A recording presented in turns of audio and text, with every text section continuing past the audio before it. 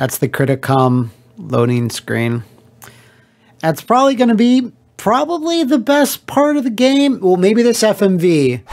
Oh yeah, because Kronos thought they were super hot shit. So they made that logo.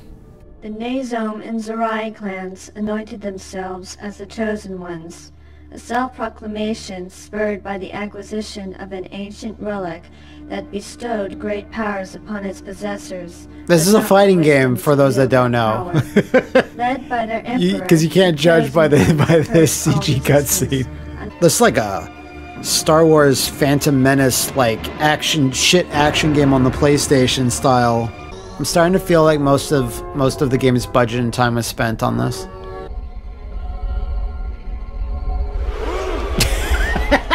You!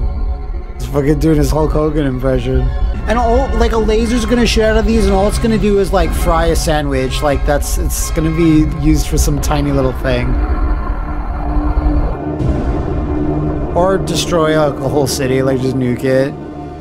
In the end, the Chosen Ones achieved compliance, if not obedience. The years of ruthless supremacy that followed took its toll on the Emperor. In his old age, the dying Emperor entrusted the relic to its new heirs. A new era of peace and prosperity is about to begin, or so it seemed. Okay. Yoink!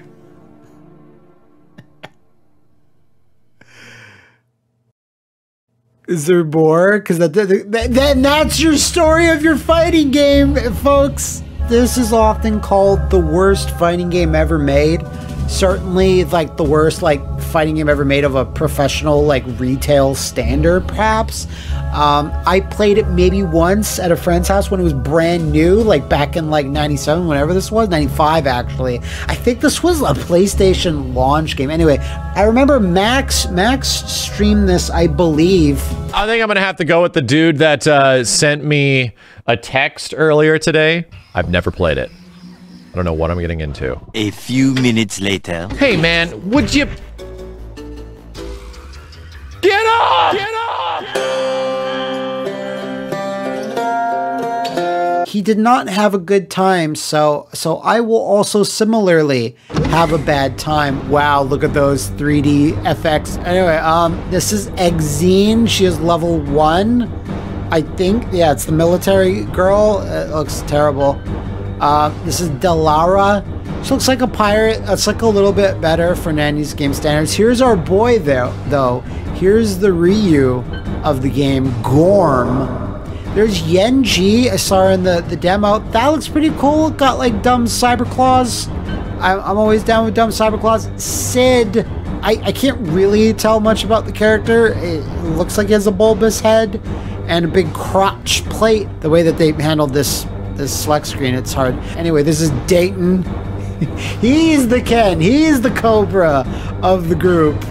Demonica. It's just a chick in a bikini, and she's got dirty feet. Wait. She got hooves? And then we have Sonork. It sounds like a noise, it's Sonork. That's so bad. Out of everyone, I think I'll start with the best or the coolest looking character with Yenji and see how that goes. Yenji, survivor of the Great War, witnessed the murder of her family by the Chosen Ones. She has devoted her life in ending their reign. Those claws are kind of cool. They're like predator claws. Those titties are pretty good. They're like predator titties. I do appreciate little cutscenes like that to establish a character. Oh, a mirror. Good stuff. I'm excited. Commence battle. Oh, Jesus. Okay, whoa, hold on. I just pressed 2 buttons and that felt like the worst thing ever. That this was the first game in Kronos's fighting game history, and it's the first in kind of a series.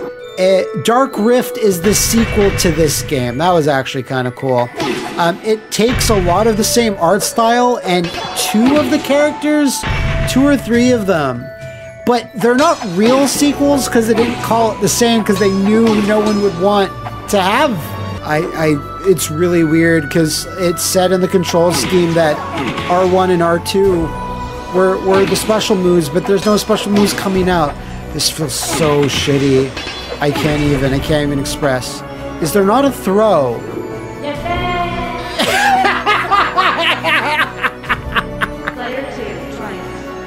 It's one round? Jesus. Okay. I will try to commence battle. I get a very slight feeling of Virtua Fighter with the moon jumps and also the stomps. So that's something. I don't know if that's something, but how am I hitting with that move and then it does almost no damage? Wait, do I have multiple life bars? Is that the deal? And I can't express like what's happening there with. I didn't. The camera is not keeping up with the position of the characters, therefore the direction that you need to block in starts to change. In which case you should have had a block button. That's why it's useful in a fighting game with 3D space. I mean, this is fighting game 101, guys. My only hope is that like the AI will get ring out. But I don't think it will. Get up! She just wouldn't get up. It's weird. There's not a whole lot to say. I'm actually confused about who has the most life. Oh my god. Player 2 triumphs. Let us take another character. Well, we can watch another like really short video clip of whoever. Let's go with Sid. Product of a twisted experiment gone wrong, the sentient integrated droids wander aimlessly, destroying all carbon-based life forms. So he hates meat bags. He's got a Yeti head! That's not bad, actually. I can't hate that. So yeah, I don't know if this will go any better. Oh my god. It's not gonna get better, is it? Is there no music in this game, I just realized? Except for the clips that we saw. Get up! Get up! I don't understand anything that's happening. That's a special move, maybe. Maybe I can just chip her out. No, I can't. Oh my god. It's my destiny. Player 2 triumphs. So when I played Dark Rift back in the day, on my beloved Nintendo Ultra 64, I liked it quite a bit. I thought it had a neat soundtrack, a neat vibe. Not all, but some of the characters were cool. Aaron Maverick. God, there's this samurai guy, like a cyborg samurai who's cool.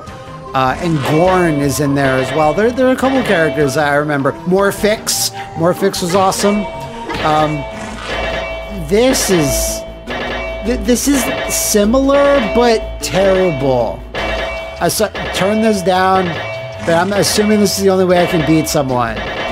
Alright, 16 more seconds of this.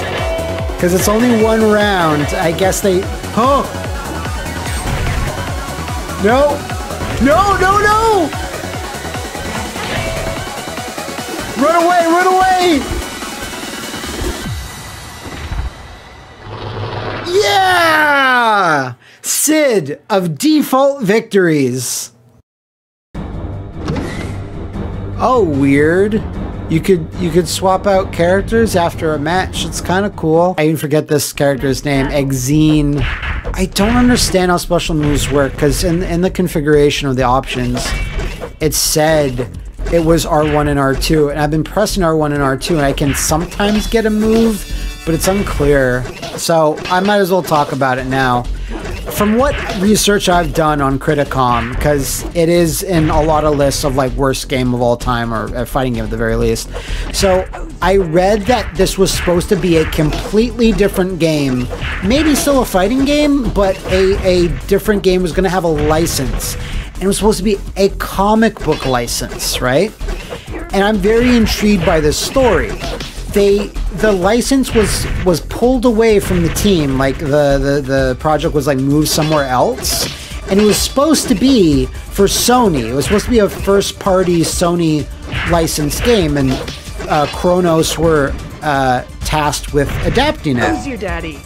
I don't know who my daddy is. I'm a cyborg. I don't really have one. Anyway, since that got pulled out from under the rug, the license, Kronos then didn't have a game to work on, and they're like, well, shit, we have to have something ready for the launch of the PlayStation. So they threw this game together, and I read reportedly like 5 months, maybe 4 months. It was something like 5 months. And then they were like, this is the best we can do. Now, the publisher of this game, Vic Tokai, I think that was Vic Tokai. They said, yeah, sure, we just want a product out for the PlayStation launch in North America. We don't really care, just do whatever. And whatever they did make. I have a theory that comic book license that they had got turned into Spawn the Eternal on the PlayStation, because the time frame more or less works out. Spawn came out in 1997 when it was all said and done, and this came out in 95, at the end of 95, and Spawn the Eternal is a PlayStation first-party game. It was made by like 989 Studios or some other developer, but Sony actually published it. Like, they were the main publisher. So was there a Spawn fighting game plus the fighting element of Spawn the Eternal is a fighting game? Whenever you fight an enemy in that game, it turns into like a one-on-one fighter style situation. So I'm very intrigued by this. Unfortunately, I can't corroborate it for sure. Unfortunately, the guy that gave all this information, he was the head of Kronos Digital Interactive, and unfortunately he died a few years back. But before he did, he gave an interview saying that's the deal. That's why Criticom wound up being the way it did. And since then, Kronos made better games. Dark Rift is better than this, obviously. Cardinal Sin is better than this. And then there are other games, Fear Effect. Remember the Fear Effect series? They were behind those. Those are way better than this. Oh, fuck it. Let's go to Demonica. Demonica is a creature from an unknown realm. It is a mystery why she is here.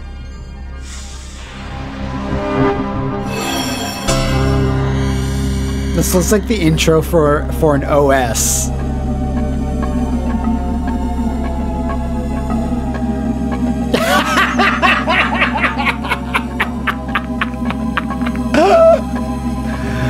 Oh, amazing. Demonica is in Dark Rift, and she's a very different look. She's way more demonic. This is just sexy broad with like metal nipple covers, you know, and a weird vampire face, but that's about it. Oh my god, I'm playing more of this. I'm playing more. Oh god, now I feel especially bad that It's my destiny. Oh my god, look at this. Look at this shit! Okay, if I hit her a couple of times, I might actually be able to win just by dodging for the rest of the round, but I can't seem to because I'm very, very, very aware I'm not the best fighting game player in the world. I'm very aware of that, but like, you know, Justin Wong plays like random fighting games on his channel sometimes. Someone to tell him to play this, because I think I've played worse like Steam only garbage that someone just shits out. I think I've definitely played worse fighting games there, but of like actual licensed games that like came out, like this might be the worst thing I've ever played. It really is. So I hit her once, but I think that's about all I'm gonna get. I'm gonna keep doing this, just zipping around her in slow motion, and I'll check back with you in the edit to see if this worked.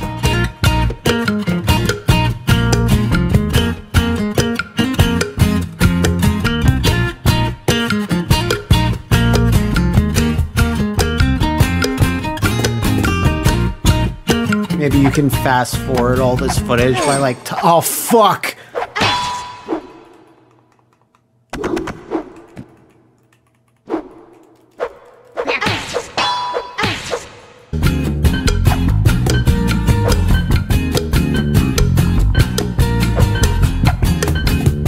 Oh shit!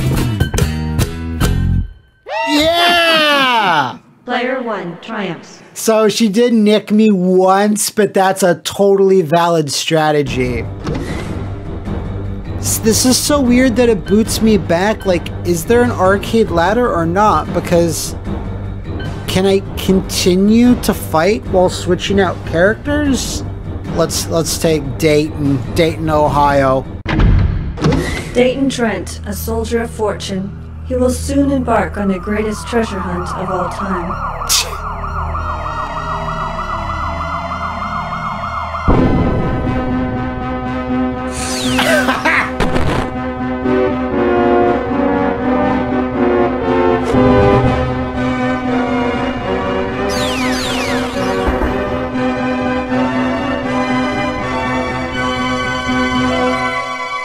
Oh my god, what a VR trooper. Dayton, Ohio over here does remind me a lot of Aaron Maverick. Aaron Maverick's way cooler because his name is Aaron Maverick. Holy shit, look at this fucking Dorcas. What a waffle of a man.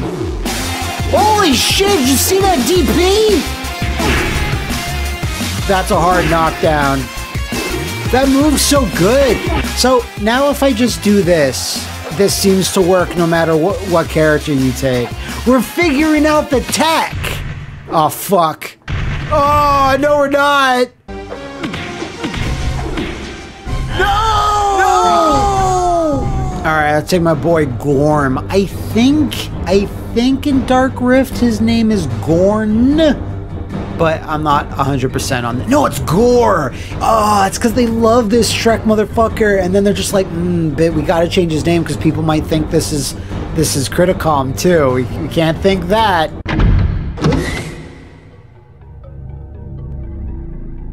Gorm, the mightiest of the Dorlons. His king sent him on a noble Dorlons. mission to retrieve the relic in hopes of saving their dying race.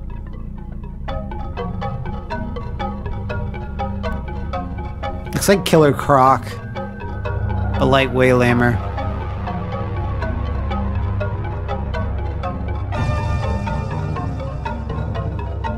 He's wearing like this big onesie. Like, it's not good. Like, it's shit gear. Wow. Riveting. You better do something cool, like piss off the edge of a cliff or something. Wow, that was the worst one. Battle. What? Girl! Holy shit, holy shit! I can't see anything. Oh my god.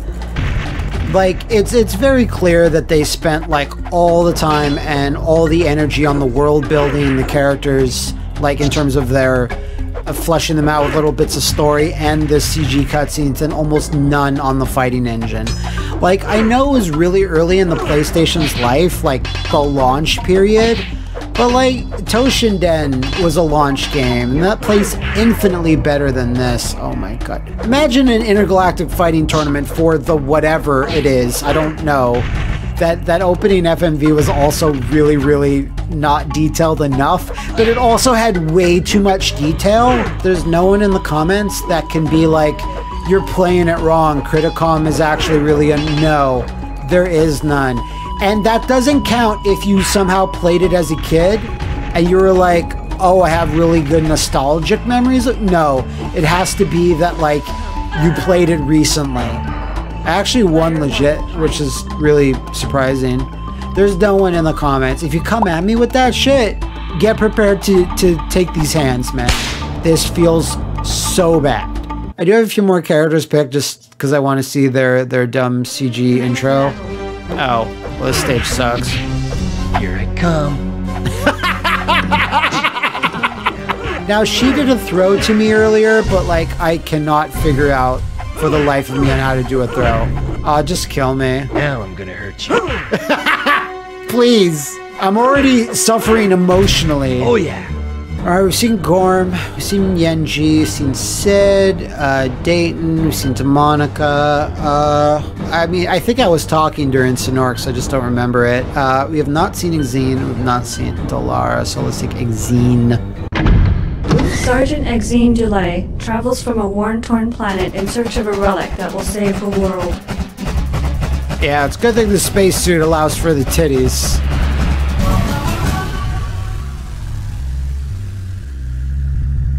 Uh-huh. Then what? Oh, that's it. Okay. Look at these two idiots. Look at this fighting game, if you can call it that. Like, and it's so bizarre that it can't just be like Street Fighter motions for special moves. It's just this, like, I guess they were into Virtual Fighter and they're trying to go for a button input method like that, but I still can't be sure. I don't know, man. Like, if I could even describe, it does not feel good to hit things in this fighting game, which is kind of a big problem. Alright, that's it. Bye. Alright, here's Delilah. Delilah of the Zerai clan was destined for the throne. Failed in her duties to protect the relic, she vowed vengeance on the one who stole her honor and destiny.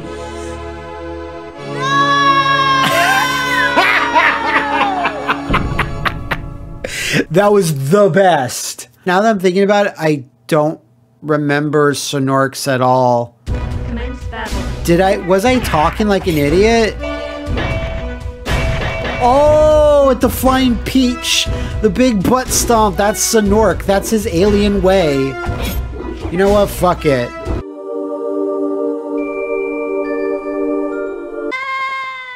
Just for completion's sake, I want to make sure I didn't miss out on Sonorix. I know we've seen everyone else's, but now it's like I feel like I just want to be sure. The last thing you want when you're making a video like this is like everyone telling you, "No, you missed it, idiot," or you like skipped it. So I don't want that to happen. Sonarch Nazome. His older brother was heir to the throne of Emperor. Seeing an opportunity to seize the throne for himself, Sonarch murdered his own flesh and blood. Wow, that was fast, and I don't remember it. Maybe, you know, whatever. This is like the worst Protoss ever in a steel diaper, baby. Like, no, it's not for me. Commence battle. I'm gonna like press one. What is with this voice? Why? Who decided this was okay? That's it. That's it. I'm ending it all.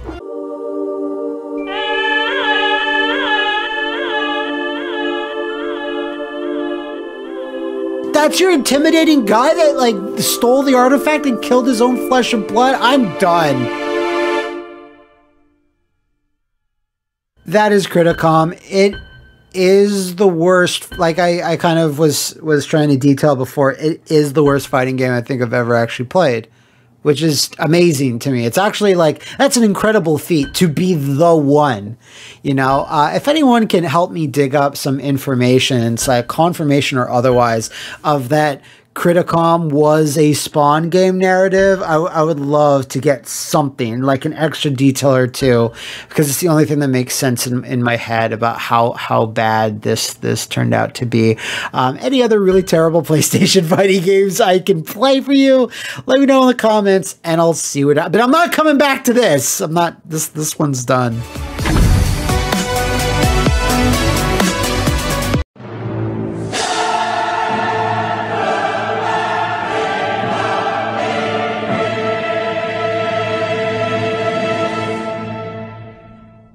A while back, I experienced what I believe to be the worst fighting game I've ever played. Okay, whoa, hold on.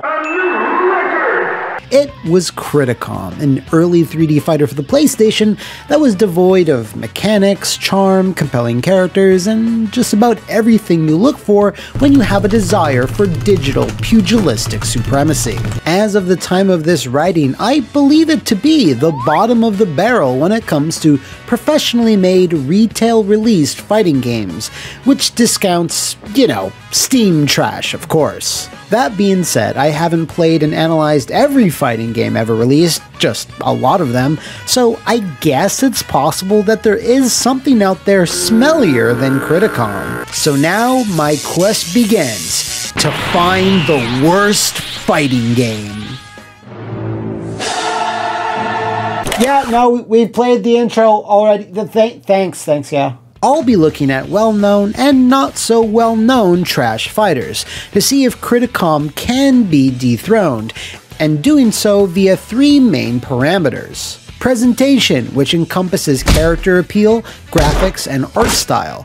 Mechanics, which will cover the gameplay, modes, and features.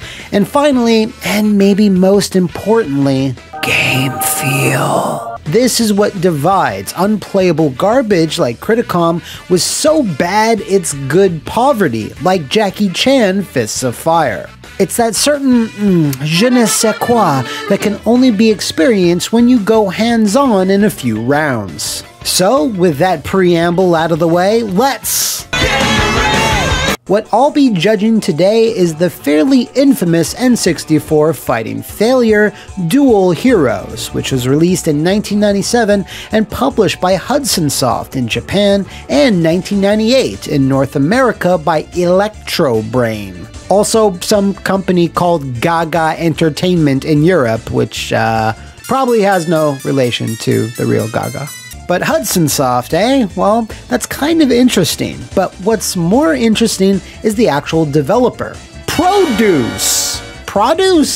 Which some of you might not know by name, but you'll most certainly know by their past work. They're responsible for a number of 16-bit RPGs like the 7th Saga and Brainlord, but are known best for developing some of the greatest Bomberman games of all time, specifically Super Bomberman 1 to 4. Dual Heroes was their first, and as we'll see, only attempt at a fighting game. It implemented a Sentai superhero aesthetic to go along with its complicated backstory, a backstory crafted by the legendary writer/character designer Keita Amamiya, who's worked on everything from Kamen Rider and Ultraman to Onimusha, Final Fantasy XIV, and most regrettably, Dual Heroes. It averaged a 39% on game rankings and often finds itself on lists of the worst fighting games on the N64 and also in general, like of all time, but we won't know for sure until we boot it up. So let's start with that presentation.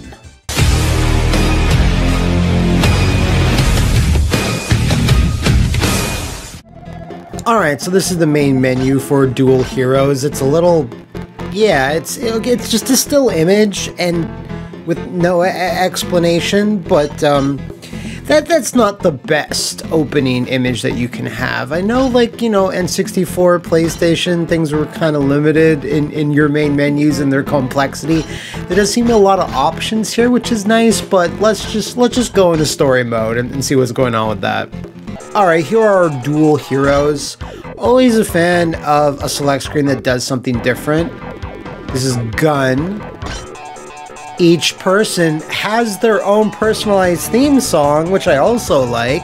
So what I like here is that all the characters, we'll look at their in-game models of course, but at least they're, you know, vaguely different. They all have kind of a eye shield sort of aesthetic going, which is fine, especially for Sentai heroes.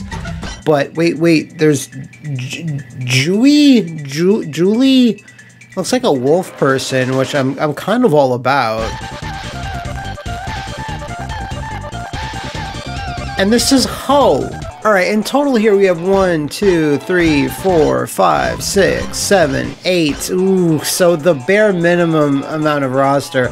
I'm gonna have to check up to see if there's any unlockables, but 8 in 1998, it's a little paltry. I know this is, you know, Produce's first 3D fighter, but that's a little less interesting. We're gonna go through the characters though.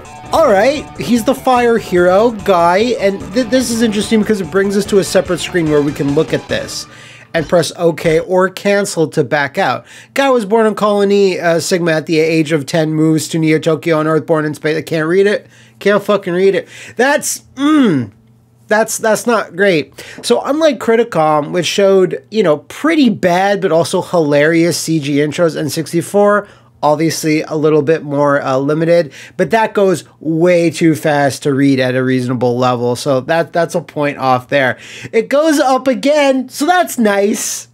Produce thought, like, well, just let the little kid, just let little fat baby Matt read this, and when he can't read it, he'll just let it cycle, and he'll be able to read the next paragraph. So it's +1 for doing a screen like this. It's -2 for making it go way too fast. All right, nice wind blowing, royalty-free wind sound effects. Here's our story. 120 years ago, in preparation for the coming doom, mankind began an exodus to the man-made satellites in outer space, but the day of judgment arrived even before half the population had escaped to space. The shift in tectonic plate caused the shape of the Pacific Ocean to change, and a new continent was created, called Elon Musk Land. After 100 years, the only inhabitable area is limited area to the new Pacific Ocean, the new continent. The nations were focused on the continent and mankind before rebuilding lies. In the midst of the rebuilding, Gaia Theist, the mineral which releasing energy similar to endless energy. The nations began a war with each other for domination, but controversial weapons were found inside the influence of the Gadalites. But the Gadars came to the erupt by the invading force of the Ziggurat Emperor from outer space. After conquering the nations, Emperor Zor creates the SAP, the WAP, protected by the supergravity. Zor commands his empire from the tower under the WAP. A few brave make a stand for defeat the Zark. They are the true heroes. What a bunch of bollocks. Okay, we're going in there with the story mode though, which is nice. Holy shit, that's a Final Fantasy boss. The Emperor of Mankind. Okay. This is actually not bad, because very anime, again, Japanese superhero-esque stage there. Introduction. That's kind of jazzy. So that character model is that these character models are not terrible at all by N64 standards. It's a very Green Ranger of you. Oh yeah, big Sentai power-up transformations. I don't know what that is yet. We'll explore gameplay a little bit later, obviously. Taken on face value, this is pretty typical for what you'd think of for N64 fighters. Okay. Yeah, again, the character model's not too bad, and the animate not too bad as well, which is actually kind of shocking me. I thought it would be way worse. Whoa, getting heavy on that blur though, son. You put enough Vaseline on that camera. Ooh. That was wrong. Bit cool little power bomb there.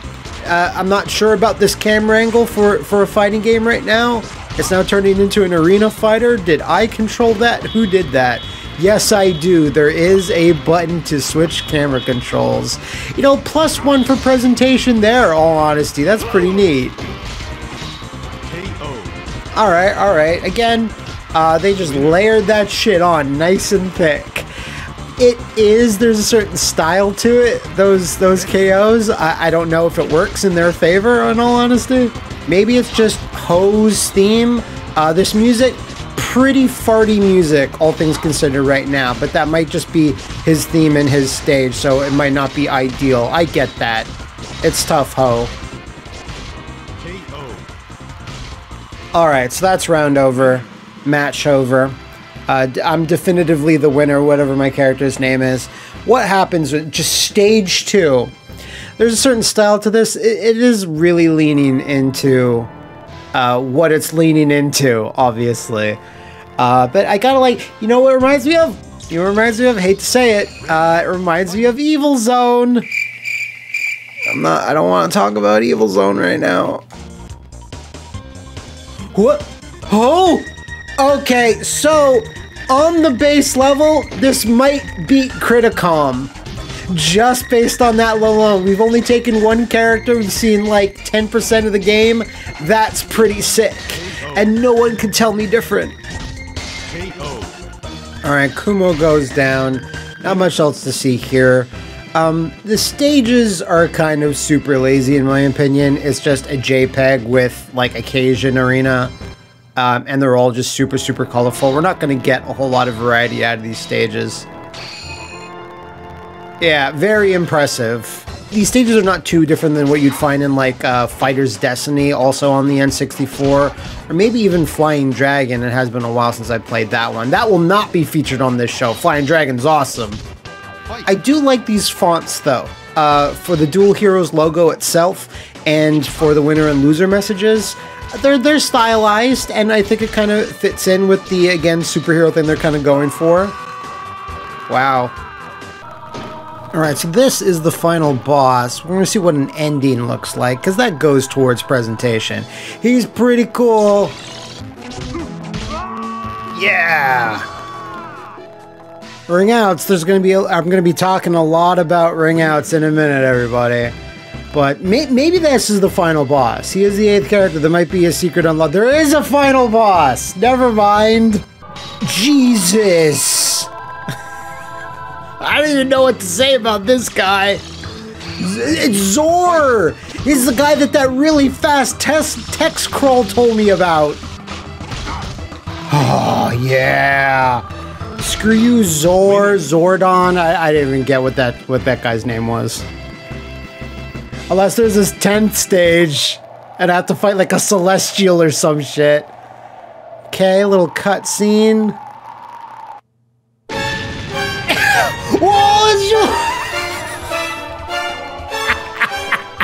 Amazing. All you dual heroes, like people that practice it. Now this is Gizor. I should have figured this is a Sentai thing after all. Yeah, come on. Yeah, okay. So unless there's a third form, which, you know, at this point, I'm not even gonna assume. No, maybe I turn into a third form and have to fight the inner... my guy's name. Guy? Alright, he's on a mountain. He's thinking, what have I done with my life? At last, Zor and the Zodgrinian Empire is defeated, but what had caused Zor to transform into Gizor? Was it some evil energy instilled within the Geithyst? If so, then what will happen to me? With the Geithyst in my power suit transform me into an evil creature? I must find the answer. Until then, the battle is not truly over. You must keep fighting to find that answer. Here's all these heroes. All of them. The director was Keita Amemiya. He did all of it. Not all of it, obviously, but, okay, that is a look at the ending. You have to do that to give some... Sometimes you'll just get, like, a text scroll, but there's a little bit more. I like how it was written from that hero's perspective, rather than just, like, a nebulous narrator somewhere. That's pretty solid. So, presentation-wise, Dual Heroes is a win. It suffers from a lot of N64-ness with blurry textures, subpar audio quality, and the game not playing optimally on an N64 pad. But I gotta say, the Sentai character designs shine through the technology, and they have some definite appeal.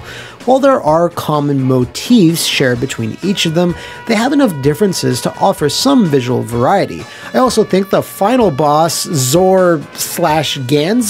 is absolute fucking money.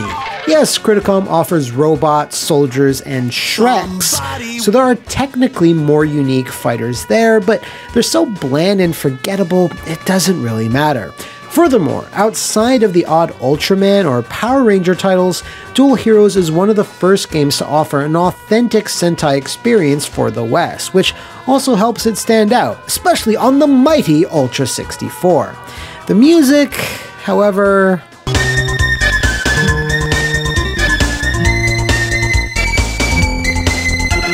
Oof.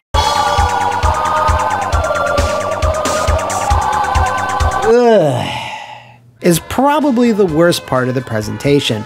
All of it is just such farty nonsense, and it doesn't really leave much of an impression. And finally, slow the text scroll down, guys! This isn't a race!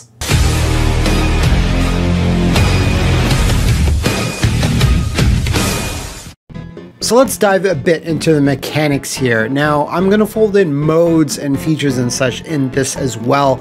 So we can already see there's a story mode for one player with some text. There's versus VR, which is, I assume, it just versus matches against the CPU, which is also nice.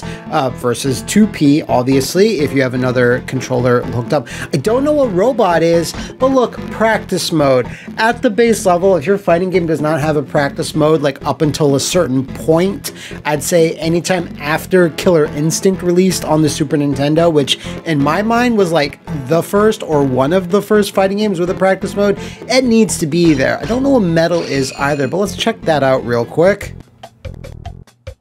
They're medals? I don't know, but it's a feature. Maybe it's like in-game achievements. I don't know.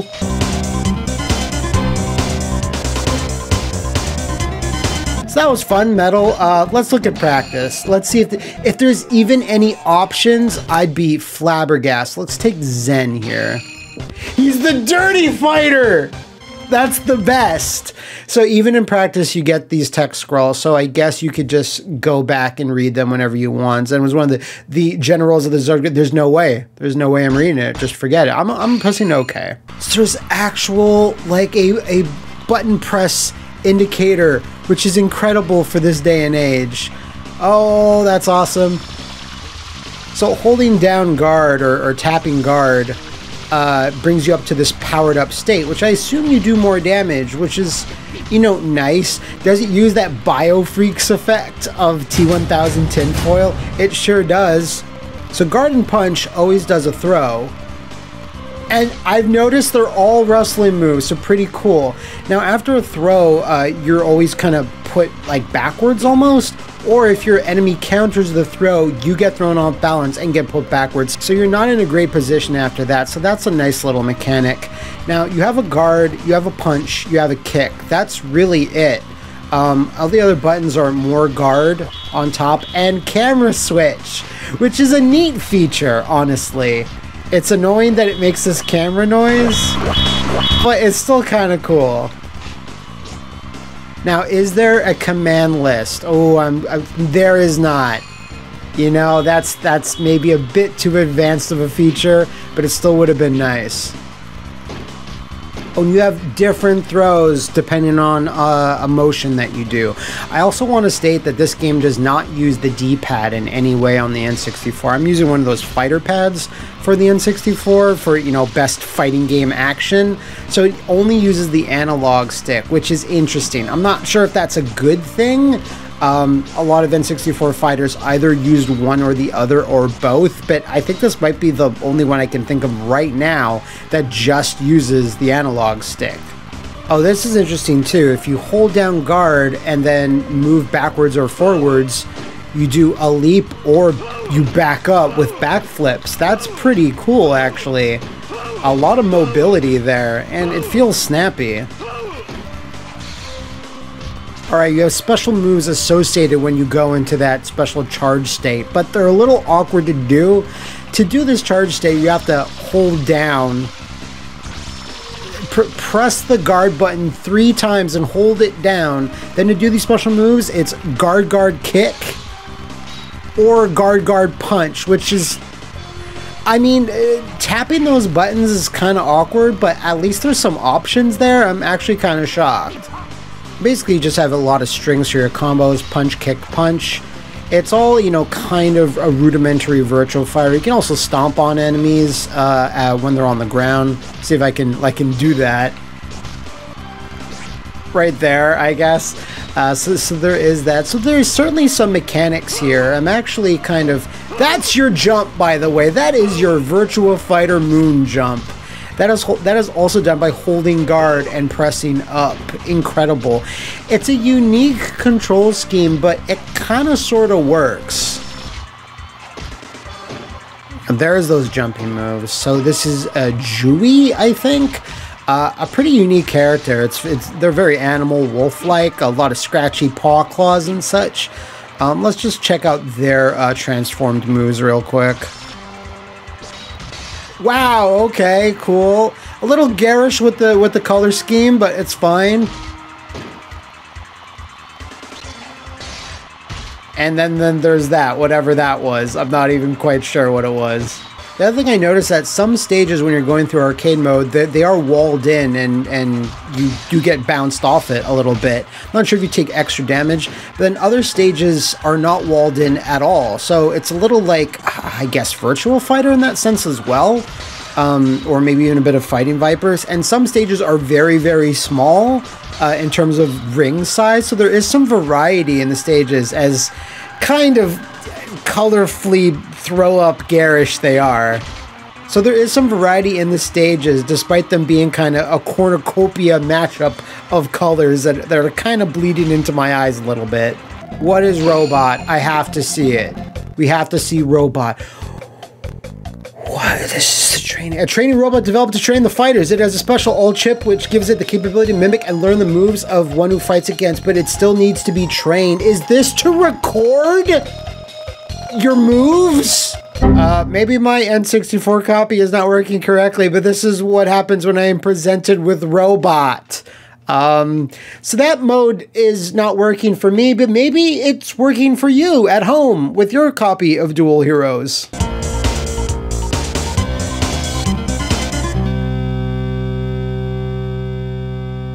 But even though robot does not work, I mean, those are a satisfying amount of modes and options for a fighting game of 1997, 1998. Certainly a lot better than CRITICOM, which only had 2!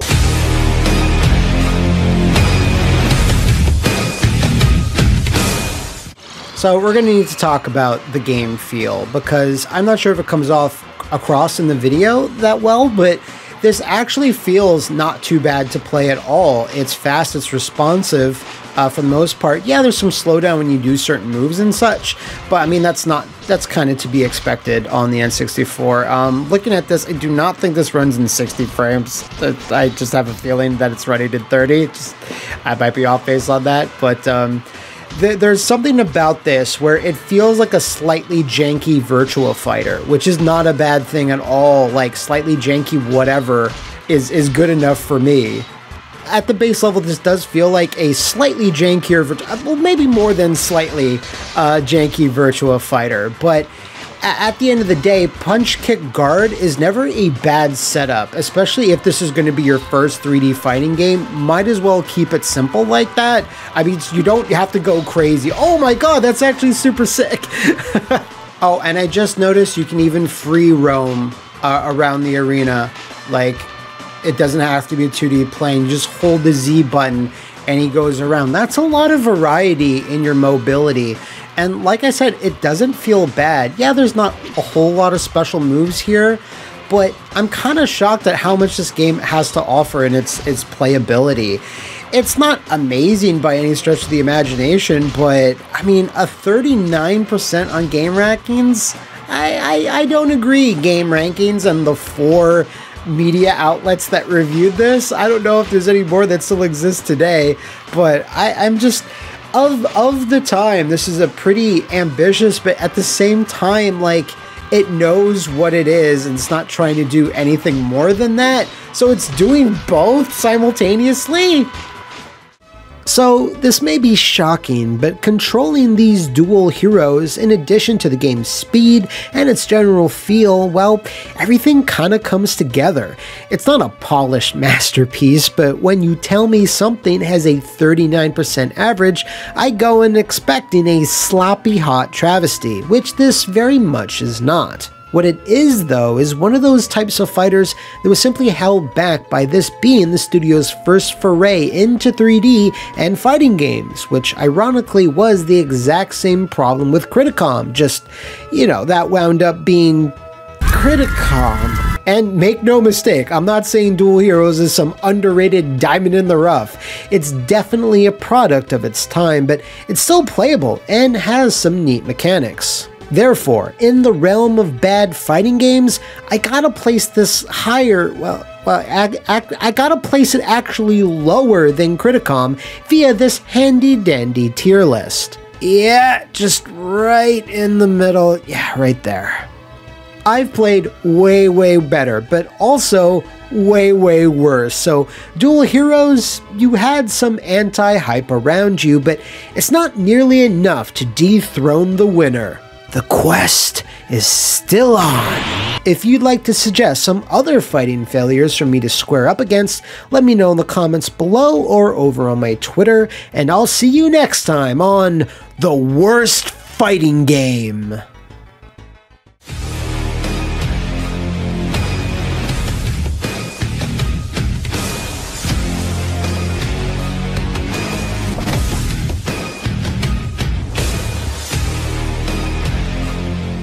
Cool, I guess. I'll take Jackie. Select spooky. What? He turned into a skeleton?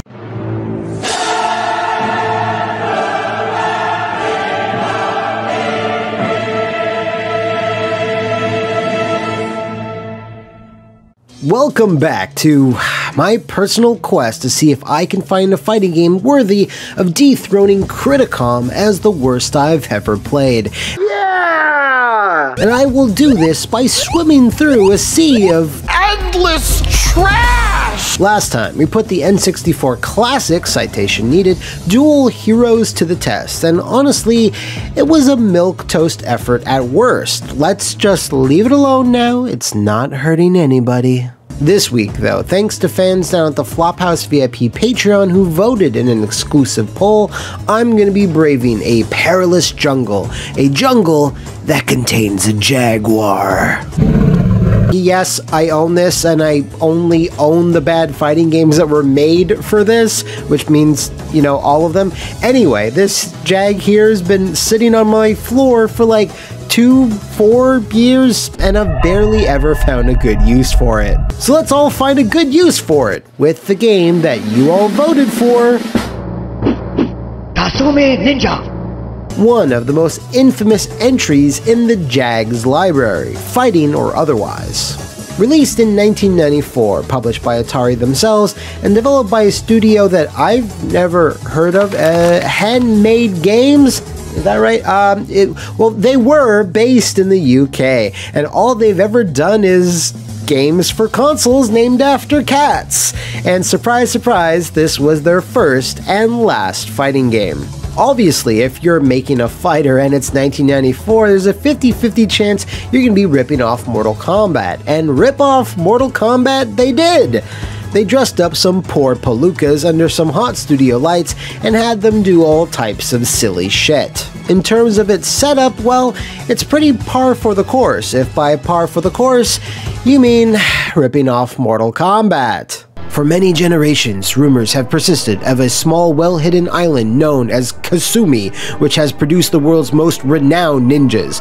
With the help of the preeminent Celestials, the island is kept shrouded in secrecy. An impenetrable wall of mist surrounds the island, making it undetectable to modern technology. All your life, you have trained in body and spirit at the only home you have known, the Dragon Cloud Temple on Kasumi Island.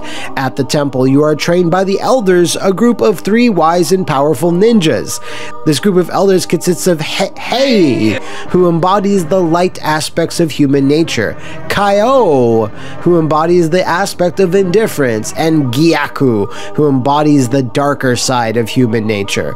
The balance of good and evil is what keeps the portal to the netherworld closed. With this power, Gyaku could destroy Earth. Now you are sure it is your destiny to defeat Goku, close the gate to the netherworld, and restore balance to the universe. The Celestials cannot help you directly, but they have blessed you with the power of absorbing others' abilities. To gain these abilities, you must defeat a variety of champions. What a load of bollocks! Kasumi Ninja was not very well regarded in 1994 at all, but it was originally going to be pretty different. Handmade's original plan was to make something more unique, featuring a robust roster of 20 characters and have a completely different art style. That is, until Atari apparently butted in and asked for a quick MK clone instead. This was all revealed by a former staff member at Handmade Games who had no qualms throwing Atari under the proverbial bus, but since all these companies are, don't exist, it was probably a low level of risk for him. Part of his vitriol probably had to do with the fact that while Kasumi Ninja actually sold well enough to warrant a sequel, and Atari set them to work on said sequel, what the struggling company failed to mention was that they were struggling, like bankruptcy struggling, and folded as a console-making entity just a few months after Kasumi Ninja 2 had been greenlit. Although Atari's arcade division still lingered on. Handmade, with no one left to pay them for all the work they had done, were then forced to close their own doors. This cruel fate actually befell several in-development Jaguar games, including an AVP sequel and even an Atari-published port of MK3. All of them started, but never released. Today though, Kasumi Ninja is only kept alive by residual views of AVGN's review of the Jaguar console itself. Hell, I assume that's the reason why most of you even voted for this digitized disaster. But But that's not to say that Kasumi Ninja hasn't earned its fair share of ire, even back in the day. In fact, I can only find one surviving old score from Game Informer, funnily enough, which slapped Kasumi Ninja with an embarrassing 10% on game rankings. In terms of other 90s publications, well, from what I've been able to glean, it wasn't much better elsewhere. On the internet in 2021, though, Kasumi Ninja has been awarded the 4th worst MK ripoff, placed in UGO's 102 worst games ever, and Complex.com's worst fighting game, etc., etc. But we won't know how truly bad it is until we get it in the ring.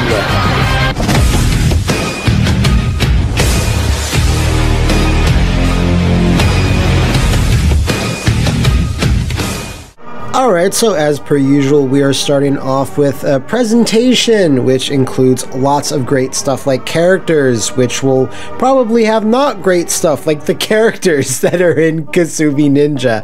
I do have to say, big ups for this particular main menu screen. It makes it known what it's advertising, what it is. It's a simple silhouette of a character with a bunch of MS Paint blood dripping down. I like the honesty here. Okay, so here's a pretty infamous bit. You walk around and touch statues to pick your character. from Kasumi Ninja. To select your opponent, you have to go around in this really bad chugging first person sort of thing. Points for originality, you know, no game would do this, because why would you do this? It's very stupid, but I'm glad that they did it. You know, I've seen so many character select screens, some good, some bad, some in between, and they tried to do something. Whether it was good or not is up for debate.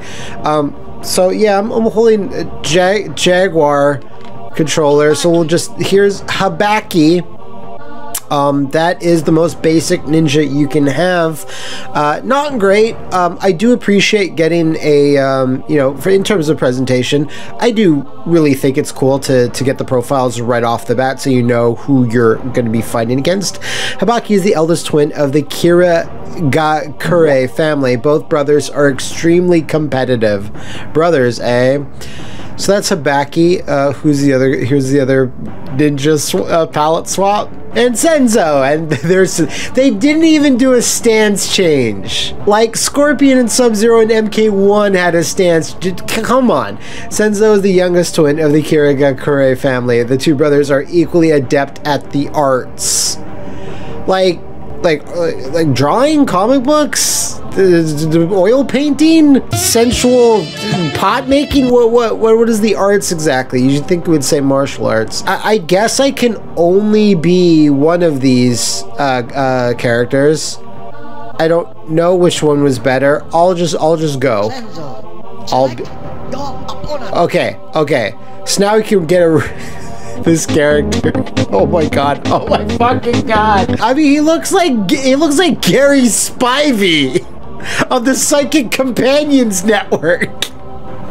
Alright, that's Alaric. Who do we have next? This is a chick in bikini. It's a chick in a bikini. She's Thundra, her style's feral, and her rhyming's fresh. Thundra is the queen of a lost tribe of Amazon warriors. She has trained her warriors in an art handed down for generations. They keep saying art, like, you know, it could be anything. So not good so far, although these two characters are super lame. One of those ninjas that we took, one's fine, but they're both lame and they don't even look like cool ninjas. Again, Mortal Kombat is here's the fucking star of the show. Angus, because of course he is. His style is brawling. Angus McGregor.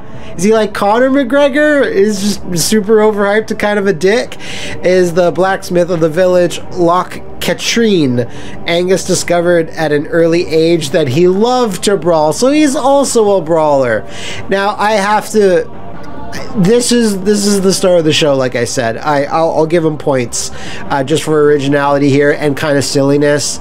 Yeah, you know, like Groundskeeper Willie would like to fight.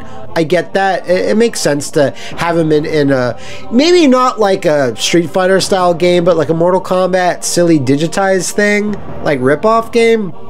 I could see that. So Angus gets a slide. I mean, a pass. He gets a slide too. I don't even know what that means. Pakawa. This has to be a wrestler, like an actual wrestler that they just put in front of a green screen. His style is wrestling, shockingly enough. He's 210. I don't believe that at all. That guy's pushing like 275. Pakawa is chief of the Comanche fighting tribe, Tuwika. Pakawa is proud of the number of scalps he has collected. That's enough of that. This is 94, folks. Not a fan of Pakawa. Danja, her style is street fighting, which is a catch-all term. Catch as catch can. By day, Danja Reda is an assassin. DA by night, she is a vigilante, fighting in a different court. That's a pretty good line. I don't mind that. Again, pretty lazy with this character design. She's just in a cat suit with a bunch of boob windows. Like, she's got like 4 or 5 boob windows. You only needed 1, okay? This character roster, not looking good. Let's see if we can find a winner to go alongside Angus, because right now he's the front runner. Jaggy. He's kickboxing, at least that's the style. Chaggy Nelson. 5 times world kickboxing champion, has never lost a professional bout. Well, that's impressive. I mean, that's okay. I kind of expect a character to look like this, like a Ryu or Liu Kang. At least he has a little bit more visual variety going on with him than Liu Kang, but in like Mortal Kombat 1 Liu Kang, not Mortal Kombat 2, or certainly not 3, who has a bit more style on him. So Jaggy's kind of a pass. Not great though, not great. That's it. Oh, that's the roster for Kasumi Ninja. So who are we gonna fight? It's got to be Angus, right? It has to be. And then maybe after that, Thundra. I have no idea. This is the first time I've ever actually played Kasumi Ninja. So I don't know if how far we can even get in the story mode, but we're gonna try. We're gonna try hard. We need to suss out the rest of what this game provides in the presentation and aesthetics department, especially those backgrounds. I'm looking forward to that. I think. All right. I like that. It's kind of neat. That's a shit versus screen, I have to say. Why is it called Jaguar? Oh, I'm fighting the computer. The Jaguar. Holy shit, we're just fucking going. So, okay. The game doesn't look good. So we have katana swords up there. They're dripping with blood that I assume represents the damage I have incurred. I'm getting incurred a lot of damage. Angus, win. So the Jaguar was supposedly a 64-bit console. A lot of people know it really actually wasn't at all. But this looks, absolutely dreadful for 94. Like, Mortal Kombat 2 came out in 1994. So you have to look at least as good as Mortal Kombat 1, and this certainly doesn't. And yeah, it's an old console, and I'm recording it off the actual hardware, but like this just looks awful. Could be like it's very washed out. I mean, it's a little bit colorful. It's just unappealing to look at. Now we're looking at the stage there. The stage looks not too bad, actually. It's not written in the proper Jaggy, the way that it should be written, like in Fist of the North Star. Like that's not as fun. It's gotta be with a J, soft J. All right, lots of Buddha statues. This actually doesn't look too bad. It not bad at all, actually. The scrolling on the floor is also a little bit impressive, especially for the time. It almost looks like a 3D arena. Definitely a little bit better than Angus's stage. And I'm also noticing the blood actually stays on the floor. That's not even something Mortal Kombat anything. Maybe until Deception or like Deadly Alliance did. That's kind of neat. All right, let's see the King of Goths, Alaric. Okay, all right. So this stage a little bit more muddy, You know, not super great. But I mean, it's simple. One good thing is don't have too many objects in the foreground obscuring everything, and that's fine. That completely makes sense, having those torches there to give the stage a little bit of depth. I've seen some fighting games that do that terribly, and this isn't one of them. All right, well, here's Pakawa's stage. All right, he's got a butt, his ass stomp. Great. Okay. Wow, I can't do anything about that. I don't know what I expected, you know, for a First Nations character to be in a fighting game. They would probably always have a stage like this. So many of them kind of do. Ow! I will say that there's a very sort of naturalistic look to a lot of the stages. They kind of feel as realistic as they could be rendered, you know, considering all the constraints and what they had going against them making this game, and, you know, being on the fucking Jaguar. You know what? I select to leave. You need the key to the Dragon Cloud Temple before you can face Kyaku. So this game is actually brutally hard, considering I'm also, you know, using a fucking Jaguar controller. What exactly is the final boss? Dreaded Kyaku is Kyaku Goku. He's just a gray ninja. I shouldn't be surprised. It is half of the game's title, after all. Oh no! Oh, he's got a second form, and now it's the crab person. I don't even. It's a guy in red pajamas, and he's got like a kaiju head. Okay, sure. Ooh, that's a good throw though. The game's story is so involved and way longer than it ever needed to be, so I better be blown away by this ending, whatever it is.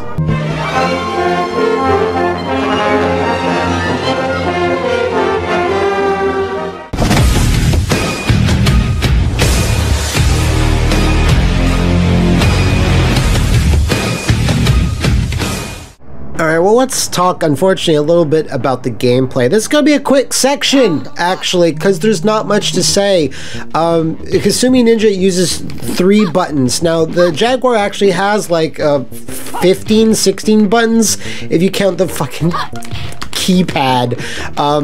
But this uses a punch, uses a kick, and then the C button, or fire, kind of does special moves. It's unclear. Sometimes it does, sometimes it doesn't.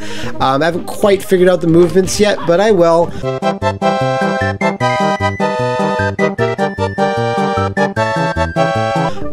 Uppercuts are weird. It's not actually ducking and punching. It's ducking, then holding between down and forward.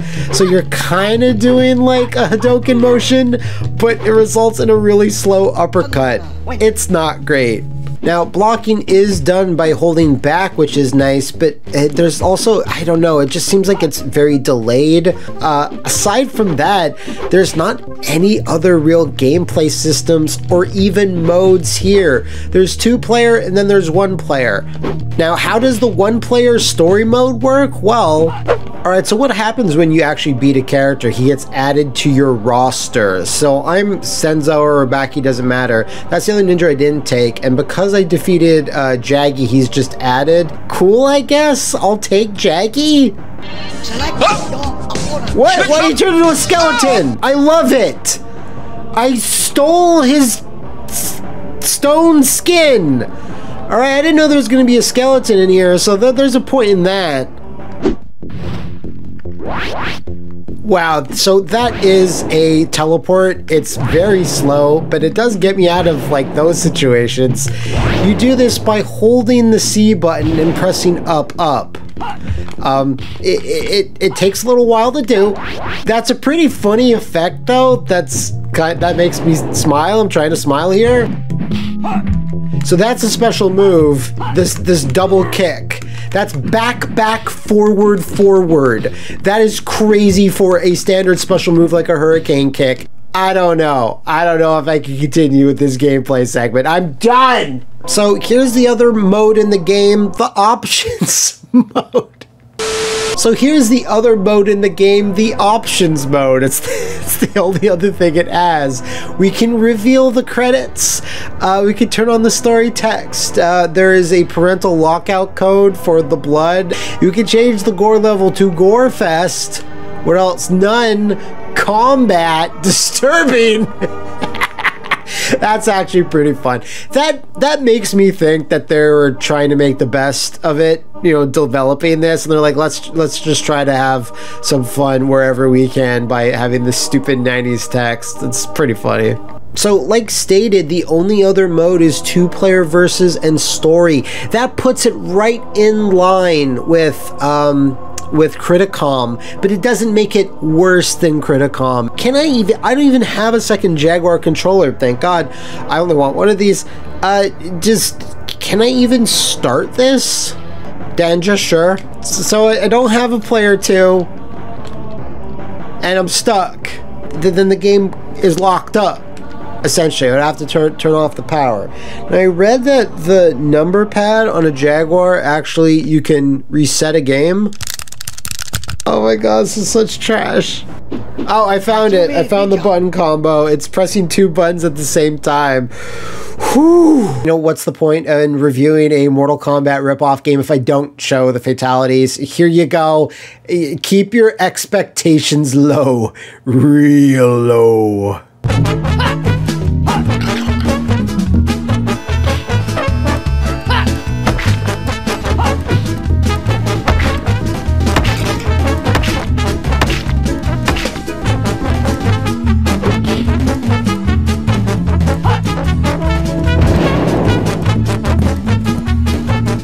No mercy.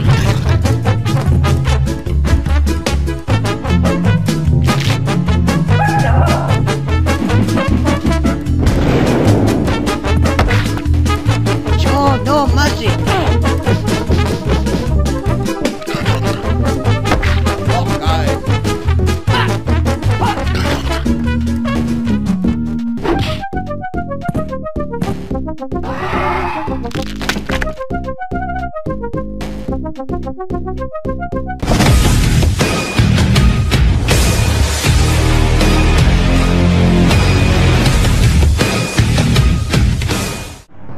Alright, so we're going to talk about game feel now, and again, very short section because there's not much to say about it. It feels awful. It's definitely up there for one of the worst, and especially in terms of a digitized Mortal Kombat game, which I felt, you know, always feels stiff just because of the nature of the animation, how it's captured.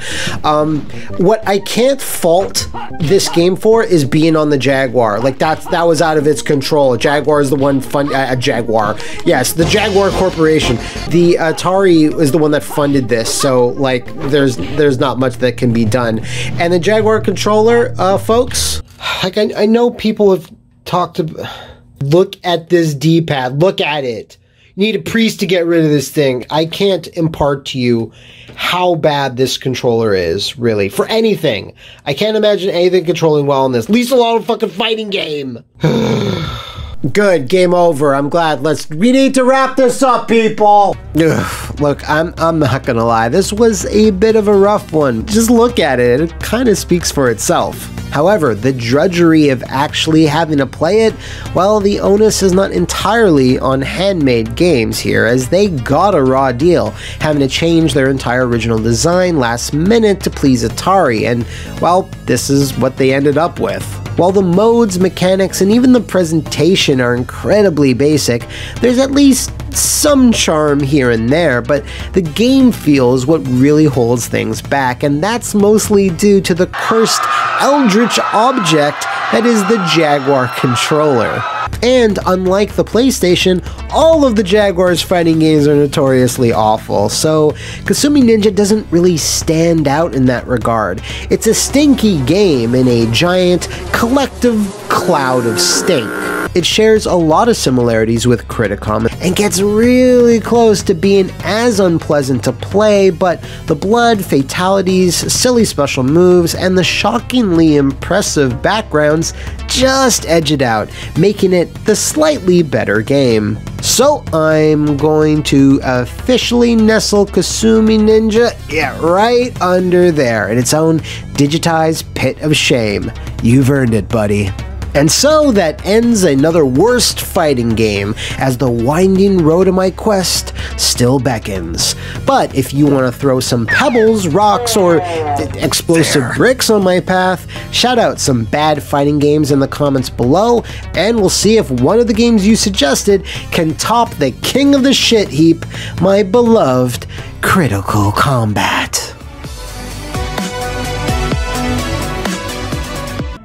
Welcome back, fellow fighters, to the worst fighting game, my potentially never-ending quest to find something as grueling and as unpleasant to play as Critical Combat, which cursed 32-bit systems in 1995. We've dipped our toes into the N64 and Jaguar libraries thus far, but now we're going back even further to 1994, where the hand-drawn 2D fighter reigns supreme, pure and untouched by the fetid and putrid Polygon. And it's in October of that fateful year where a specific, infamously infamous fighting game was released, and, well, let's just dispense with feigning mystery and surprise here. You clicked the title of this video after all.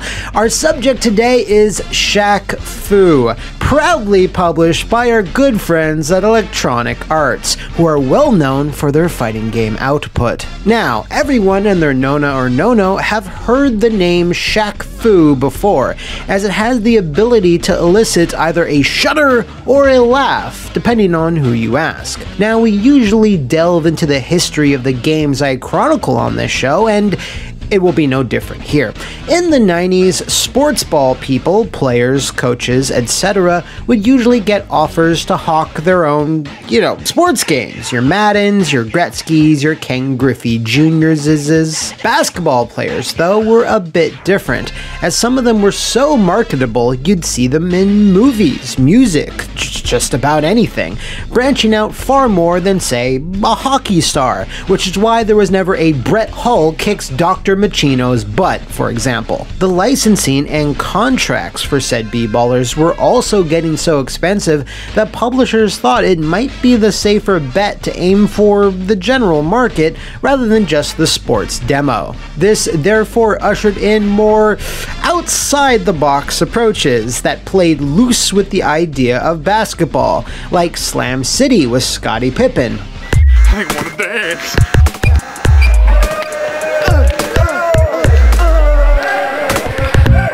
Barkley, Shut Up and Jam. Why wasn't Godzilla in this thing? Michael Jordan, Chaos in the Windy City, and finally, our beloved Shaq Fu. Electronic Arts in the mid-90s, for those of you out there who are too fetusy to remember, actually developed and published a variety of other genres outside from just sports and hawking microtransactions. But of course, the original pitch to Mr. O'Neill was going to be a fairly traditional basketball game, but the EA producer in charge in an old Sega Mean Machines issue noticed that Shaq Daddy was starting his rap career and read that he loved crime and martial arts movies, so he decided to take a risk and pitch something a bit different. What about placing Shaq, who of course has an intimidating 7-foot-tall presence, in an action or fighting game?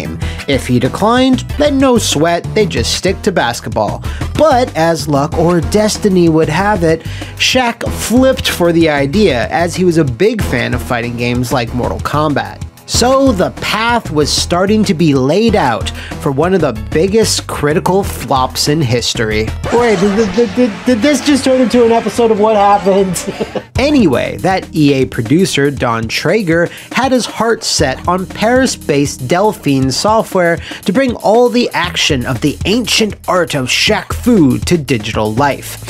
He had seen their breakout hit Flashback at a CES show the previous year and came away incredibly impressed with the lifelike rotoscoped animation they were known for. Now, Delphine's games were also all slower-paced, evocative adventure games like Out of This World, and while their animation was indeed impressive, and despite them accepting the assignment, they might not have been the best choice for a fighting game, which requires responsive control controls and fast gameplay. Shaq, for his part, was all geared up to make this thing, legit super excited, and would give constant feedback and help guide the process to his liking. In fact, reportedly the game was first called Shaq Attack, but its star called a last-minute play and had it changed to the name we all know and cringe over here in 2021. This moniker came straight from him, by the way, as it was something he was pushing in his rap albums. As for the insane reasoning to explain why this is a thing, well, whilst touring in Japan, Shaq is sucked into a weird dimension and needs to fight the mummies alive, and there's some kid he needs to protect. Who cares? It's stupid, it's outlandish, but at least it's memorable. In addition to the game having a ridiculous title and, you know, playing terribly, it also had to contend with being squared up against the home ports of Mortal Kombat 2 and Super Street Fighter 2. Capcom's Juggernaut was released in the summer, while Midway's anticipated sequel dropped in September, with Fu belly flopping into stores that very October. Now, it's one thing if Shaq had attacked before those games had been released, but when you come out after and worse in every quantifiable way, well, I can't imagine Mr. Steele was all that happy. There were, in fact, preliminary plans to immediately launch into a sequel, as EA was sure this was going to be a mega hit. And while it apparently did sell okay enough to warrant that, those plans were immediately kiboshed due to the critical backlash. It posted some of the lowest scores for any fighting game in most print media that reviewed it. Delphine Software never recovered from the game's critical thrashing. They released some generic racing games for a few short years before closing up shop in 2002. It's hard to get work when publishers see Shaq Fu on your resume. So this just might be the most famously bad 2D fighter ever, although I have a suspicion it's certainly completely possible that its badness has been overblown in the last 27 years, Jesus. But it can't be worse than Shaq Fu 2, A Legend Reborn, which, while not a fighting game, is one of my personally most hated, and happens to have its own crowd-funded fiasco story to it. Of course, we won't really know for sure until we get the original 1994 Shaq Fu in the ring.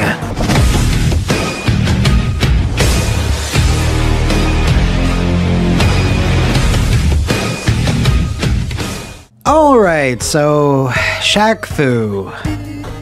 Yeah. So I should mention off the bat that we're going to be exclusively looking at the SNES and Genesis versions. No Game Boy here, thanks. Now, this has to be one of the weirdest cases of two ports I've ever seen. Each one lacks a bunch of stuff that the other version has. Every facet of it has to be so weird and awkward. Alright, so as we can see, graphically both versions are solid, they're comparable. Maybe the SNES is a bit clearer, more colorful, has smoother scaling, I'm not really sure. But this isn't like MK2 or 3 where it's, you know, a night and day thing. The differences here are pretty negligible. Also, the Super Nintendo version lucked out with actual speech for the characters. There's some various shouts, growls, and yells. This makes the combat a bit more immersive than the raw silence that happens whilst playing the Genesis version.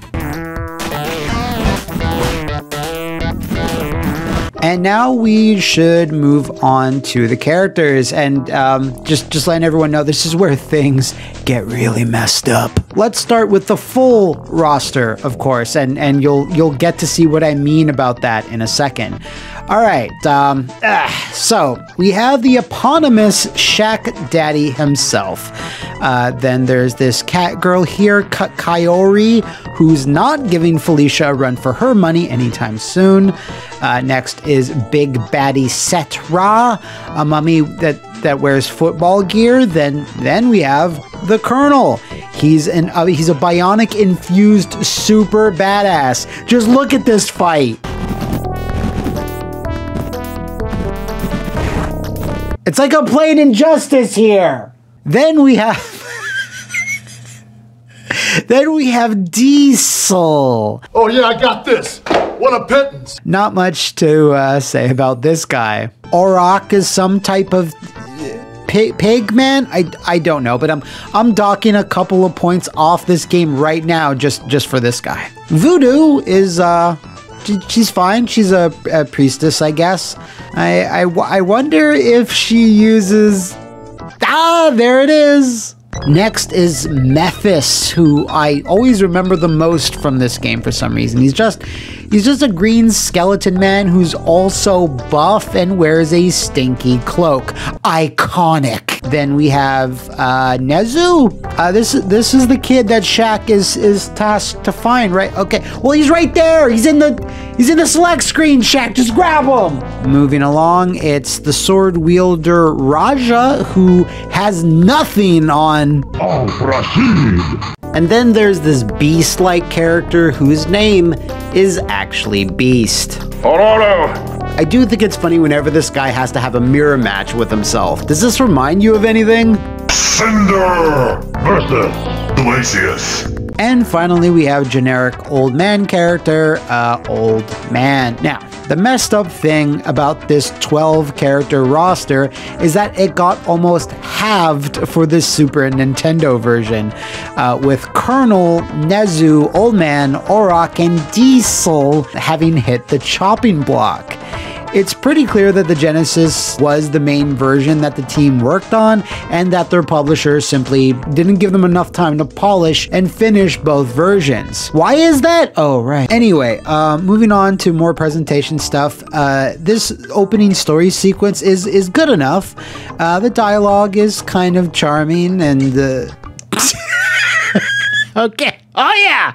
Okay, yeah. What is this fighting game? Is it a fighting game made for ants? Look at our microscopic little Shaq baby here. This is legendary, folks. Anyway, overall, I think this whole thing is pretty cool. It makes sense for a story mode, move between each stage, get a bit of dialogue from it, but I have to give credit. All these stages are great. Nice and imaginative. Lots of parallax scrolling, a decent amount of animation with the NPCs and the waterfalls. And again, big ups to Delphine for the really fluid animation that each fighter has. Now, is there such a thing as too much animation? Yes. Yes, there is, and it's called Shaq Fu. Projectiles, the teleports, pretty much every special move, and most normals simply take too long to come out. Now, the endings, well, Shaq gets the lion's share of the lore here with a pretty simple but satisfying end to this acid-tripped infused adventure. The other characters unfortunately get like one static screen, a small paragraph, and that's it. Like, a little disappointing. Then there's the jumping. Oh god. There's just way too much movement, and it just feels like, oh man. Okay, I'm starting to think that I might not actually be qualified to talk about the mechanics of Shaq Fu. They're just so nuanced and robust. So I'm gonna throw over to our correspondent, the legendary Justin Wong. Justin?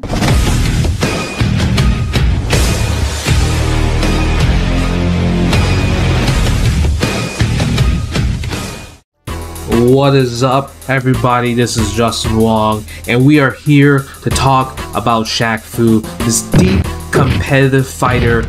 And you know, it has a lot of things. It has a furry meter where pretty much it grants you just a power up, a damage boost every time you get hit. So think of it as like the comeback mechanic of the game. Also, we have other moves where there's like a movement boost where you could dash around, dash back, and if you knock the opponent down, you will get a teleport to get to the knockdown. There's also pursuit attacks as well. When an opponent is knocked down, you could hit them as an off the ground move for some extra damage. And I think some of the icing of the cake is that throws are really overpowered in this game. When you throw somebody, it counts as a knockdown and also puts them in a daze stance where they're dizzy for pretty much a few frames, where you could pretty much have your way and get another OTG damage in that situation, which is really insane. So we're gonna go through this intense game of Shaq Fu, right? This deep competitive fighter that it should be in tournaments everywhere, right? We have to pick Shaq. So we're gonna go through the game. He has some interesting moves. He has like this fire heavy kick that he throws out. Round number 1. All right, we got a little backdash here. For the fire. Yeah, you have to be very precise with the inputs. He throws. Wait, I couldn't block that.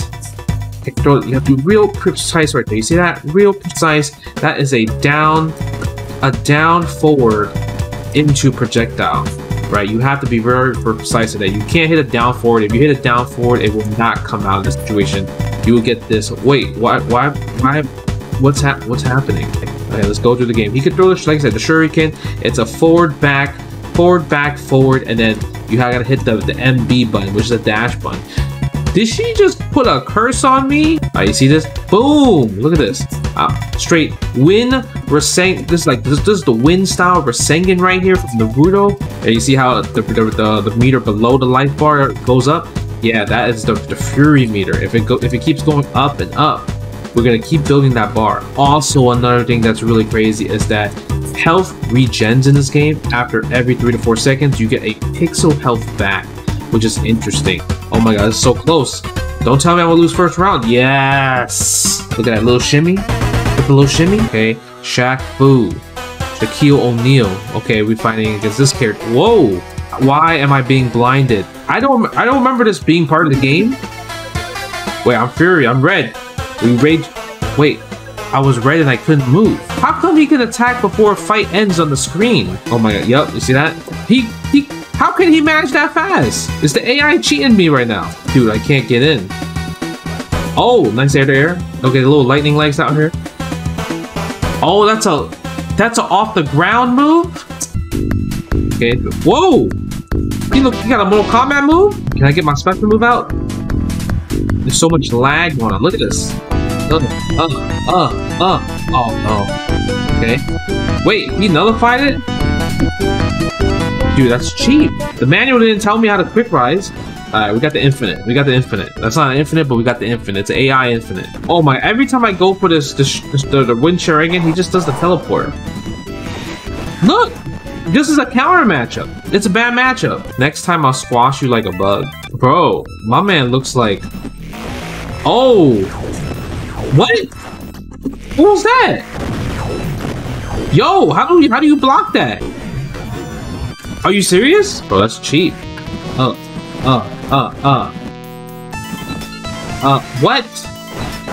Oh my god. You know what's most annoying? He has like these up unique normals, like that. You have to hit up punch. But if you hit up punch, most of the time you get jumps. Who thought that was okay for a command like that? Jump at me. Oh my god.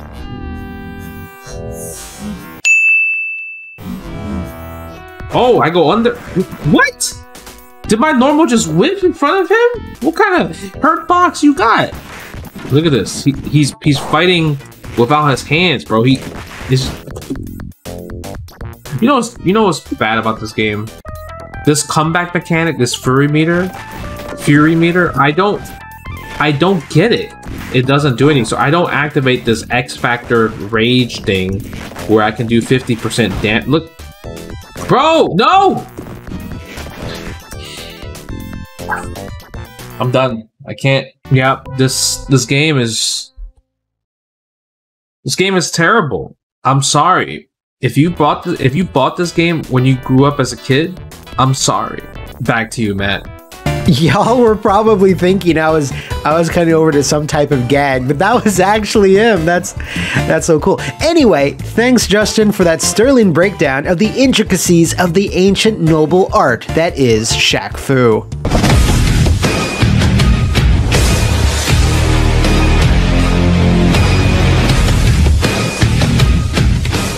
So yeah, as I already mentioned, all of the game's aerial movement is just so awful. Cross-ups are just, I don't even know if they're cross-ups. There's cross-downs? I'm not sure. It's complete anarchy up there. In addition, all the animation just makes everything feel slower than it actually is.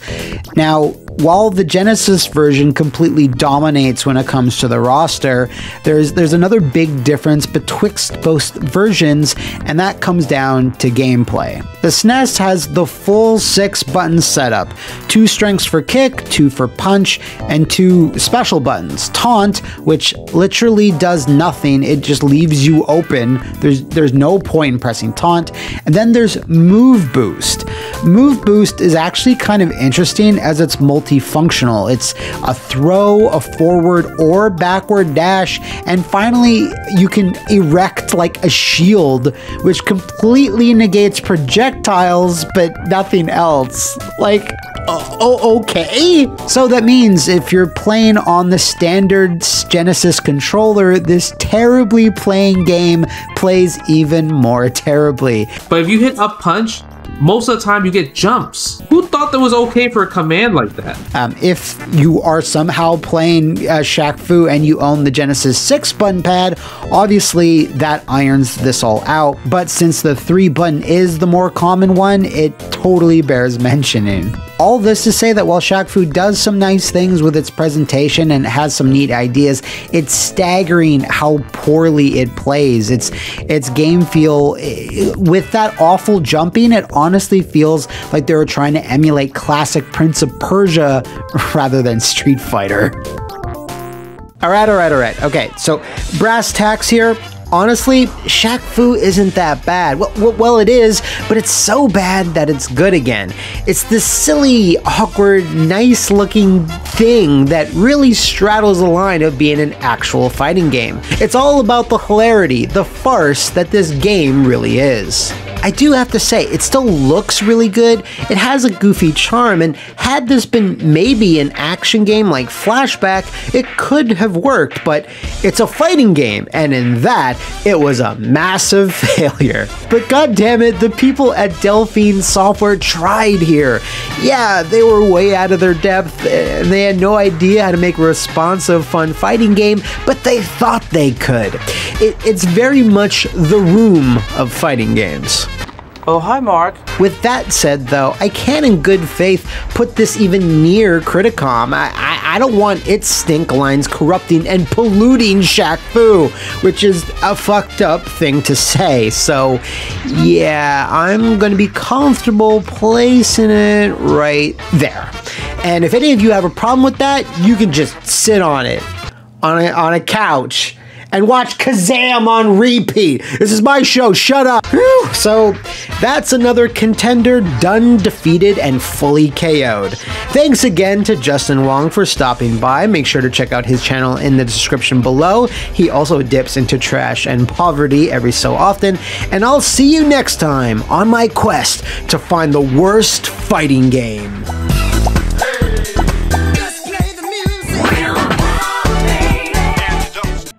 So last time on the worst fighting game, I collaborated with Justin Wong to help me play Shaq Fu in the ever-growing tier list of games that aren't as bad as Criticom. Now, it just so happens that the very same year and even month that Shaq attacked, another fighting game also hit the scene. Well, I shouldn't say hit, because it completely whiffed. While not nearly as infamous, today's game might actually be worse because, say what you want about Shaq Fu, and lots of people have, it had mechanics. Someone designed shit in that game. There's special moves, OTGs, dashing, projectile shields, and a furry meter. This furry meter? And a fury meter. However, Brutal Paws of Fury has none of those things. What does it have? This ad that I constantly saw in game magazines and comic books, which in my mind felt like the entirety of the 90s. And as you can see, it looks awesome. As a kid, you'd see these super cool animal warriors and you thought maybe the game would be done with stop-motion animated puppets or rendered in Donkey Kong Country or Killer Instinct style.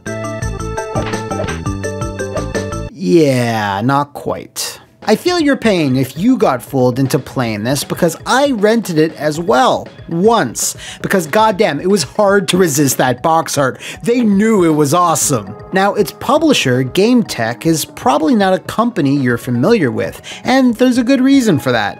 95% of their back catalog was based on TV game shows, with the odd action platformer thrown in. At the start of 1994, GameTech got a taste of the fighting game pie, as they wound up with the MS-DOS publishing rights for Super Street Fighter II Turbo. Now, back in those days, companies like Capcom, Midway, and others had zero experience breaking into the PC market, so they'd reach out to others to do it for them. I don't have much experience with this version of ST, but I have a fuckload of experience in loving what may be the best piece of Street Fighter art ever made. Just look at this thing. In every space, there's a new wonder, a new miracle to behold. I've been staring at this thing for 4 hours now. Anyway, this lick of success and prestige put a fire under GameTech's ass, so they sought to publish the first fighting game project they could get their hands on, and I present to you the first fighting game that they could get their hands on. Now, I know I'm talking about GameTech a lot, but it was actually Eurocom who developed the original Brutal, years before they would start to make solid ports of much better games and some of the best James Bond shooters ever released. The team on Brutal was composed of a handful of people, with the idea probably being to make a quick fighting game to cash in on the craze. But what could they do to make it stand apart? Well, by putting animals in pants and having them fight to the death on a mysterious island for starters. Brutal was unleashed on the Amiga 32, the Sega CD, Super Nintendo, and the Genesis, with an enhanced version that no one asked for PCs and the 32X the following year. Above the Claw was not developed by Eurocom, who by then had traded up to things like the Jungle Book and Maui Mallard in Cold Shadow, but rather a company called Alternative Reality Technologies. I get a big bang of Capstone, the pinnacle of entertainment software, off of these guys. While this enhanced version fancies itself a sequel, it's the exact same game with the same moves and the same mechanics, e.g. none. There's 2 new modes, 2 extra characters, and a horrible new intro, and that's it. Story-wise, Brutal's setup is basic but interesting. Every few years, the most powerful fighters in the world are invited to an island by someone who seems to at least be lawful evil, the Dalai Lama. He then holds a tournament to see if there's anyone strong enough to defeat him and claim the Belt of Heaven. If there's one takeaway from this game, it's that the box art is sick, and the Belt of Heaven is even sicker. Back in the 90s, Brutal received mostly mediocre reviews, with many praising the game's animations and music, but in the subsequent years, or now decades, Father Time has taken a bat to this game. While it's not talked about much, those that do all seem to be in agreement. Brutal Paws of Fury might be one of the worst fighting games of all time. But we won't know for sure until we get these fuzzy little critters in the ring!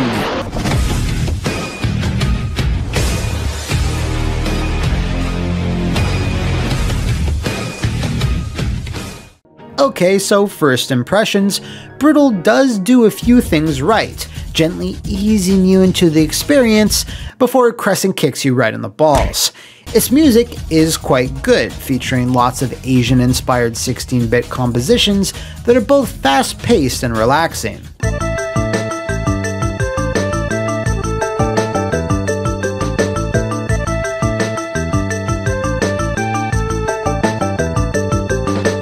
Even the title screen is pretty striking and makes you feel like you might have found a hidden gem.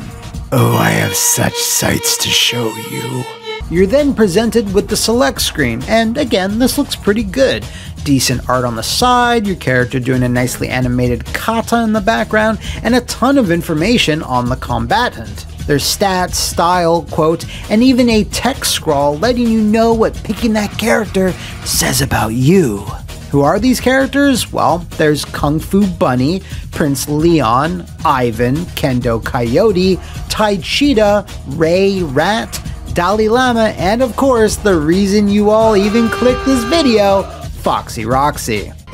Booba. There's also 2 bonus characters in the non-16-bit versions, Pantha and Karate Croc, whose martial arts style is listed as Street Brawler. Okay, yeah, this is where you should start worrying, because a lot of this info doesn't hold up to any form of scrutiny.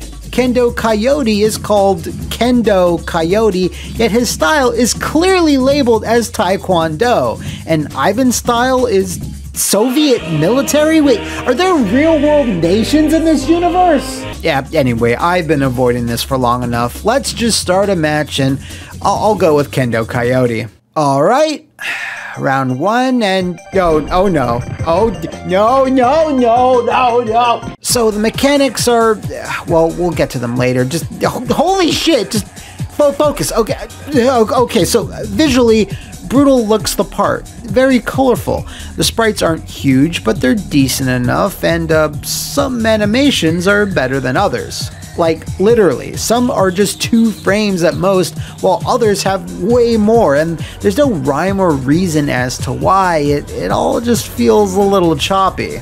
Okay, though, the backgrounds, hey, not bad. They remind me of Shaq Fu, honestly. They're all rendered pretty well and utilize the island aesthetic to its fullest.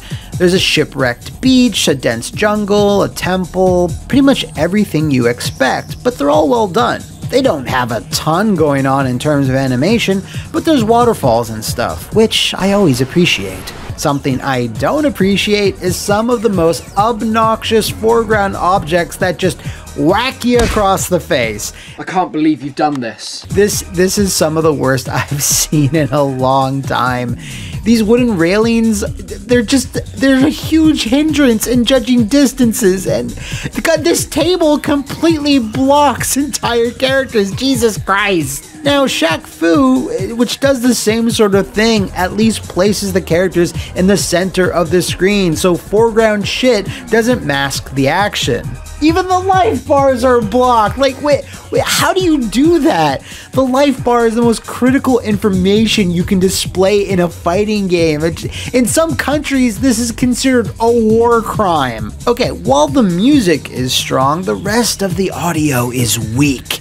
There's no round introductory voice clips or like, Foxy Roxy wins. There's not even really voices for the fighters themselves. It's all pretty silent. What is here is not bad or grating or anything, but it's a little disappointing given how solid the rest of the presentation is. If you get to the Dalai Lama, which I very much didn't, we'll get to that in a second, you'll be presented with your character's ending, the bar that all fighting games must be judged on. What you get is your character doing their kata, with a dry text description of what they went on to do. Damn, this reminds me of something, but right now it's kind of escaping me. Having defeated Blaze, Goro had attained the power of a god. Oh. This isn't offensive or anything, but again, given how this game has a decent backstory and leans into a cartoon style, it would have been nice to see something a bit more elaborate. So to summarize, the presentation, while not mind-blowing, is absolutely the best thing about Brutal. Yeah, it is a shame they didn't employ a more unique graphical style and just went with a run-of-the-mill cartoon look.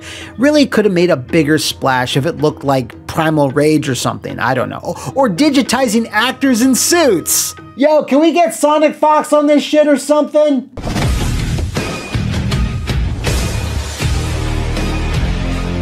Technically, there are no mechanics in Brutal, and if there are, they're bad.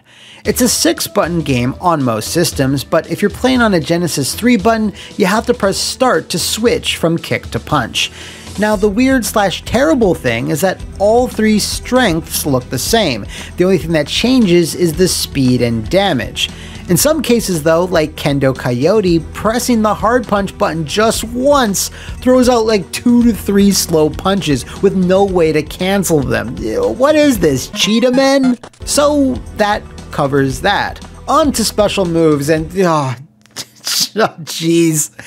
You need to grind through the single player game to slowly unlock movesets for each and every character. There's no battery backup saves, of course, so write down those passwords, bitch. You first earn a universal taunt, which, as far as I can tell, does nothing, and then 2 to 3 more special moves after that. I don't think I need to say it, but I will. This was designed by a madman. Even when you start a 2-player game, you have to input a password every time you want to fight with a full moveset. Like, why? What, were the artists and designers so distracted by the bountiful Foxy Booba that they forgot that people don't want to write hieroglyphics down every time they play a fighting game? But you know what? I get it. This was their way to add replay value. It forces you to beat it as every character to unlock every move.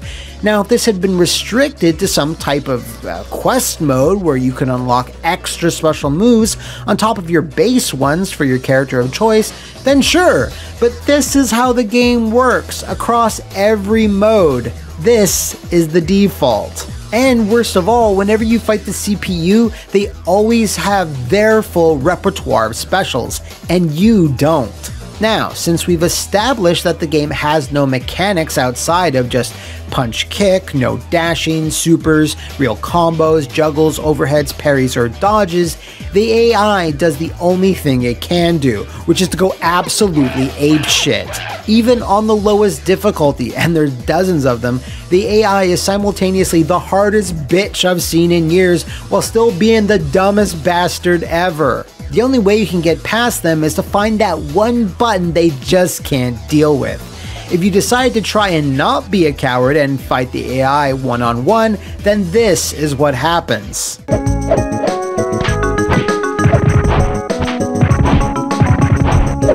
Spamming hard kick is what got me through most of the roster as Foxy. That is, until Kendo Coyote came out of nowhere and fucking murked me. Whatever, you might say, just try again with a different button.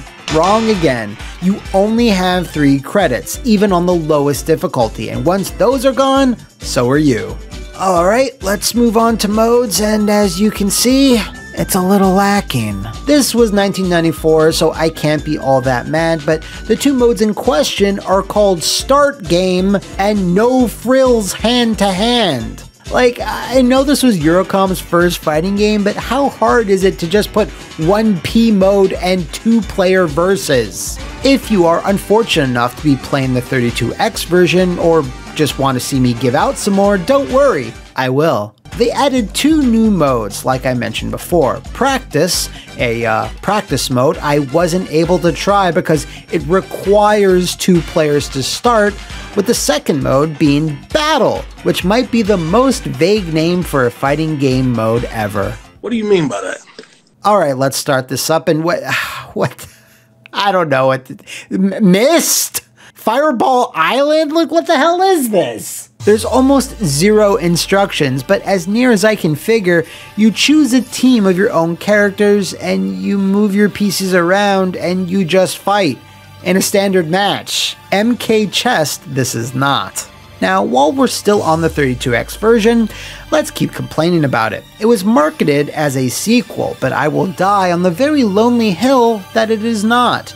Despite having more stages, modes, and characters, adding Chong Po and Psycho Kitty, who are both too small to really hit, this version is worse in every other way. The graphics have kind of seen a downgrade. It's darker, the character art is worse, and I don't know, it just doesn't look as appealing. There's only 3 tracks of garbled electronic noise that the game tries to pass off for music, and they added voices.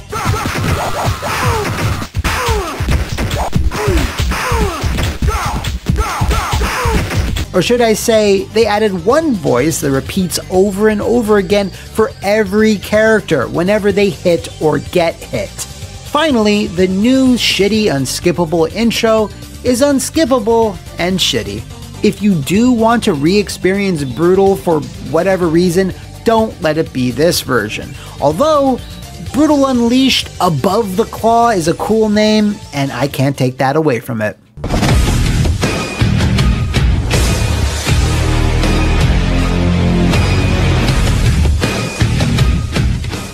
Listen, does this feel as bad as Shaq Fu, just jumping around, moving your character and throwing out normals? No. Is Brutal much faster and more responsive? Yes. Does that actually make the moment-to-moment fighting overall better? No. No, it doesn't. Maybe due to the AI, the lack of special moves, and how normals are so powerful and have crazy range and weird hitboxes, the game somehow feels even more random than Shaq Fu. It's hard to even consistently do a sweep. I don't know if it's lag, it's just weird. Some characters feel like they did have more love put into them, like Foxy Roxy, surprise surprise, while miserable fucks like Ray Rat do not. Then there's, just tons of other shit that makes certain matchups just really unpleasant to play. Kendo Coyote's Kano Ball is like a mathematical rocket fuel equation that no one can understand, while Prince Leon's guitar attack bends every law of physics there is. Even though it's a front-facing special move, it can still punish you if you're on the other goddamn side of it. All of this stuff again smacks of a developer who got the bare basics of a fighting game down, but either had zero time or desire to polish and hone it. Fortunately, there is a Mugen remix of this game that is reportedly better, but it's almost 20 years old now, and I can't really find it. Let me know in the comments if you do. Okay, when you sum it all up, experiencing this game again has been absolutely brutal. No, I'm not sorry. In my mind, I remember this being decent, but the gameplay, having to grind for special moves, some of the worst AI I've ever seen this side of classic Mortal Kombat, has absolutely dashed those memories. Brutal is some of the worst 2D fighting I've had the misfortune to put my paws on in recent memory, but where does that actually put it in my path to finding the worst fighting game? Oof, that's a tough one. The characters are pretty cool, the graphics are pleasant, and the idea is sound, but the gameplay is so mindless that this now sits not above, but alongside CRITICOM as the worst I've played yet. There's just so little here to actually enjoy, to laugh at, and to dig your teeth into. I'd rather play Street Fighter 1. Ooh, how about that? Street Fighter 1. Should I do it? Let me know in the comments below, fellow fighters, and I'll see you next time on the worst fighting game.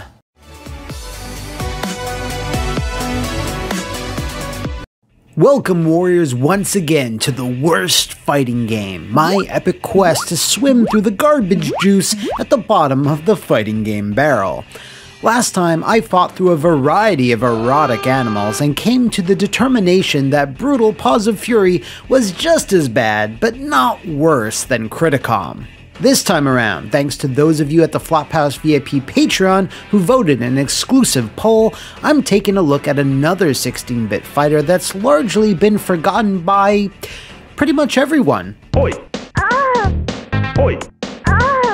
Now I bet you all remember. 1994's Ballz 3D was an attempt to bridge the gap between 2D visuals and 3D movement. And if we're discussing it today, in this part of my channel, in this part of the internet, it's safe to say it was not successful in that mission. It was the first title developed by PF Magic, a San Francisco-based studio that has a fairly interesting history. By the way, the PF of PF Magic stands for... I have absolutely no idea. The company was originally formed to create a cutting-edge video game service that they wanted to pitch to both Sega and AT&T, a service that would allow Genesis players to play games with each other over something called the internet. Yeah, well, if it's not really rollback, then who the hell cares? Anyway, the proposed cost of this device, which PF Magic unironically called the Edge, was supposedly far too high for AT&T to invest in, so they pulled out at the last minute, leaving the team at PF holding the magic bag. With not enough funding, as well as Sega and others going on to devise their own online solutions, PF Magic decided to spend the money they did have towards an actual game, one that they would retrofit to work with the Edge later on. Now, what was popular in the 90s and would work well in a competitive environment? That's right, good old button bashers. And designing a game where you bash buttons is exactly what they did. With no real experience under their belts, the PF Magic team did have some graphical and programming knowledge, and thus decided they would build the game and its characters with an out-of-the-box, spherical nature. Only the most sophisticated gaming experience ever created by humans, and it's spherical! Spherical! What this would do is simplify the characters so that processing power could be used elsewhere, like being able to create the illusion of 3D space with rotation and scaling even on underpowered 16-bit machines. This meant that the fighters themselves would need to look incredibly basic, especially when compared to what Sega was making in the arcades and what was being produced by Rare. Constructing humanoid characters with nothing but balls tends to look pretty similar, so PF Magic decided to go hard on the idea, embracing it more than just a graphical technique, and instead building a whole world around the idea. It was balls, it was 3D, and it was 90s as fuck, leaning into the gross out, crass humor so synonymous with the decade. The stages of Ballz also had to be designed to be as simple as possible to allow for solid frame rates, so the team felt compelled to fill them with billboards spouting the most random shite you've ever seen in an effort to keep players entertained. While you'll be flailing around with your opponent, you'll be told to kiss, blow, or suck a variety of everyday objects.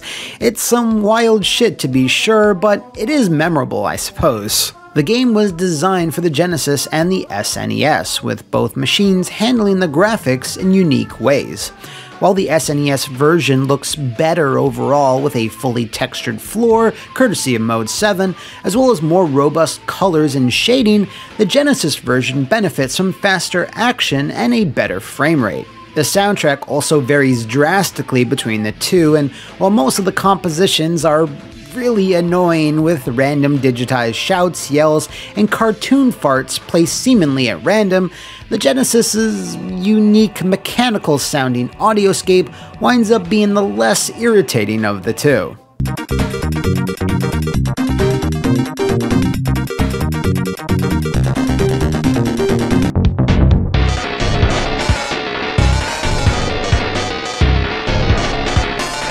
The best of both worlds, however, comes in the form of the 3DO version, marketed as a director's cut and contained a overhauled UI, extra characters, and a CD soundtrack.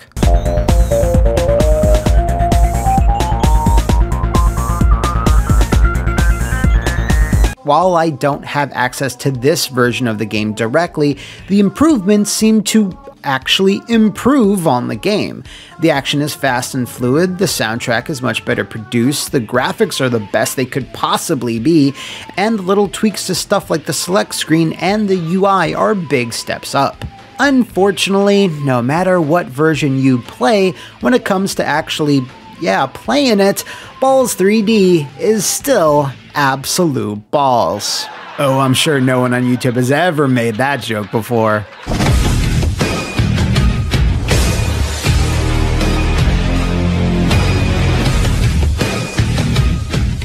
So I'll reiterate once more, the 3DO Director's Cut looks and has far and away the best presentation of the three.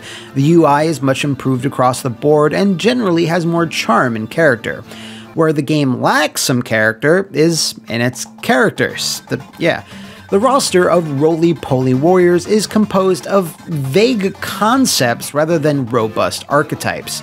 We have a clown named Boomer. Okay, Boomer. A animal called Crusher, something that resembles a woman who goes by the name of Divine. Yo, watch the gonads. An athletic humanoid dubbed Turbo. There's a caveman thing called Kronk. Oh yeah, it's all coming together. some big hulking gym bro named Bruiser, Yoko, a creature who passes gas a lot, and finally Tsunami, who I think is supposed to be a sumo wrestler. Can anyone confirm that?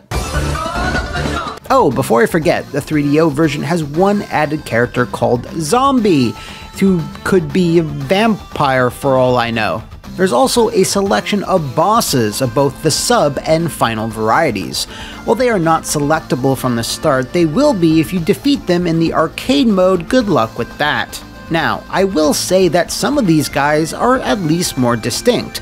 There's what's clearly an ostrich named Guggler, okay, a kangaroo named Bounder, predating Roger by a year, T-Rex, an awesome name for a dinosaur, a genie called Lamprey, I see what you did there, and finally Jester, the game's big bad fuck this guy. Remember how much fun it is whenever Street Fighter 3's Gil does his resurrection?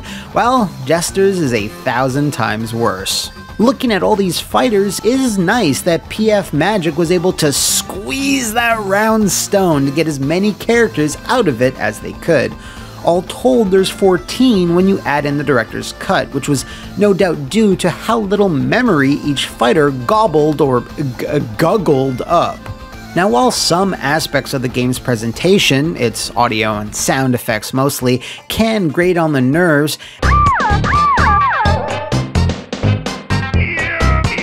after a while, you start to get used to it, like a hot tub filled with super annoying people and their children. Yeah, it's pretty irritating, but at the end of the day, there's this baseline of pleasantness you can ease yourself into. You just have to block out the sound of random yells, burps, and other bodily functions. This is because PF Magic made everything so wacky that it winds up eking out its own identity. If you grew up on Mortal Kombat, Killer Instinct, or Primal Rage, you probably didn't enjoy Ballz' style and attitude, because if you were into the more cartoony stuff, you probably would have opted for Clay Fighter over this, which I'm sure many people did.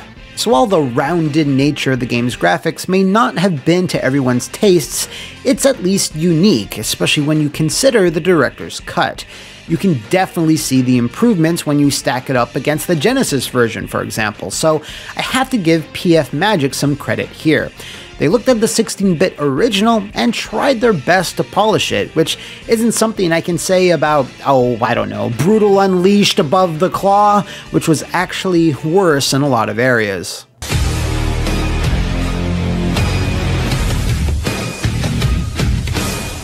When you gaze upon Ballz 3D's main menu, you'll be presented with two options, 1-player and 2-player. Pretty self-explanatory.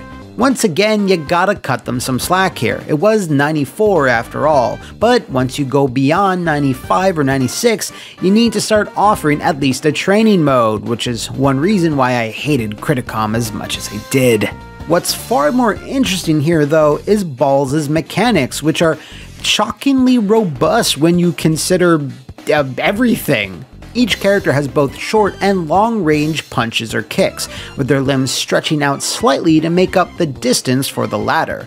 In terms of movement, you can sort of sidestep around the arena in a circular motion as well as jump, and while it takes some getting used to, it's fairly functional. Each character comes equipped with almost a dozen moves they can do, with most of them being accomplished with simple button taps. Not all of them are really flashy, but a few lean into the game's comedic style pretty well, such as whacking your opponent like you're playing golf or balancing on them like a circus ball. There's also grappling, where both fighters pound buttons to win the grapple to perform a follow-up throw.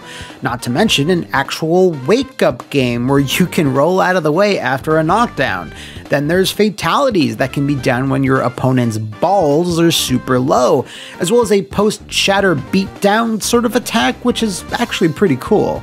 Furthermore, there's taunts, which are stackable buffs to your character's next move unless they get hit, which is different from begging, an input that you can do when you're low on balls, which will refill it if the animation is not interrupted. In addition to that, every character can morph into every character with a Shang Tsung-esque button input, and because everyone's composed of the same shapes, it loads instantly. there's even more minutia beyond this. Just wow. PF Magic didn't just slap things together and call it a day. There's actual interesting mechanics here, especially for 1994. So yeah, that all sounds pretty good. Hopefully there's nothing that completely ruins it.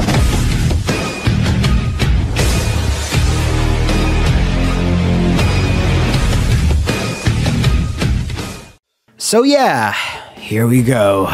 Despite its wacky and distinct style and an intriguing number of moves, mechanics, and options, none of these things actually coalesce to make for a compelling game. Because of the way the characters are built and how the camera will swing behind you sometimes, it's incredibly hard to ascertain whether you're actually hitting your opponent or if they're blocking. Now I suppose if you keep your eyes glued to the ball bars, life balls, you can glean that information, but I don't think that's a sound way to play a fighter. Usually, hit sparks are overlaid to give you feedback on whether or not an attack is landing, and in the case of most of Ballz' special moves and all of its normals, it's tough for it to feel like anything other than a random slapfest. Some things, like grapple attacks or throws, do feel pretty satisfying, but the other 90% of the game does not, as so much of it is so ill-defined that it barely feels like it exists. It's like playing a fighting game where only the motion capture data is playable, and the characters themselves just haven't been built around it yet. When you then combine that with the other negatives like the weird jumping and the mysterious vague hit and hurt boxes, the novelty of Ballz 3D fades within seconds of picking up a controller. It really seems like an idea that was both ahead of and behind the times. 16-bit and early underpowered 32-bit systems like the 3DO just couldn't render the characters in enough detail to make the moment-to-moment fighting feel like a real thing. But machines like the PlayStation or Saturn were so advanced that polygons were the far better solution to simulating 3D fighting. All this to say that the feel of these balls is anything but smooth.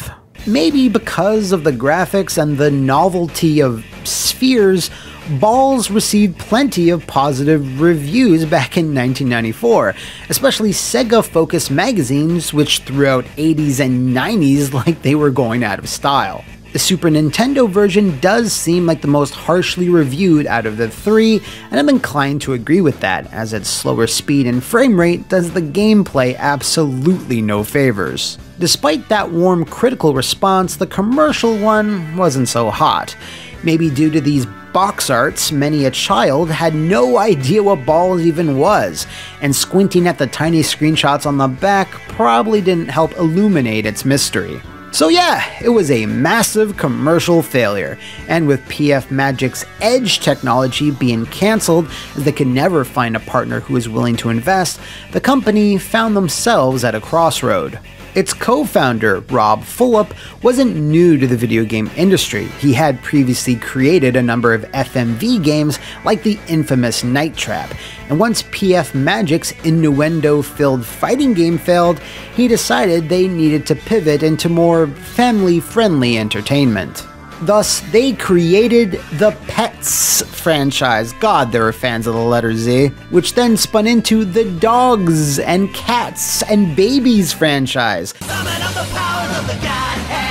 which then spawned into a series that wound up selling over 22 million units altogether. Most of these games were published under Ubisoft's umbrella, who bought the IP in the mid-2000s, whereupon I was forced to test several of them, and no, I don't want to talk further about that chapter of my life. Because right now, we need to finish the Ballz chapter, and honestly, I went in expecting to hate this game, but for the reasons I already outlined, it's kinda more disappointing than anything else. They sort of had something here. Maybe if it had been built for the ground up on the PlayStation or Saturn, it could have translated into something far more solid and playable. The 16-bit versions are impressive from a technical sense, but that won't factor all that much in my ruling, which places these balls in the fairly stinky tier, which I feel is pretty appropriate because it's another testicle joke. Oh, brother, this guy stinks! So, there you have it. Another worst fighting game is in the books. In the pocket. Out of sight. And if you'd like to throw another cursed rock in my path as I continue this meandering journey, do so in the comments below, over on my Twitter, or become a balloon artist and send your fighting game suggestion to the Flophouse VIP Patreon. And I'll see you next time on the worst fighting game. Welcome back, warriors, to the worst fighting game, my never-ending quest to crown the king of the crap when it comes to good old button bashers. While our last few episodes dipped back into the 16-bit era, it's time for me to drag you all the way kicking and screaming forward into the early age of 3D fighters on one of its most prolific platforms, the Sony PlayStation. Breathe it in, folks. Oh yeah, that's the stuff. I'm digging open the grave to unearth Killing Zone, an often forgotten fighter that, while I'm sure most of you have forgotten, will immediately recognize its box art. Yeah, you can just picture this one lying on the shelf of your local Blockbuster, lying untouched and unrented. Yet, as so often is the case, Killing Zone actually has a neat little history behind it and its developer, Scarab. If you've never heard of Scarab, I'm not surprised, but if you run in the circles of janky fighting games, aka poverty, you'll know them intimately. The first game they ever developed was the baffling, incredible, and memorable Survival Arts, one of the earliest examples of Japan doing the whole Mortal Kombat digitization thing, and man, were the results insane.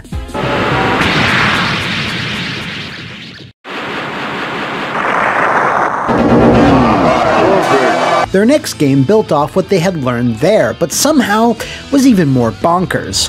Battle Monsters, which got a release in the US on the Saturn, is a regular request for the worst fighting game, and I have to say, y'all are tripping the fuck out. This game is so crazy, unique, and admirable because it very proudly doesn't give a fuck. A bizarre supernatural hodgepodge that also features actors dressed up in costume, but taken to the next level of insanity and creativity, not to mention multi-tiered arenas and all other manner of depravity.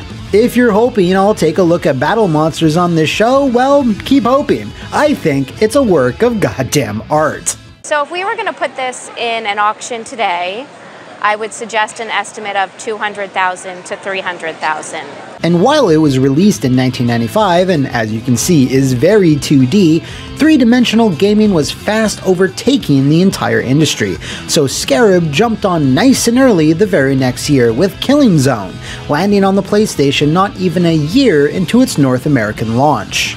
Sony's machine was home to a lot of random fighters, and just as Street Fighter II spawned dozens of imitators, so too was everyone trying to make their own Tekken or Virtua Fighter, and this was Scarab's attempt. Unfortunately, their bizarre sensibilities had to be scaled back a bit to make for the many concessions that polygons demanded. In magazine previews of Killing Zone, most notably Next Generation, it seems there were a few features that never made it into the final game, which is no doubt due to limited time or maybe even some issues with rating systems. While published by Naxatsoft in Japan, it was Acclaim that were the ones tasked with distributing Killing Zone throughout the rest of the world, and it's with them where a little bit of drama might have surfaced. The most important thing for me is drama. Acclaim had been cut out of publishing home versions of Mortal Kombat by this time, so it wouldn't surprise me if they started publishing any other gory fighter in an attempt to make up for it. Next Generation magazine said that Killing Zone was going to be far more violent, including, but not limited to, the ability to dismember your opponents mid-fight. It wasn't in the build that they had played, but they were told by an Acclaim rep it would be in the final version. As we can see, however, when it did release, it was decidedly a teen-rated affair. Now, what could have happened here is that Acclaim had spoken to Naxatsoft and Scarab about making the game more violent to pander to that edgy late 90s dude. But because Japan has strict rules on depicting dismemberments and the like in video games, they declined to do so. Now, it's possible they could have developed two distinct versions of the game, one with gore and one without, but I'm sure Acclaim weren't looking to foot an extra bill, so ironically, the ability to chop up your enemies was chopped out. The second thing was that Killing Zone, for a time, was going to have an extra character.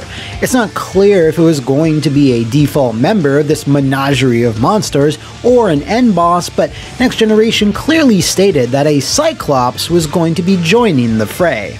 Now, judging from the rest of the roster, I assume the character was going to look like— Come on! No, just no. Oh, okay, yeah, that's better. Now, a boss does seem to make the most sense, because, well, Killing Zone actually lacks a final— you know what? I'm getting ahead of myself, because it's time to talk about the—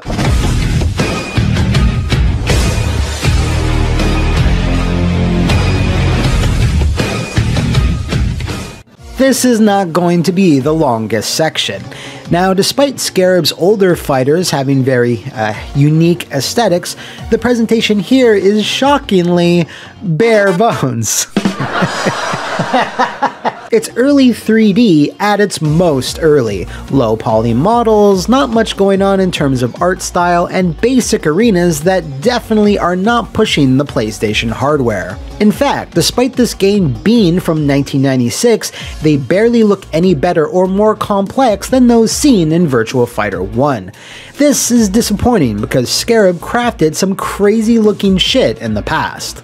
The characters are plucked all over from myth and legend, and while there's some crossover with battle monsters, the roster here is unfortunately much less battle monstery. Starting off, we have Gush the werewolf, who predates Yugo by more than a year.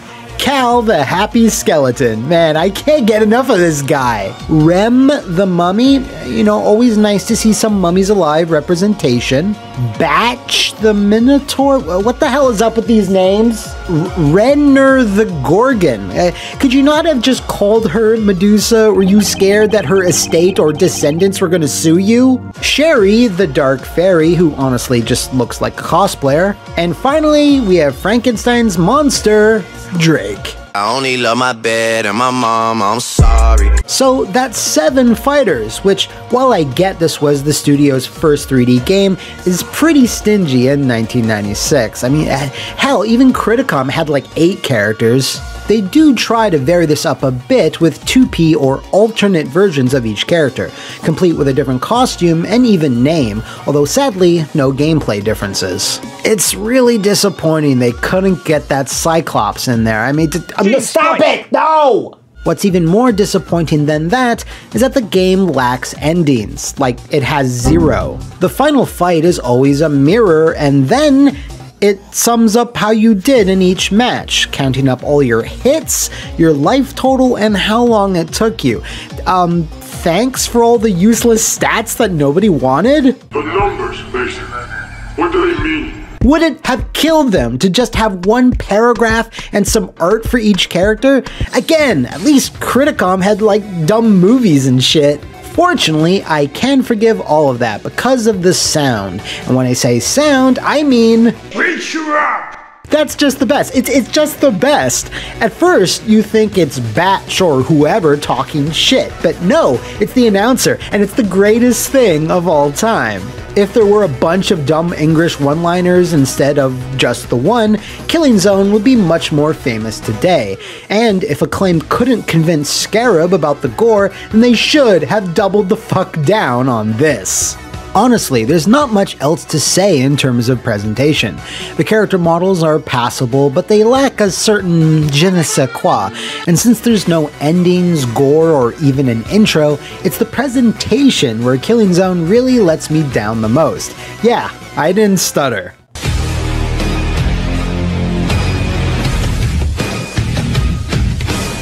Alright, don't get me wrong though, Killing Zone is incredibly basic when it comes to modes and mechanics. There's the options mode, which looks like this. Man, that's weird. And then there's auto mode, which is a bizarre, almost Monster Rancher style thing where your character kind of levels up and gets stronger. You can then pit them against other stronger versions of the cast. This doesn't actually do shit. You don't get any unlockables, endings, or anything really. Just some silly bonus mode that Scarab thought would be a big selling point, I guess? Man, I would have really loved a dungeon crawling minigame like in Tobal or even Guys. Okay, just cue the noise, get it over with. No, don't play that noise! So yeah, that's it in terms of modes. Mechanics though, that's where things really get not very interesting. You have a few special moves, there's some grabs, a wake-up game, you can dash, and that's pretty much it. There is, though, an OTG stomp that opens things up a little bit, giving Killing Zone more of a passing resemblance to Virtua Fighter. Now, while on the ground, things are pretty slow, it's in the air where... God damn! Yeah, for whatever reason, jumps are always at an 11. They're incredibly fast and cover a lot of distance, making them actually pretty fun. In fact, most of the special moves, when used in conjunction with some normals, lead to a lot of combo and juggling opportunities. Now, while there's no official combo counter, you don't need to be expressly told that this game can be hype. Just know that it can be. Once you start experimenting, you can wind up finding some pretty fun stuff. It's not Bloody Roar fun or Toshinden fun, it's, Killing Zone fun. Now, would the game be improved immeasurably if there were super attacks? Yes. Would gore and dismemberments have made sense considering the source material? Also yes. Would stages filled with big stupid hazards like in Mace the Dark Age have been more fun? Yes! Ugh, it's just so frustrating. It just makes me want to get up and scream, "Beat you up!" Okay, anyway. While the game systems are basic, there's a weird, so bad it's good style quality to them, and once you start finding whack combos and dank juggles, it starts to click, especially if you main my boy, Cal. Look at that, just look at it! This is one of the greatest special moves I've seen in a long time. This one singular special is enough by itself to automatically make Killing Zone not the worst thing I've ever played. Jeez, I need like some type of skeleton scientist to take a look at this. As a certified expert on all things video game skeleton, a Boney, you can't top that!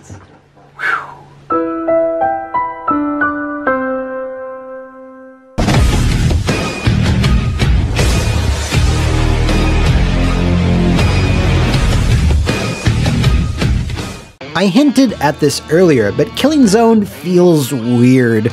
The general movement of all these monstars is pretty slow, but the dashes are quite fast. The dodges also feel really choppy, but they are effective. The whole thing makes for an odd brew, almost as if Scarab had no idea what they were doing. Fortunately though, when you actually hit your opponents or land a throw or a combo, it has good feedback. It just makes me want to pop off and yell, "Beat you up!"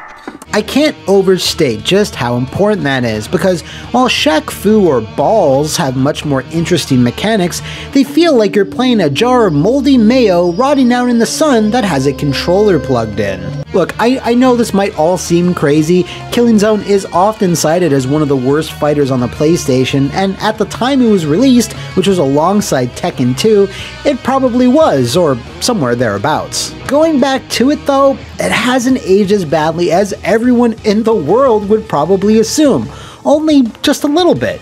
Believe me, no one's more shocked than me. Look, you throw a big dumb boss on there, add back the gore, actual endings, and way more and you would have the makings for a trashy but entertaining fighter. But poor reviews and even poorer sales is what sealed Killing Zone's fate in most people's eyes, and honestly, that's fair. Fortunately, that was not the end of Scarab, not by a long shot. While they clearly attempted to emulate Virtua Fighter, they actually wound up working on that franchise in a roundabout way. Their next release, another Saturn exclusive, was Zen Nihon Pro Wrestling featuring Virtua, which, if the title didn't clue you in, featured both Wolf Hockfield and Jeffrey McWild. After that, they moved on to porting AM2's Fighting Vipers sequel onto the Dreamcast. God, I miss Fighting Vipers. After that, though, they unfortunately did close their doors, which is something I would be saying to you if they weren't bought by Cavia and changed their name to Feel Plus. Yes, that Feel Plus, who co-developed Lost Odyssey with Mistwalker and were the main devs behind Ju-On the Grudge and Mindjack. Ah, yeah! I am legit so happy for them. They made it! Kinda. Now, as to where Killing Zone lands on the tier list, well, it's a tricky one. Its presentation is incredibly lackluster, its mechanics and modes only marginally better than that, and its game feel could still use some work. But altogether, the waft I'm smelling from this zone is fairly stinky. If it had more Mace the Dark Age injected into it, I'd be more than willing to actually upgrade it to that'll be just fine, if I'm being completely honest. So, there you have it, Warriors. If you told me a few years ago I'd be doing a show where Killing Zone is one of the better games I'd have played, I would have called you a liar, turned into a giant skull, and yelled, Want to nominate another bad fighter for my next challenger? Let me know in the comments below, over on my Twitter, or enter the Sacred Fighting Temple, that is the Flophouse VIP Patreon, where I'll duke it out next time on the worst fighting game.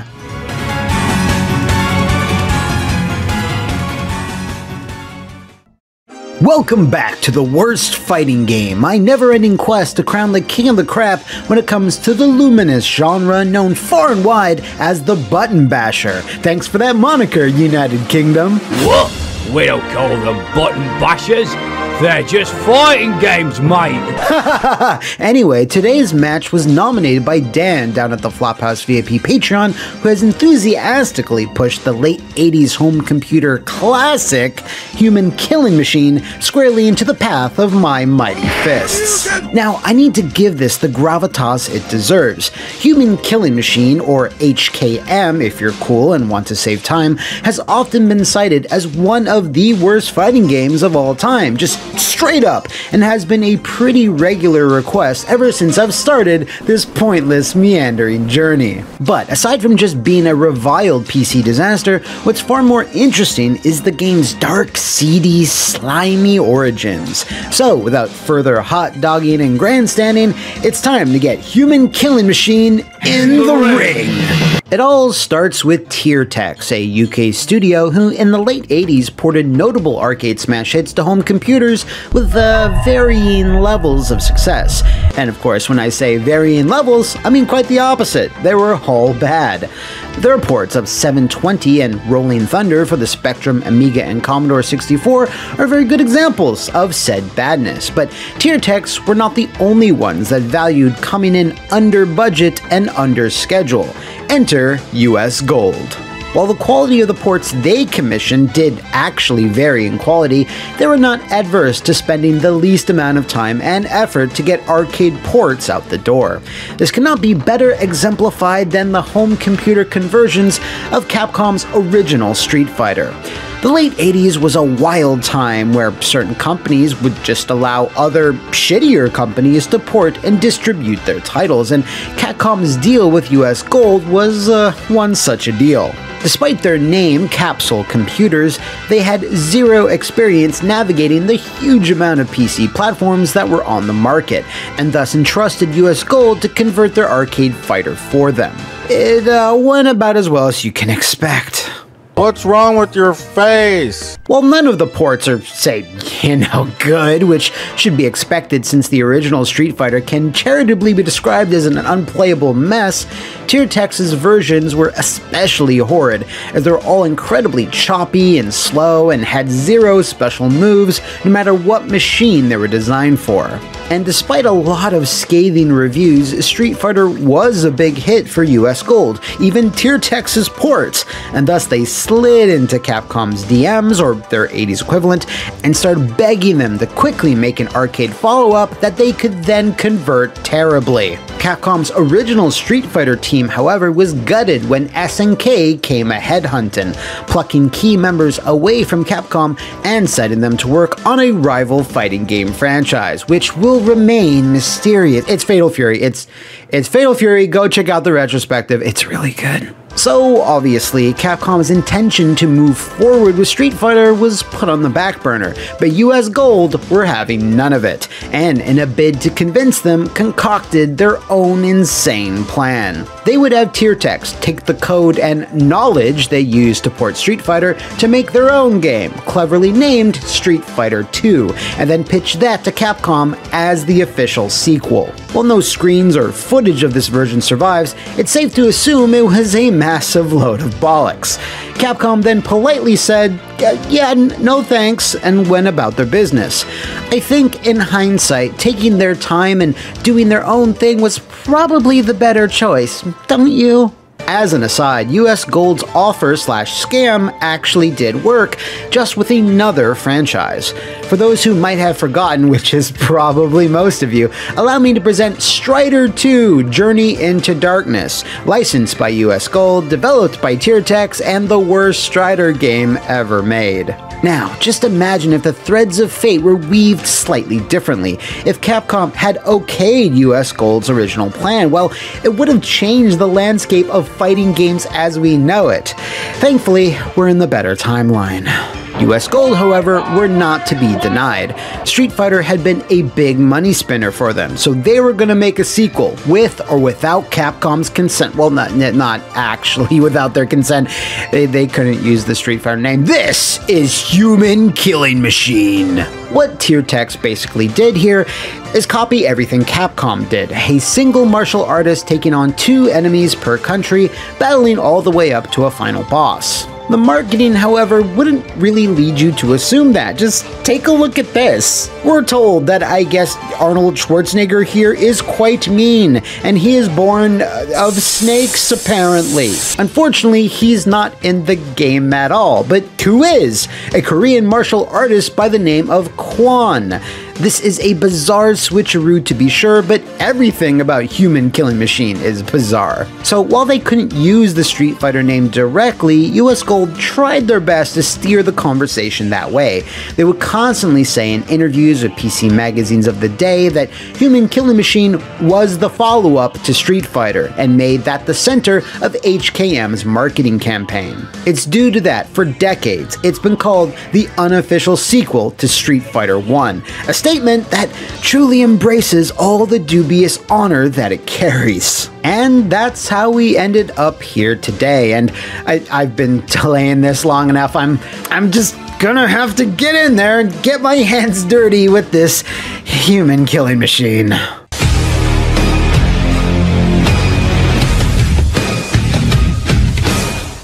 So, spoilers, many games released on many early computer formats weren't exactly bleeding edge tech. Plenty of them suffered from slowdown, poor animation, lack of color, or issues with proper scrolling. It was just a limitation of the age. The trick was to find those companies that could work within those hardware limits and still make decent looking games that were also quite playable. Tiertex was not one of those companies. I'm playing the Amiga version of HKM, and don't be shocked when I tell you it's the best looking version of the bunch.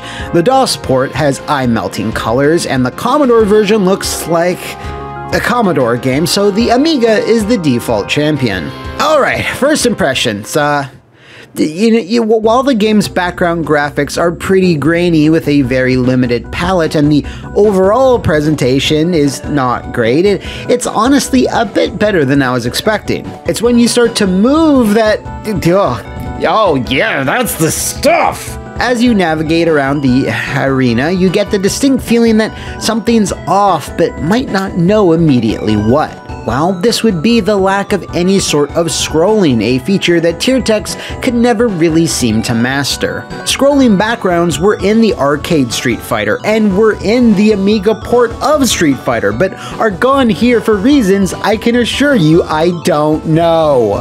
While it seems like a small thing at first, it really makes the game feel like way less of a game when there's no scrolling, something that typifies the 2D fighter. It's almost as if you're just making a sprite move around in front of a picture or a drawing rather than a cohesive video game. I do have to say though that this technical limitation or artistic choice, whatever you want to call it, is so bold and baffling to me it's actually kind of fascinating. Even more fascinating is the fact that they went with the whole Tintin face structure for the roster. Ah, yes, the roster. We have the legendary Quan, of course, our only playable character. What is he? He's strong. And that's it. Moving on, we have Igor. He's from Russia. Can you tell? And then there's... then there's Igor's dog, Shepsky. What the dog doing? He's a fucking dog, and you have to beat him to advance in this official worldwide tournament. What is the reason behind this? Checking your rule book, but you won't find anything in there that says a dog can't play. He's right! Oh, okay, well, you got me there. Igor and Shepsky were apparently the best that Mother Russia could provide, so let's move on to the Netherlands and its exotic nightclub scene. Here we find Maria and Helga. Oof! Next is Spain, where well, in other versions of the game, there's a Spain stage. For some reason, I didn't get it. We're still in the Netherlands, but here's Miguel, Spanish matador extraordinaire. Of course, the next logical opponent is his pet bull, Brutus. Look, while this makes no sense, throwing random animals in there is some buck wild shit, and if I'm honest with myself, I kinda love it. I get a big bang of violence fight off all this animal inclusivity. Now, I think we're moving on to Germany now, and that's mainly due to the appearance of Hans and Franz, who I can only assume are here to pop you off. So the Amiga version is getting rougher and rougher, as you can see. Hans's sprite is either corrupted or he has some type of stand.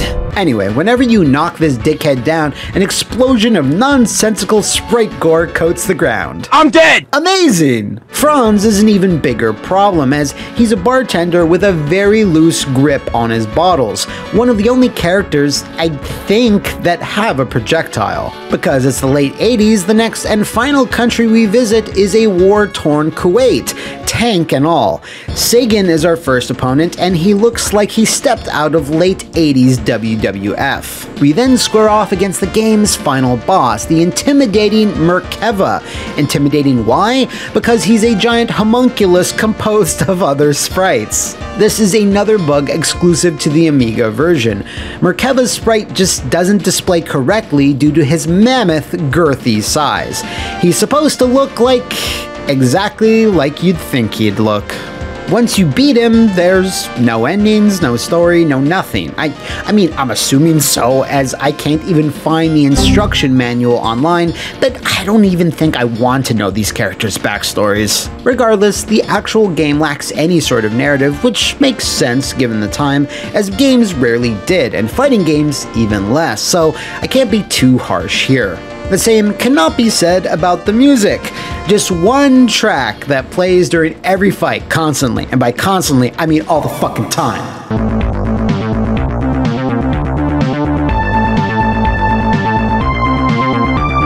Now, here's the thing. This battle theme of HKM isn't all that bad. I've heard worse, but with the way this game is designed, you hear it way more than you should. What you hear way less of is sound effects, in that there's no sound effects at all, not even a bleep and nary a boop. Initially, you might be like, oh, that's super lame/lazy, but considering the sound design in other tier text games, I think we were all spared, honestly. So, in terms of the game's overall visual look, backgrounds, and characters, it's not great at all, but considering the limitations of the hardware, the year it came out, and its origins, it's hard to get super mad at Human Killing Machine's presentation. Let's save getting super mad for the...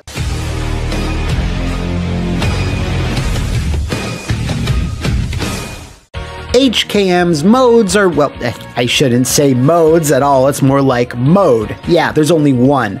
It is 1988. There's not going to be online training or NetherRealm story shit here, so I can't in good conscience dock points for that. But I can dock points for there being no two-player mode at all. I mean, shit, Street Fighter 1 had it. It was extremely limited, but it was there. I guess TierTex didn't really think it was a feature anybody wanted, considering they axed it in their Street Fighter 1 port. In fact, I don't even think Ken is even in the TierTex versions. Is he?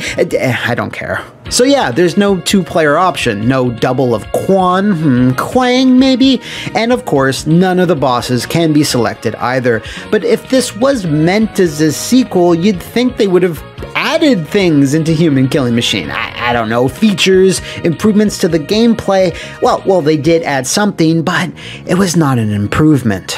Quan is strong is not just some type of weird flex regarding his martial arts prowess, but rather it's the current status of his abilities. This is tied to the confusing verbiage written below.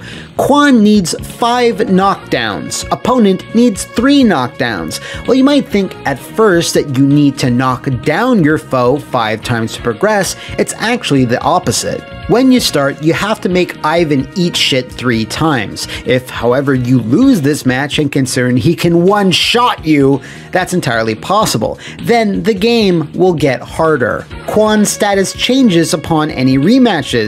He gets tired, I guess, requiring him to now knock down Ivan 5 times, while Quan can lose in 3. Restarting the match isn't enough. It also needs to punish you. It's unfathomable.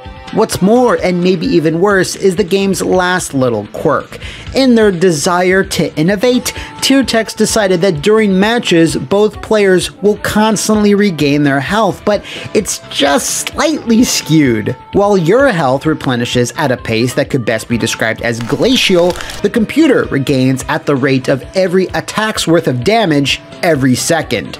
If you are not constantly pounding buttons, landing hits, and sweating all over your controller, they will be at full health by the time I finish this sentence. This has to be one of the most insane things I've ever seen in a fighter. I mean, it's not like this was meant to suck quarters from idiot kids at an arcade. This was a dedicated home release. It's almost as if TierTex had no idea what they were doing. Aside from that, honestly, there's not much else to say about the core mechanics. It's so jerky and slow that it's hilarious. The only strategy is to constantly attack, and there's 0 special moves. Quan can sort of perform a Tatsumaki, but it's safer just to assume it's poor animation. Now, if you've been paying attention, you'll have noticed that in most of this footage, I'm not taking any damage, and this is due to this emulated Amiga port having the option to turn on infinite health, because otherwise...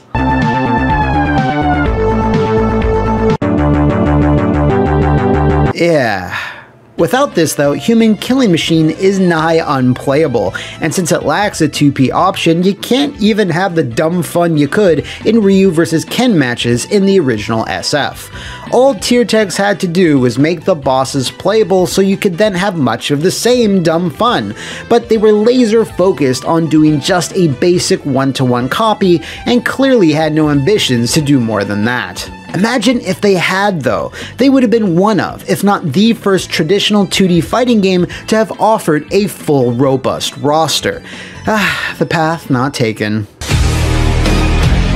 It's goddamn awful. In conclusion, Human Killing Machine very much lives up to its mystique. An unofficial sequel to Street Fighter for home computers is exactly as bad as you'd think it is. But it's still not as bad as I thought it was going to be. There is a perverse type of joy to be had in this. The random animals, the terrible graphics, the very dated roster, and the big one, this was at a point intended to be Street Fighter 2. Yeah, it plays like ass, its marketing was completely disingenuous, and its mechanics unadulterated nonsense, but you can't help but look away. There's this captivating quality to it, like Neil Breen and Tommy Wiseau got together and decided to make a fighting game while drunk. It's for these reasons, combined with its pre-Street Fighter II release date, why I honestly feel Human Killing Machine is very much not the worst fighting game I've ever played, but it's damn close. It then therefore sits right alongside the mighty CRITICOM at the top of the tier list. Oh yeah, and Brutal is there too, I guess. I forgot about it, honestly. Oh wait, nobody said. What happened to tier techs? Well, they lingered on for a good few years, primarily developing poor licensed handheld adaptations for the Game Boy, Gear, and Color, but didn't last too long into the Game Boy Advance's life, as they mercifully shut their doors in 2003. A bit of a sad, farty end to the company, but one that's nevertheless appropriate. Ooh, thanks again to Dan for nominating this legendary failure. And if you'd like to do much of the same, you can head on over to the Fighting Temples of the Flophouse VIP Patreon and become a big boss to throw a contender in our ring to see if it can be crowned the worst fighting game. Welcome once again, warriors, to the worst fighting game, my totally pointless quest to find the ultimate and unplayable, unparalleled garbage. During this journey, we've fought early 3D embarrassments, 16-bit slogfests, and 80s PC abominations so cursed that priests run screaming at their mere mention. We're doing something a little different today, though. Among the myriad of ports that have been released throughout the decades for major fighting franchises, few have a veneer as vile and as sticky as Mortal Kombat Advance. A game that IGN famously gave a 2.0, a score that Ed Boon himself commented on in an interview, saying, "Aw, come on now, 2.0 isn't that bad of a score. It's better than 0.0. So, with that setting the stage, let's get Mortal Kombat Advance in the ring. For most, actually nay, all of the 90s, the portable attempts of Mortal Kombat were always a bust, featuring cut characters, washed out colors, and all of the sacrifices you'd expect when shrinking down a big bombastic digitized fighter to the tiny screens of the handhelds of the day. The more realistic renderings of the cast of characters proved to be a bad fit for said portable screens, but Acclaim pushed on despite those ports being bad ideas because, well, that's just how Acclaim was. However, at the turn of the century, when Midway was running the show, it was decided to give portable combat another shot on Nintendo's next big evolution in Game Boying, the Game Boy Advance. At the same time, Midway was also in the middle of shifting away from the declining profits of the arcades and into the booming money pits of home consoles, where they set their internal teams and second-party studios to the task of making them a publishing powerhouse. We all know how that turned out. Regardless, their main Chicago-based team, headed up by Ed Beasy, were busy with the fiery, farting, power-upping, and neck-stretching of Deadly Alliance, so Midway did the next best thing: contract the port out to a studio nobody's ever heard of. That studio being Virtuecraft. I told you you've never heard of them. They were, an emphasis on were, a UK-based outfit that crafted exclusively for the handheld market and were so busy pumping out a huge quantity of ports that they didn't really have all that much time for quality. In just 2000 alone, they released 6 different games. One Wild Thornberry, a Micro Machine, a Croc, and throw an NBA Jam on top of it. Fuck it. They were just as busy the next year with a Dexter's Lab game, some sports titles, and our opponent today, MKA. Now, I gotta get ahead of this. This port is considered by many as one of the worst of all time, and factually, the lowest rated Mortal Kombat. Yes, there might be more unique fighters that could be considered worse, but in terms of adapting an already famous franchise, MKA might be the very bottom of the bloodstained barrel. Now, the GBA was set to have a big launch year, as it was Nintendo's most elaborate hardware refresh in the portable space since ever at that point. Midway, therefore, wanted to get in on the ground floor because, well, everyone did. The original Game Boy did sell 100 million units, and in the early 2000s, GBA titles were cheap as hell to make, but could still be quite profitable. Capcom had multiple Street Fighters on it. Hell, even Tekken, Guilty Gear, and King of Fighters punched their way onto the popular portable. Why do I write like this? There's just so many P's. But now it was Midway's turn. How did they do? Well, you're watching the worst fighting game, so I'll give you 3 guesses. While a lot of work had been done to make Alpha 3 playable on the Advance, and Tekken had to be completely redesigned from the ground up, Midway decided to go the more frugal route. They had Virtuecraft just convert Ultimate Mortal Kombat 3, not the arcade version though, but rather the 16-bit ports. Maybe in an attempt to obfuscate just how cheap and no frills this was all going to be, especially since UMK3 was 6 years old, they decided to make the branding as vague as possible. Hence, Mortal Kombat Advance! Hey kids, there's this new Mortal Kombat, it's advanced! Look at this new logo! No, don't look at the back of the box! As for Virtuecraft, well, none of their back catalog can be considered Game of the Year material, but it's clear they must have been under extreme time pressure to ship this thing. I had a lot of time to prepare this, but I didn't. Now, it didn't make the GBA's initial launch, but instead limped into stores just in time for the 2001 holiday shopping season, a launch period Midway historically favored. As we'll see, this game is not even borderline, this is straight up broken, is plagued by a litany of bugs and missing features, and has some cuts and decisions that will surely anger up the blood of hardcore and casual MK fans alike. See, Midway felt this was shippable. They were fine with this. One person who was not fine though was Ed Boon, who has gone on record multiple times that he and the core Midway Chicago team were not involved or consulted on this port in any way. Jesus, Elder God Christ, just where are we gonna start with this one? Well, how about in the...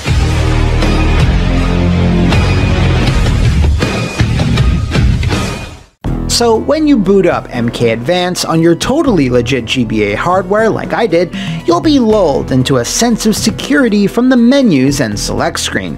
This doesn't look too bad, you think to yourself, but after you take more than 5 seconds squinting real hard, shit starts to fall apart equally as hard. Remember when I said this was built off the 16-bit versions of Ultimate? I believe all handheld MKs up to that point cut at least one character from the roster, but really, even on a new machine, this grinds my shit, especially when you consider how many characters were jammed into Alpha 3. Rain and Noob are present, however, just like the console versions, but aside from that, there's nothing else about the roster of note. Looking at the combatants a bit closer then reveals even more cracks in the presentation. All ninjas now have the same idle stance. Scorpion, Reptile, Sub-Zero, Ermac, every color of the palette-swapped rainbow now has the same silhouette. Same goes for the women and the cyber ninjas too.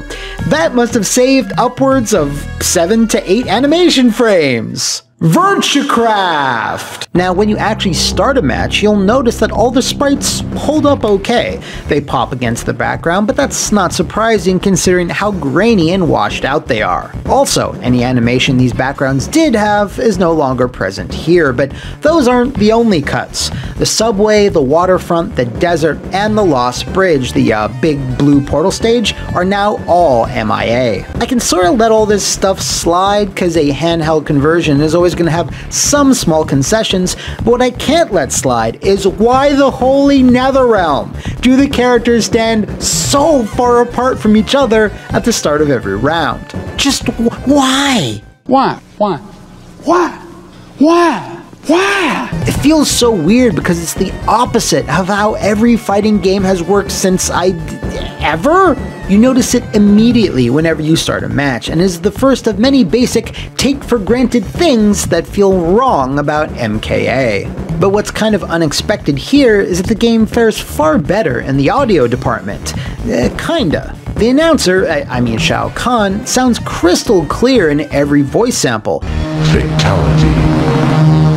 A stark contrast to the muffled garbage that poured out of his mouth in the console versions. Fatality. Now, while that's great, the kinda I mentioned earlier is that he's still missing a lot of speech. Hell, there's not even round announcements.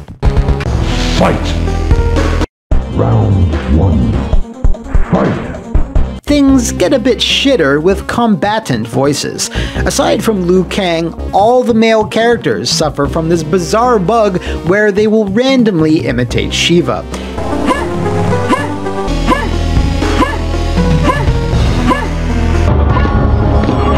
Yes, despite not being in the game, they left her voice in for whatever reason.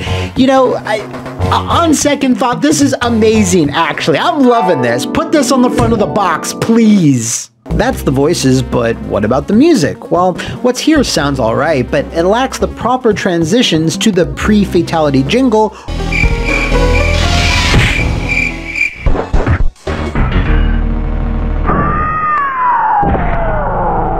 or whenever a round ends. It just loops constantly throughout the entire match, giving it more coats of that, oh shit, we're late, come on, let's hurry it up, no time to bug test, paint job that permeates the entire game. Why the music and voice samples are so high quality has to do with Manfred Linzner, a work-for-hire composer/programmer responsible for the audio in other handheld games such as Tony Hawk 2 and Iridium 3D. Big ups to him for one of this game's few positives. What the most shocking thing of all, though, is that every character actually has an ending. I honestly assume they'd just be cut. Now, they're nothing special because it's just the versus screen art and some text, but that's still pretty... Wait, what the versus screen art is here? Where the hell are the actual versus screens? Wait, where's the combat codes, the brutalities, the animalities?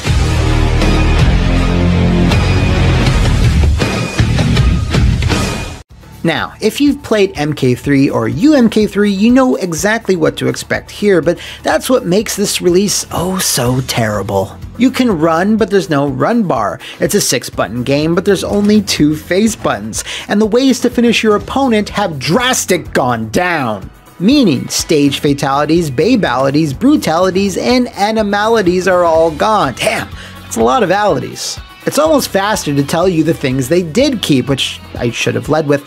Every combatant gets 1 fatality, except for Noob Sabat, who gets nothing. You get nothing! And 1 friendship. And that's it. This is way less stuff than the 16-bit console versions, which really makes me start to wonder, what's so advanced about this Mortal Kombat? Please clap. The real shitty thing, though, is that 80% of all fatalities, regardless of what they entail, result in the exact same outcome, i.e. a few small chunks of flesh lying on the floor, and sometimes not even that. Certain fatalities don't even display correctly, like Jax's big dumb leg, Cabal's head disappearing for no discernible reason, among tons of other fuck-ups. While I guess these are a slight step up from how fatalities appeared on the Game Boy or Game Gear, they're still butchered to the point where it's just kinda depressing. I mean, this right here is the epitome of not even trying. In terms of modes, try to be surprised, but there is not much on offer. Even though this is a 2001 release, there's no training mode, which would have helped considering all the new timings, bugs, and non-functioning special moves you're gonna need to get used to. There's your standard 1-player arcade and a versus option that's either 1-on-1 or 2-on-1, and yeah, who cares? As you can see, this is an extremely bare-bones package that offers way less to do than its console brothers, which would have been fine if this was released in the mid-90s, but again, this was a port of an almost 6-year-old game. Imagine if you were a big MK fan and this was waiting for you under the tree on Xmas morning, and you just had to look up at your idiot parents and go, "Thanks, you idiots." Oh right, one last thing, the combat codes. Yeah, they're gone, and what's more, Mortal Kombat, a series well known for codes and cheats, has 0 on the GBA. If you complete each tower, you do unlock Smoke, Mortaro, and Shao Kahn, but there's still nothing really hidden or new in this port. Couldn't they have thrown in some type of bonus fighter? I don't know, a female chameleon, or like violent striker, or like...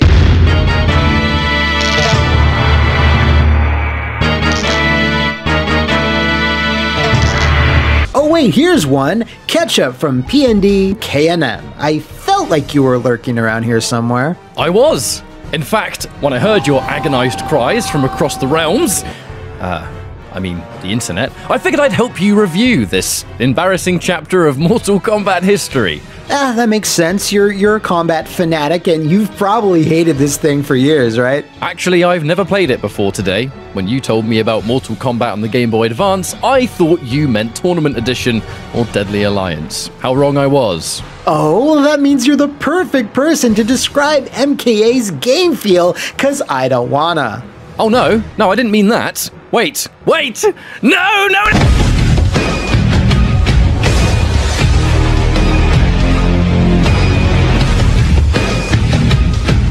Okay, so I'm going to be honest with you. As somebody whose favorite game ever made is Ultimate MK3 on the arcade, I had to make sure that I got a hold of the real physical copy of MK Advance just to make sure that all of my findings were legit and not just a result of buggy emulation or something. Because seriously, this game is so janky that dodgy emulation was my first assumption. But nope, the game is just like that. Everything here is coming from the perspective of someone who spent a lifetime with classic MK, so I'll be looking at this from a bit more of an in-depth point of view, and the game just feels off.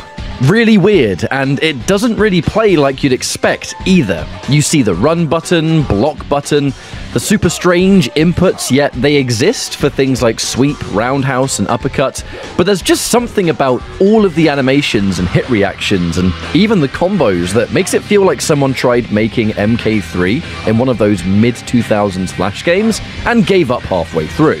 It really doesn't help that within less than 10 minutes I already broke Rain. He's got about 3 infinites at least. Look, this lightning strike keeps the AI in block stun infinitely. You can do the same thing with the weather ball, and on hit, this weather ball can infinite if you repeat roundhouse into weather ball over and over again. There's one universal reason all of this works, and that's because moves have pretty much zero recovery. If you perform an attack in any true Mortal Kombat game, or even 99% of fighting games, you have this brief moment of what we call recovery, when a move is finishing up before you can move again and perform something else. MK Advance doesn't seem to have that.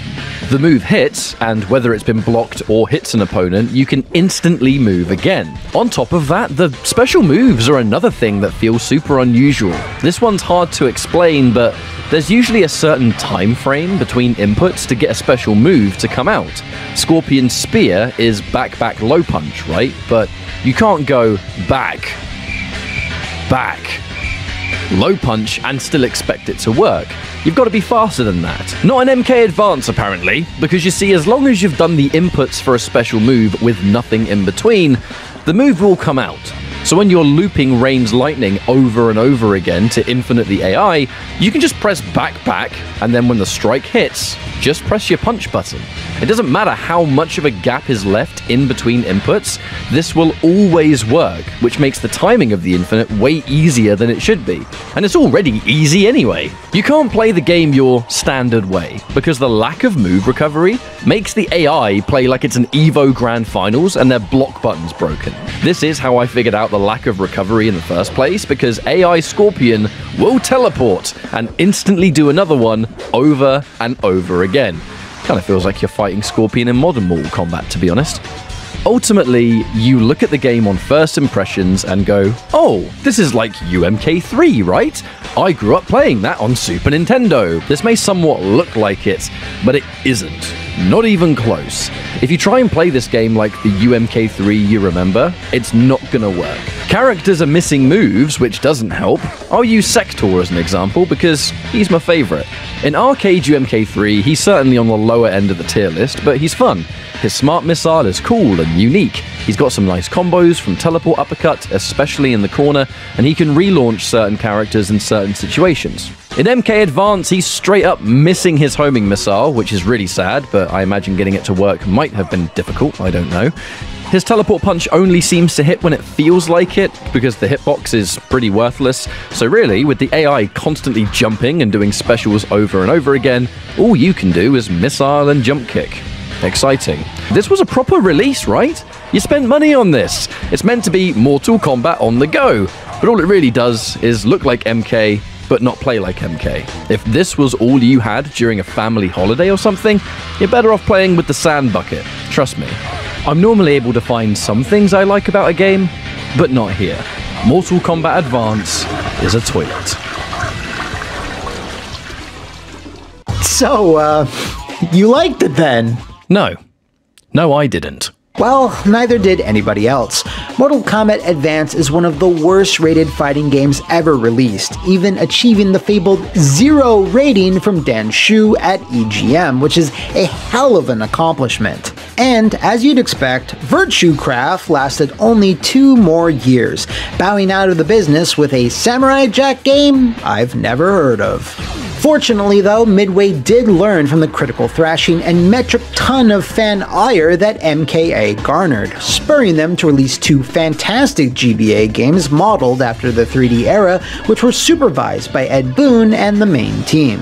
Then, on the Nintendo DS, we saw a much improved Ultimate Mortal Kombat 3 arcade port that featured all the missing content, Shiva included, online play, and puzzle combat to boot. And to be fair, those 3D Game Boy Advance titles, whilst they weren't amazing, they were certainly ambitious for the time. Ketchup, where can all the warriors at home find you? Thanks, Matt. You can find me on YouTube over at PNDKNM, where I put out all kinds of content about mostly high-level arcade fighting games, mostly Mortal Kombat, sometimes Killer Instinct. I did a Primal Rage video recently. Basically, if it's an old fighting game with a competitive following, I have a fascination about it. Thanks for having me. Much love all round. Superb!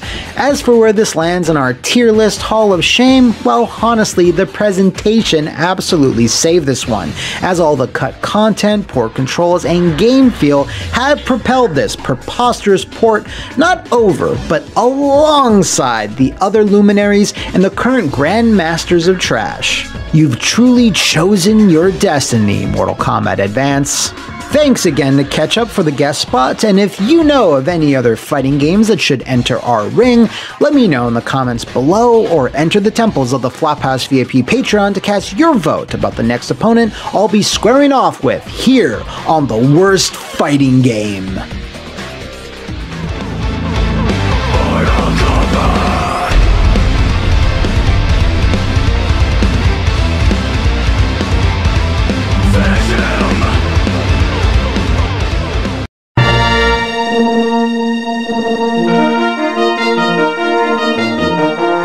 Nah, we ain't doing that. Welcome back to the worst fighting game. It's been a little while since we braved the horrors of the Netherrealm, but we're back and we're in a galaxy that no one ever really wanted to return to. This is 1997's Masters of Terras Kasai for the PlayStation Singular Ballin'. Fun fact, this has been, for the last year or so, one of the most requested opponents for me to battle on this show. But why? This isn't so bad of a game, right? In and around its release, I remember everyone being pretty hyped for it. A Star Wars fighting game? A 3D one with lightsabers on the PlayStation and steel bikinis? Let's go! That mentality has changed in the subsequent 24 years, but we won't really know if Terras Kasai holds up until we get it in the ring. First things first, a little history lesson. Tekken's success in the arcades, and especially on the PlayStation, was cited as a direct inspiration for the Rebel Alliance and the Empire to clash in this very game. While lots of LucasArts' focus throughout the early to mid-90s was on the PC, the advent of the Shadows of the Empire sub-saga, which saw the franchise branch out to different mediums and genres, made a viable jumping-off point for a fighter. If the actual Shadows of the Empire game on the N64 had gotten people excited, it made sense that a 3D fighter featuring Luke, Vader, and Boba Fett would do that and more. Only problem? The majority of LucasArts employees didn't have a whole lot of experience making full 3D games yet, and even less of them had worked exclusively on the PlayStation, and 0 had ever made a fighting game. No one had programmed a game on the PlayStation. We were learning the hardware, how to make art on it, how to program on it, while we were developing Terras Kasai, said lead designer and artist Craig Rundles. This is probably one of the main reasons the project was doomed from the start, as the fighter is not exactly the easiest genre to jump straight into. Sure, you could look at what other games are doing, but you can't just play a few rounds of Tekken and say, oh yeah, we can just do that. The team used the same motion capture studios that Industrial Light and Magic were using for a lot of the attacks and some special moves, but since most of those were going to be gravity-defying, they had to make up for this with handmade animations and blend the two, which took a lot of trial and error. Accounting for the different heights and weights of the characters was also a technical nightmare, as the collision system made this especially difficult to iron out. You can definitely see some of these flaws in the final game. Over the course of 19 months, the team struggled to get everything up and running, and since there was no arcade release to let them fine-tune and fix things for a home port, it wound up being what it was. And what it was seen as unbalanced, stiff, and not all that much fun, especially against the brutal AI. The moment-to-moment gameplay failed to impress many who played it, and it's for this reason that the majority of review outlets felt that Terrace Kasai was better off in the belly of a Sarlacc. It should be noted, though, that those same reviewers did praise the diverse cast of characters, superb sound and music, and detailed models. While I can't find lifetime sales for Masters of Terrace Kasai, the critical drubbing it received was enough to force LucasArts to cut down this experiment like a disobedient youngling.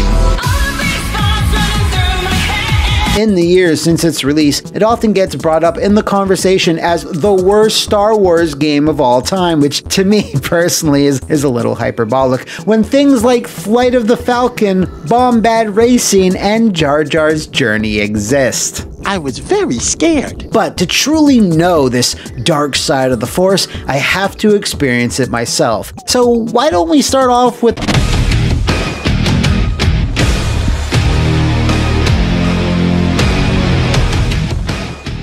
Listen, Terrace Kasai, I don't care how it's pronounced, it has its problems, but the window dressing certainly isn't one of them. From the opening crawl, to the holographic select screen, to the authentic stages, and especially the music, in terms of presentation, it absolutely nails what it sets out to do, which is, be a Star Wars game.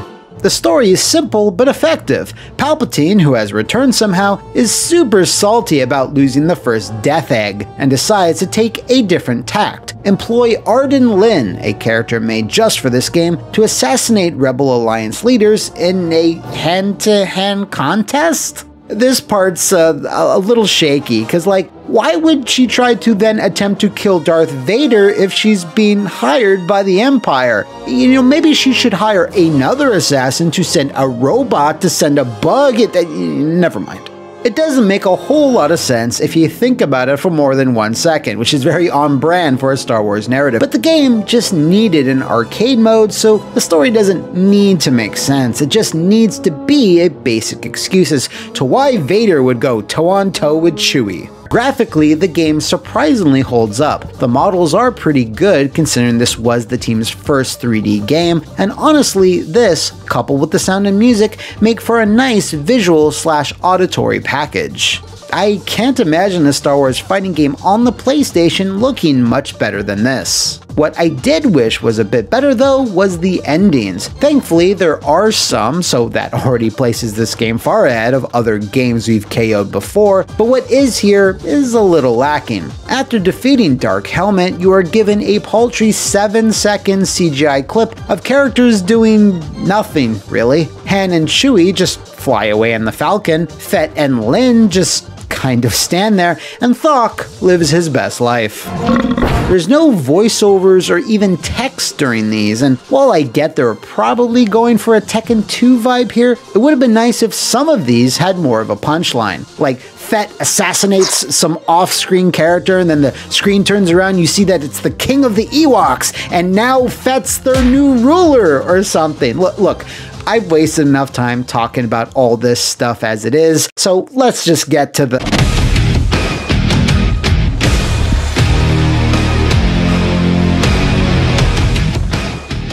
So, here's the thing.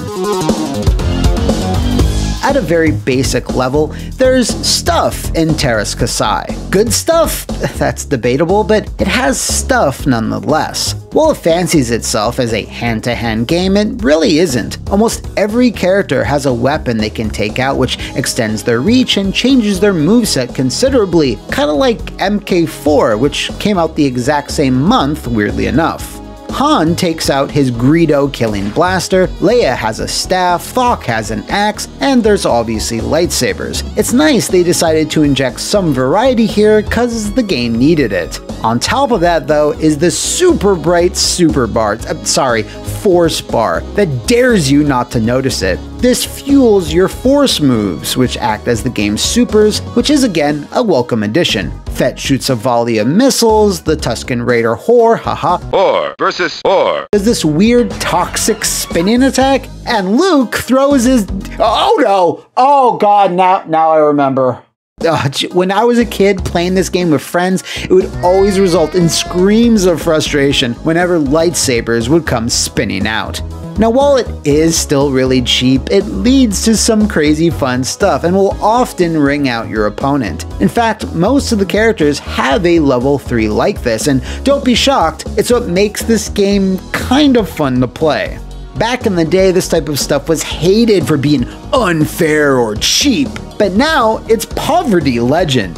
The designers were more concerned with making something look cool rather than it being balanced, which is great news for us.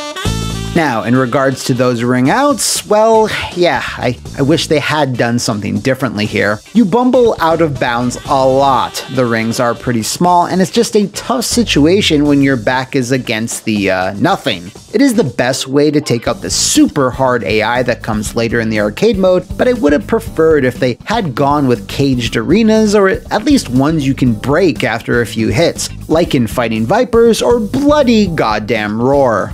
Aside from that, it's got all the other things you'd expect from a late 90s fighter. 10 strings, weird command motions, etc. But aside from the weapons, there's not much here that's new or exciting. If you were hyped to play this in 1997, your brain ablaze with imagined Star Wars battles of epic proportions, including force lightning, chokeholds, and finishing moves, you were probably and rightfully disappointed. I have to admit, all it really does is just tease you with its possible potential rather than deliver on it. In terms of modes, well, there's a decent selection. There's versus, arcade, and practice, but also teams and survival. Yeah, it's no Tekken 3, which did release that same year, but let's be real, everything is no Tekken 3, so it's not really fair to compare the two. I will end on a positive note though. There are a bunch of unlockable characters. Vader, the aforementioned Leia, a Vex Steel Bikini, Mara Jade, a Stormtrooper, and Jodo Cast. Jodo Cast? Where's Dash Rendar? Boo!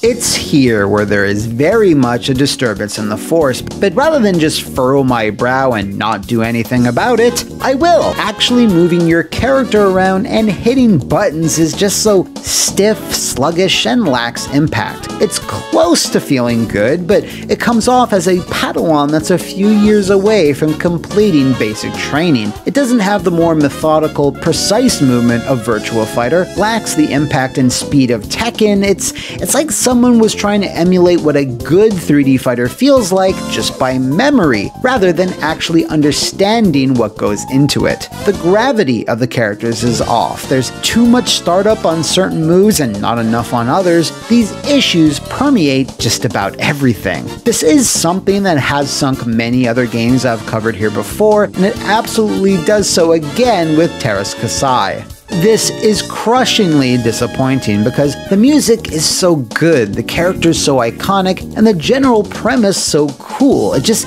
doesn't come together in the end. Fortunately though, LucasArts and Darth Icky himself at least still saw some value in the idea, because this was not the last time Jedis, Siths, and Gamorreans would clash. Star Wars and fighting games would have an on-again, off-again relationship for years. And I'm talking about the real shit, not just slapping characters into Soul Calibur and calling it a day. Revenge of the Sith has what's basically a mini fighting game component that's pretty damn good, which isn't surprising because it was worked on by absolute Chad Tony Barnes. Hey Tony, why did you guys throw a fighting game in there? Because we could. Most of the people we hired as character designers at the collective had true fight game backgrounds. Our engine was built to do full 3D combat and our characters were built like fight game characters. So myself, an animator, an environment artist, and a character designer just did it in our spare time between the hours of 9 PM and 2 AM. And because we wanted to show how that other game should have done it. Then, in 2005, Studio Gigante, makers of Tile Feng, pitched a dedicated Star Wars console fighter to LucasArts, complete with Anakin and Darth Maul, but was sadly rejected by the publisher. Hey, what's up with that? The project was part of a set of prototypes recreated at Studio Gigante that included an original IP and Kill Bill in addition to Star Wars. We had a game mechanic that was interesting for sword fighting combat and put this together to see if we can get a publisher interested. As I recall, it got interest from LucasArts, but big decisions always take forever with publishers. Eventually, time passed and we as a team and company moved on. Ironically, after Studio Gigante shut down and most of the team went to EA, then LucasArts pops back up and asked about the project. Damn, okay, well thanks Josh. We're not done. The Wii version of Force Unleashed 2 has a Star Wars Smash Bros. Mode, which is surprisingly good. And finally, there's Star Wars Clone Wars Lightsaber, which not surprisingly is bad. While LucasArts hasn't made anything approaching a Star Wars fighter in decades, that doesn't mean the fans haven't. Star Wars Force Combat, a fan-made fighter that's been making the rounds as of late, is pretty impressive for what it is and prove that there is very much a desire for such a thing to exist. Hell, even the name Force Combat is way better than Teras Kasai, or whatever Finnish words that 90s 15-year-olds couldn't properly say. Hell, I can barely say it. But staying on track here, I gotta rate him as I see him. It's hard to not notice the potential on display here, especially when you consider that this was the team's first attempt at it. Its presentation is on point, its mechanics are alright, if not solid, but it's the stiffness, clunky attacks, weird speed, gravity, you know, how it feels to play, which is the issue. So, mainly due to that, I give Teras Kasai the fairly stinky award. I know you're disappointed, buddy, but at least you're more canon than Bombad Racing. What was that? Teras Kasi.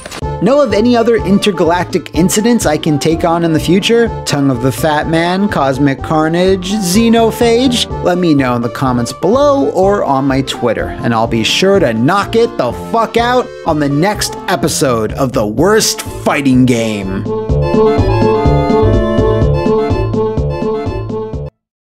Welcome back to another edition of The Worst Fighting Game, my never-ending quest to make your dreams come true.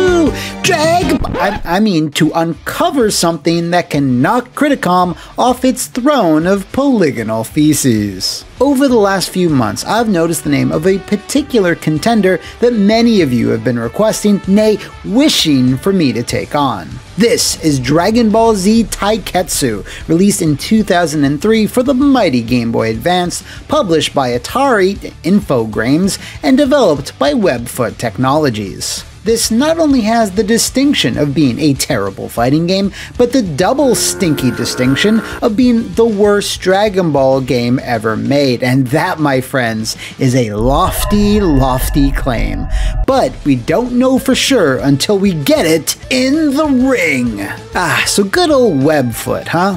The story goes that Webfoot's CEO just happened to be in the right place at the right time when Atari Infogrames nabbed the license to publish Dragon Ball Z games outside of Japan after the series had started to blow up in the West. Before that, only GT Final Bout had made its way over. Also, quick sidebar, with Atari in charge, that meant my beloved DBZ bid for power, the reason I bought Quake 3, was cruelly snatched away. Anyway, Webfoot wasn't exactly a bleeding edge studio, mostly focusing on low-key releases on DOS throughout the 90s, which made them perfect for Atari, who are always looking to make games on the cheap. And make games on the cheap they did! Webfoot started by working on the Legacy of Goku series, which took a little bit to find its footing, but it wasn't long before that when Atari needed more DBZ. The appeal of the show was always in the fighting and Android 18, so when the Budokai games started selling gangbusters on consoles, Atari put Webfoot to work on a fighter, one that was made under incredible duress, as they already had Legacy of Goku 2 on their plate, meaning they had to deliver both an RPG and a fighter within 6 months of each other. Webfoot made the first Legacy of Goku with a very small staff, so they hired up significantly to get its sequel out the door, but another small crew were tasked with Taiketsu, and what's more, for many on the team, it was their very first fighting game. I spoke to Gary Swanson, the background designer on Taiketsu, who was willing to share some war stories on how this all came to be. So Taiketsu was started while LOG2 was in production. I believe a team in Michigan was developing it. A couple of people on the Legacy of Goku 2 team wrote up a design document, but the plan was that this team in Michigan was going to make the game while we were finishing up LOG2. However, once LOG2 wrapped up, the team moved over to finish Taiketsu. In addition to Legacy of Goku 2 and Taiketsu, we were also working on a game called Saiyan Smash when we could. Honestly, when you work in licensed video games in the 2000s, everything is always rushed. The fact that we managed to improve LOG2 so much over the original was because we desperately wanted to make a good game, but we didn't have enough time. We never did. Everything was rushed. As for the sprites, they were basically done in a Donkey Kong Country style. We had 3D models that were intended for the PS2, and I think they just took those 3D models and rendered them out. I think there was a little bit of processing to make the details stand out more, but I don't think we really had a lot of time to do any touch-up work over the renders. There was really no time for quality control or the many graphical changes we wanted to make. After we finished Taiketsu, we called it That Which Shall Not Be Named. No one wanted to talk about it. We all just wanted to put it behind us. Thanks, Gary. So, Webfoot had a 3D console game called Saiyan Smash in development that played a lot like Power Stone, but was cancelled for various reasons. Since they had a bunch of 3D models already made for it, to save time, they were used as the basis for the sprites here.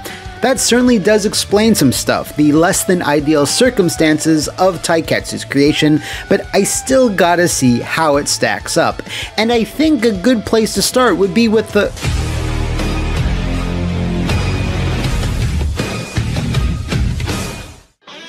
So, even though we know the reason why the sprites look like this, that doesn't change the fact it's still one of the ugliest things ever created by humans. I'm ugly and I'm proud. Good! Say it louder. I'm ugly and I'm proud. Louder. I'm ugly and I'm proud. I mean, just look at it. There's not much to say. While some of the characters look okay, like Goku, who was included in the latest build of MK New Era. Check out my gameplay channel, Flophouse Plays, link in the description below. All of them are an affront to the eyes. Especially Trunks, but especially Vegeta. No, can't. I don't. I can't take another one of those. Jesus Christ. Anyway, there are certainly some things to say about the roster, cause it's pretty pathetic. Or is it? When you first boot up the game, you're presented with Goku, Piccolo, Gohan, Krillin, Trunks, Vegeta, Android 18, and that's it. That's 7 characters, which is pretty sad for a game released in 2003. But if you grind your ass off and play through a bunch of modes, you unlock more characters than what you even started out with. Boo, Android 16, Nappa, Raditz, Frieza, Cell, Gotenks, and Broly making his North American video game debut, no less. He was even a back-of-the-box feature. So you actually end up with a pretty decent roster once you put some time into it, but that requires you to play a lot of DBZ Taiketsu, which I honestly don't recommend. Anyway, once you do start playing some matches, you'll notice something specific about the presentation, or lack thereof. Not a single fighter utters a single line.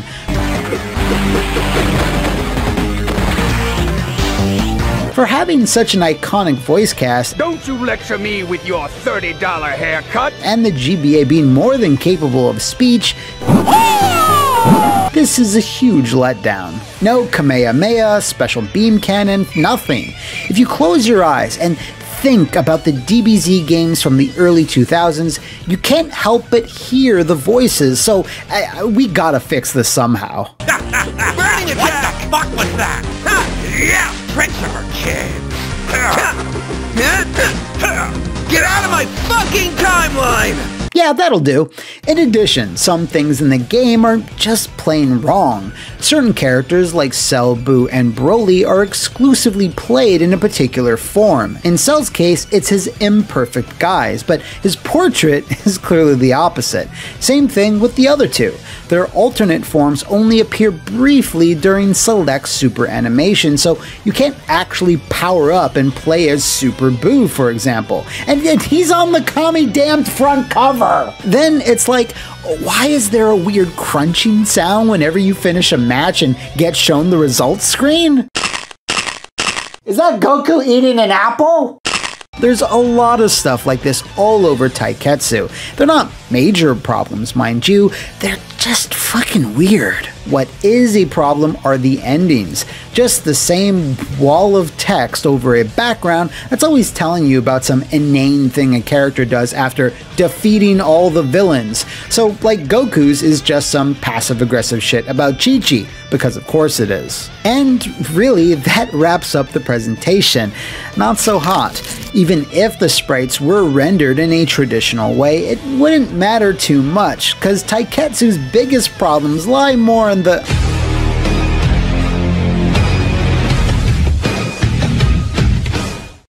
Before we crash into the mechanics in a Yamcha-shaped crater, let's go over the modes really quick, as it's actually something the game excels in.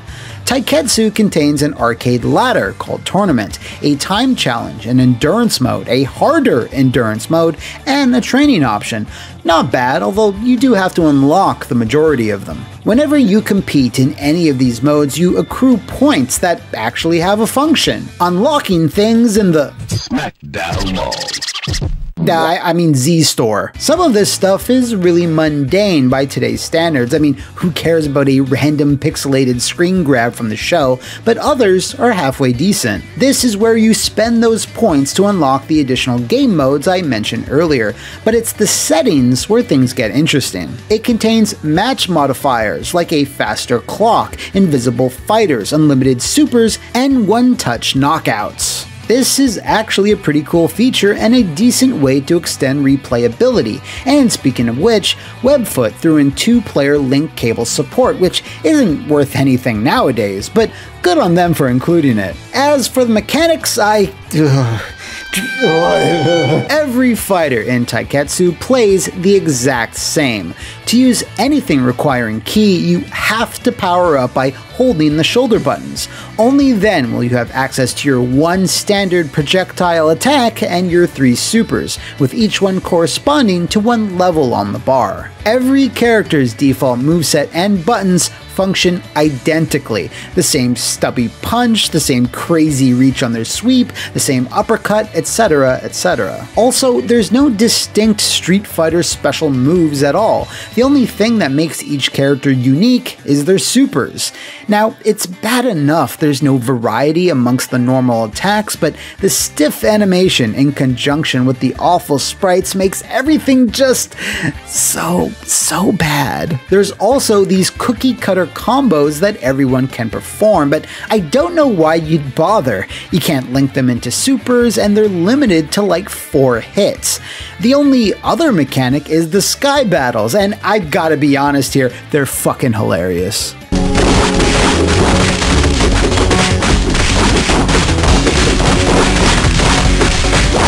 And that's basically it. Now, I get it's hard to shrink down the epic battles of Dragon Ball Z so they can work on a handheld, but when you think about games like DBZ Hyperdimension on the Super Famicom, the mechanics in play here fall flat on their face. Like Yamcha! Hey, wait, where the fuck is Yamcha anyway?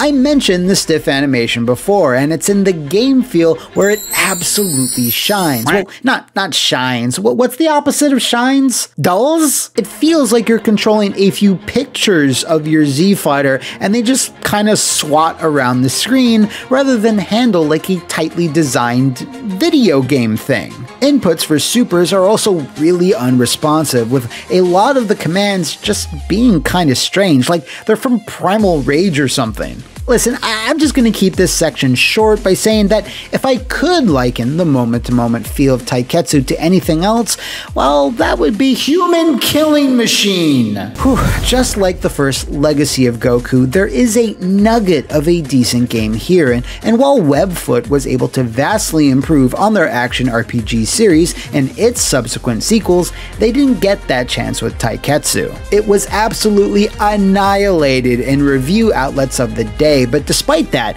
managed to sell over 600,000 copies, which is more of a statement about DBZ's rabid 2000s era fanbase than anything else.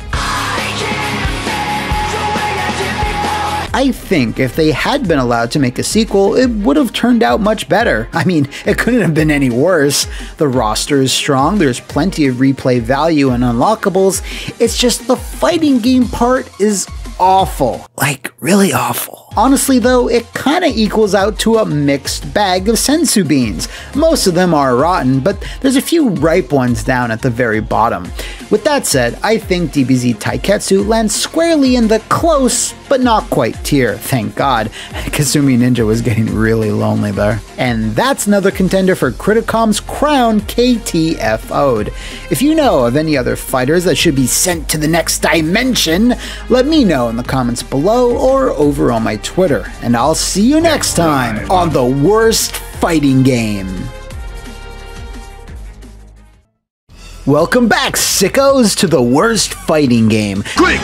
Change the channel! The ever-rising trash pile of terrible combative experiences that I need to keep stacking until I scrape the bottom of heaven. On this episode, we'll be returning to the realm of digitized buffoonery with the 1994 3DO exclusive Way of the Warrior, which, whoo boy, I'll tell you what, in addition to being bad enough to be featured on this show, has quite the buck-wild history behind it. The Panasonic 3DO was a massive disaster from day one, so much so that it made a whole video about it.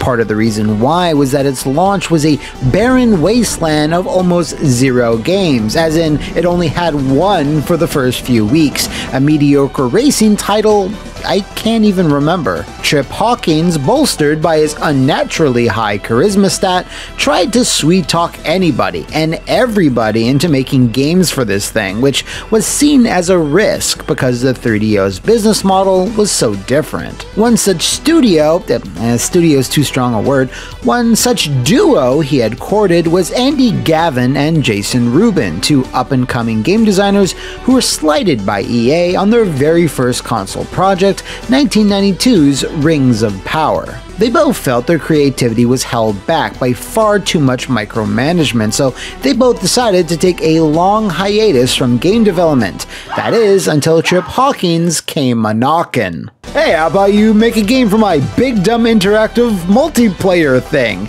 You can create whatever. Here, I'll send you free dev kits. I have thousands of these things just lying around. Turns out creative autonomy and free dev kits were the magic words, so Gavin and Rubin accepted the offer. Since Rings of Power was an RPG and took a significant amount of time to make, if the duo wanted to be on the ground floor for the 3DO, they needed to speed that process up, and speed it up they did. They did this by noticing that the fighting game was blowing shit up in arcades and the home, and after analyzing Street Fighter 2 and Mortal Kombat, oh, okay, one background, two characters, alright, they decided right then and there that they would throw their hats in the ring. I mean, how hard could designing a fighting game be? It's decisions like that that make the show possible. Right from second one, Ruben and Gavin had no idea what they were doing when it came to putting together a button basher. Why doesn't mine look like that? And since they had no publisher, they had to fund everything themselves. Obviously, a simple way to cut costs is using friends and family members to portray the characters that they didn't even design beforehand. They had hit up a store in Boston's Chinatown and literally grabbed anything they could and would just cobble the get-ups together later. The most expensive complete costume cost them close to $150. If that wasn't indie enough, they also had no studio space or a blue/green screen, so they decided to nail a tan canvas to their apartment wall and proceeded to film said friends and family, none of whom were martial artists, during a sweaty and hot summer. They then had to clean up the footage onto Macintoshes, which I can't imagine was easy considering, they used a tan background. The next few months were spent feverishly programming out of their shared apartment, making elaborate backgrounds, recording voiceovers, and designing some truly 90s computer-generated bosses. They spent almost all of the money they had made off of Rings of Power, and with their last $10,000, rented a space in the 3DO booth at the Winter CES show to try and entice a publisher whom they need to distribute and print the discs. Now, since there were so few studios working on the 3DO at the time, and those that were making a lot of interactive movie-style experiences, Way of the Warrior stood out because it was a traditional-looking game in a very hot genre. Thus, if you can believe this, an intense bidding war between three major publishers started raging, all vying for a piece of the Way of the Warrior pie. The three in question were Universal Interactive, Crystal Dynamics, and the 3DO company itself. Yes, Trip Hawkins, impressed with the duo's work, tried to sign them on to become exclusive 3DO developers, but both Ruben and Gavin were wary of Trip's reputation during his time at EA, promising the world but rarely delivering it. They instead accepted Universal Interactive's offer, with a big part of the reason being a dedicated studio space on their lot, and a promise to fund their next 3 games, whatever they would wind up being. Both developers later reminisced if they had taken up Trip's offer, their careers would likely have been KTFO'd along with the 3DO itself. Way of the Warrior was the first fighting game released on the 3DO, ahead of Super Street Fighter 2 Turbo, Primal Rage, and Samurai Showdown. And guess what? According to Ruben and Gavin, it easily outsold Sam Show, becoming a moderate success. So the deal with Universal went forward, but with the 3DO ecosystem already in swift collapse, their next project targeted the PlayStation and starred a manic marsupial by the name of Crash Bandicoot. Is that Italian?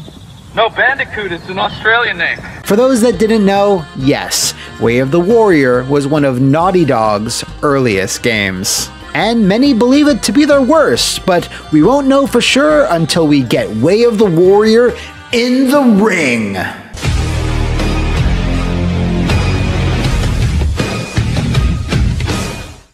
The game starts up with giant bollocks just slapping you right in the face.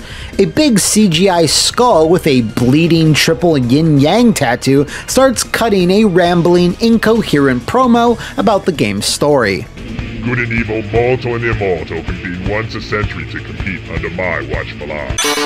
Apparently, the Necronomicon has a bunch of profiles of the world's best warriors within its pages, written in blood, mind you, and you have to fight them to get yourself transcribed into the book, I think. Now, why exactly are you doing this? What does that accomplish? Well, because it's a fighting game. As stupid as that sounds, I'd rather it be stupid than boring, and this is anything but.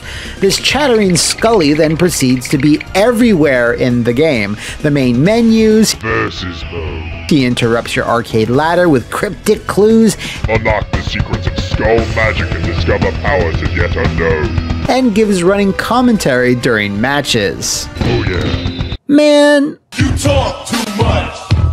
Never shut up. speaking of matches, one thing that immediately strikes you about Way of the Warrior is that technically it's a really impressive game.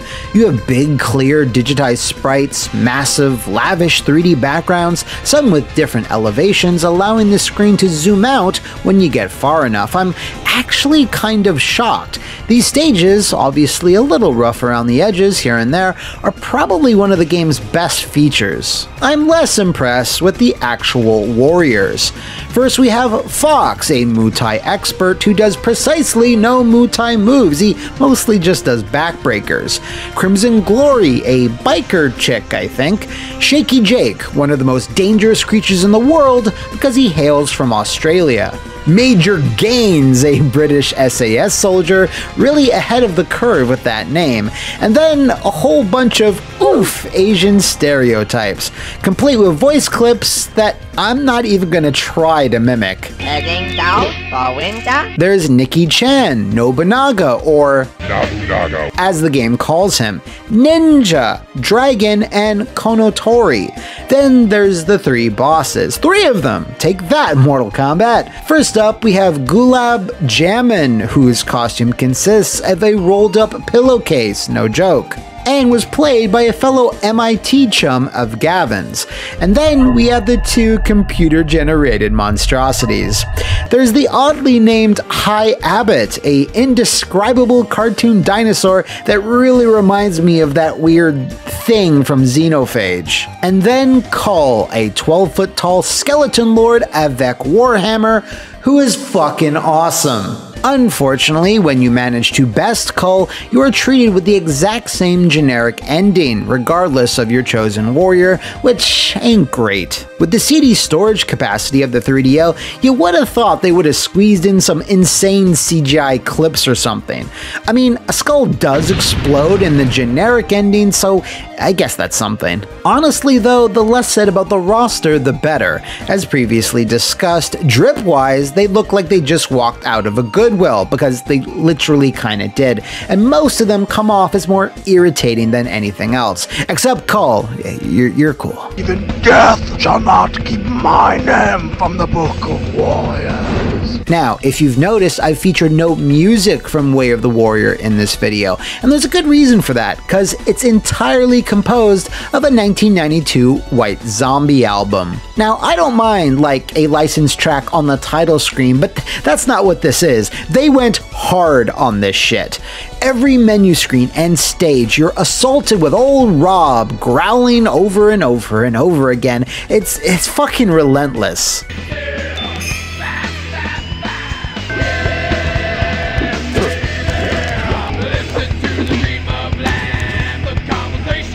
As to why they did this? Well, because neither Ruben or Gavin had any expertise with music, so instead of hiring someone who did, Universal Interactive, who was owned by Universal, who owned Universal Music Group, I hate you by the way, who then therefore owned Geffen Records. I'm just assuming they footed the bill for the copious amounts of zombie, which probably saves someone from having to compose the generic Asian music the game probably would have had. I might have preferred prefer that though, because the constant metal gets really irritating really fast when it's used in this way, especially when it seems like they only got 3 or 4 tracks, and this isn't a knock against White Zombie, mind you. The soundtrack could be entirely made up of Limp Bizkit, and I'd get sick of it. That's not true. Thankfully, they let you turn it off altogether, so they thought of that at least. Yes, that's right, one of Way of the Warrior's best features is the ability to turn off the music, which, you know, really doesn't bode well for when I talk about the...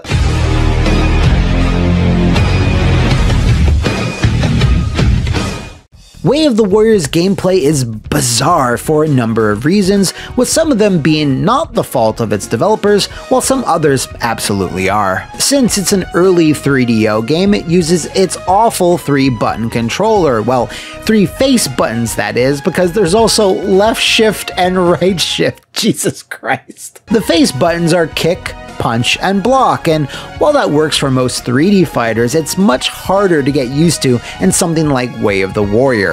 The game then compounds this issue even more by having awkward commands for additional moves, like holding down the shift buttons, then pressing the face ones, which produce roundhouses or super punches. It's all over the place and way more complicated than it should be. The fatalities are fine, there's 1 or 2 half-decent ones, but there's plenty of shared finishers between the cast. There's 2 head pops, 2 backbreakers, and a bunch of punch through the guy style moves. I've seen worse. But I've seen way better.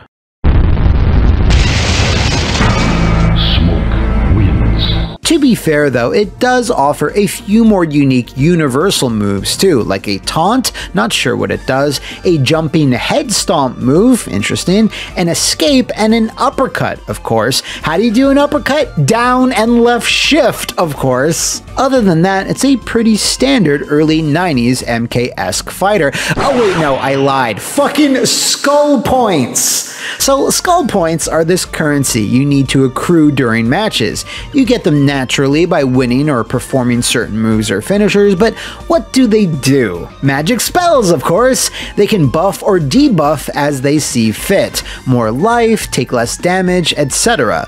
The instruction manual doesn't even have a full list of the effects, or even the command notation, so if you need to lab ahead of EVO this year, it's off to game FAQs with you. There's one more gameplay quirk I gotta point out. Randomly, throughout a given match, items will drop from the sky and onto the stage. I've seen skull points and mystery items. This means you'll be in the middle of a special move or halfway across the stage, and your foe will just gain health because the item landed near them. Hell, even if you're being lifted up for a throw, you still have an active hitbox, so you can gain buffs while being thrown. I can't with you, Way of the Warrior! As for modes, well, it's pretty standard stuff, but like everything in this seminal Naughty Dog classic, it has to be weird and clunky. You have the main game mode, but then you have to cycle through this selection to find tournament, versus, and watch. Arena is weird because it just lists the arenas you can fight in, and that's it. And clustered at the bottom are toggles for difficulty, name entry, and music instead of just organizing it all in an options screen. And speaking of inexperience leading to a less than ideal result,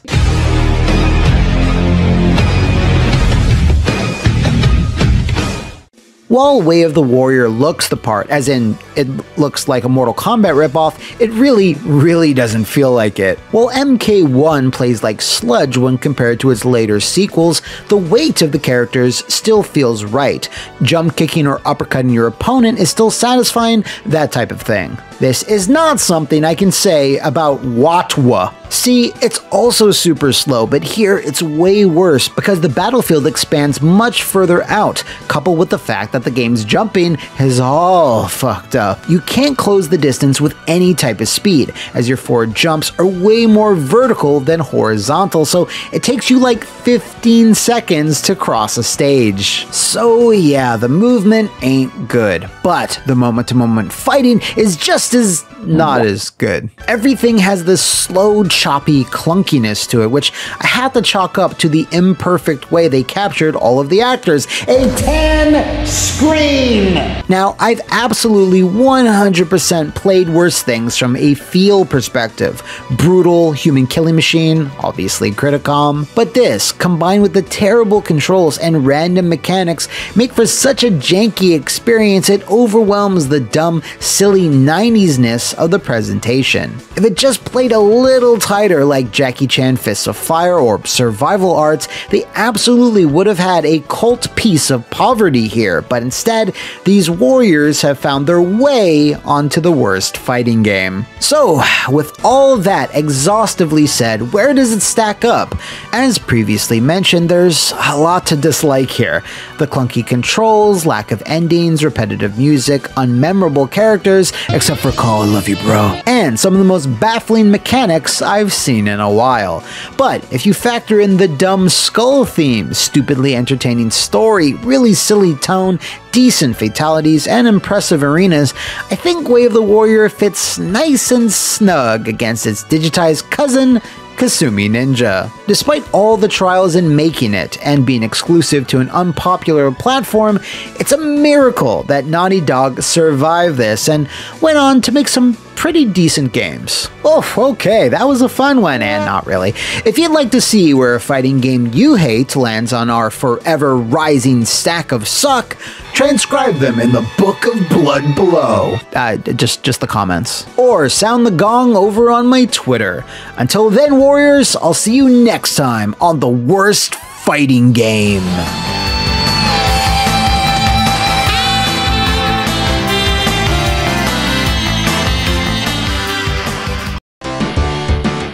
Welcome back, warriors, to the worst fighting game, my divine struggle to find the very best of the very worst in the hallowed realm of button bashers. Last time, we knocked out DBZ Taiketsu, a hideous CGI-rendered rush job, and then Way of the Warrior, an unabashed Mortal Kombat ripoff. But this week, why don't we play something that combines the two in one grimy, sleazy package?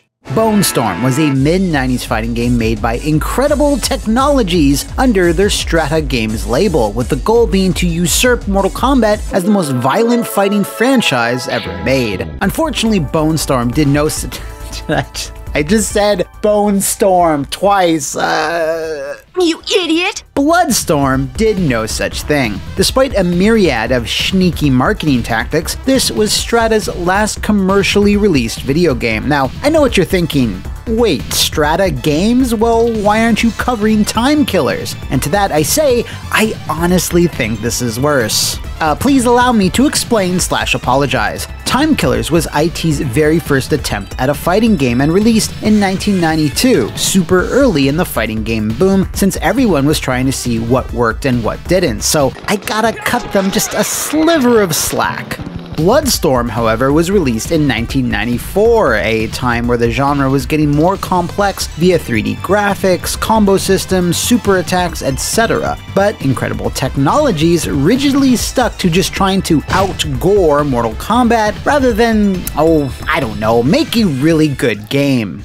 Maybe a reason why they were focusing solely on shock value rather than anything else was that they were pulling double duty, as they were also in pre-production avec Capcom for the arcade version of Street Fighter the movie, which sent a few key developers all the way over in Thailand to film JCVD and Kylie Minogue rubbing chunks. Filming them performing various Street Fighter special moves. Anyway, since Bloodstorm was a new IP, they needed some of that old razzle-dazzle to stand out from the pack, so the technology scientists at Incredible Technologies stuffed this storm with as much edgy shit as possible. Tons of blood, guts, codes, secret characters, and cheesy marketing stunts. One of the more minor ones was playing to the ego of notable magazine writers of the day via the special trash talk codes that players would be able to input. These referenced Electronic Gaming Monthly and even the always mysterious, always 90s Sushi X. Haha, hope you enjoyed that little shout out, EGM, especially around review time. But their most carny marketing maneuver was probably also the most memorable thing about Bloodstorm. In early 1994, MK1 and 2 actor Daniel Pesina, who played Scorpion, Sub-Zero, Reptile, and good old Johnny C, had a pay dispute with Midway, wanting to renegotiate his contract for more money since the MK franchise was now a phenomenon. Midway refused and simply didn't hire Daniel back to work on MK3, which is why Mr. Cage never appeared and the ninjas were recast for Ultimate MK3. Now, since both Midway and Incredible Technologies were based in the Chicago area, word spread fast, and the mad lads at IT made Pesina an offer. Come to our studio for an hour's worth of posing, doing the splits, etc., and we'll pay you, just name your price. This resulted in Bloodstorm's big gamble to lure MK fans over to their game, proudly and rather cheekily declaring that Johnny Cage had switched to Bloodstorm. While for years the rumor was that it was this photo shoot that caused the rift between Pesina and Midway, both he and MK co-creator John Tobias confirmed otherwise. They were already on the outs, and this was just Dan trying to make some extra paper. Unfortunately, all this drama really didn't move the needle in Bloodstorm's favor, which should be shocking to absolutely no one. While I was able to find some evidence via old magazine charts that Bloodstorm was a mild hit in arcades, it, along with the failure of Street Fighter the movie, made for a 1-2 punch to the company's fortunes. Now, there was always the chance that Bloodstorm could have become a hit for the home, and despite announcing they were going to be doing such with ports to the PlayStation and the Saturn, they didn't, as they were occupied with leaving the video game business altogether. I should clarify it was the Strata Games label that was being put to rest specifically, but Incredible Technologies lingered on and refocused on casino/gambling games instead, along with the occasional Golden Tee update. Thus ends the farty, bloody ballad of Bloodstorm, a game that has been mostly relegated to the dustbin of history, with it being most famous for its ineffective marketing campaign. How does it hold up today, though? Well, we'll see if this storm can weather my critical eye once I get it in the ring.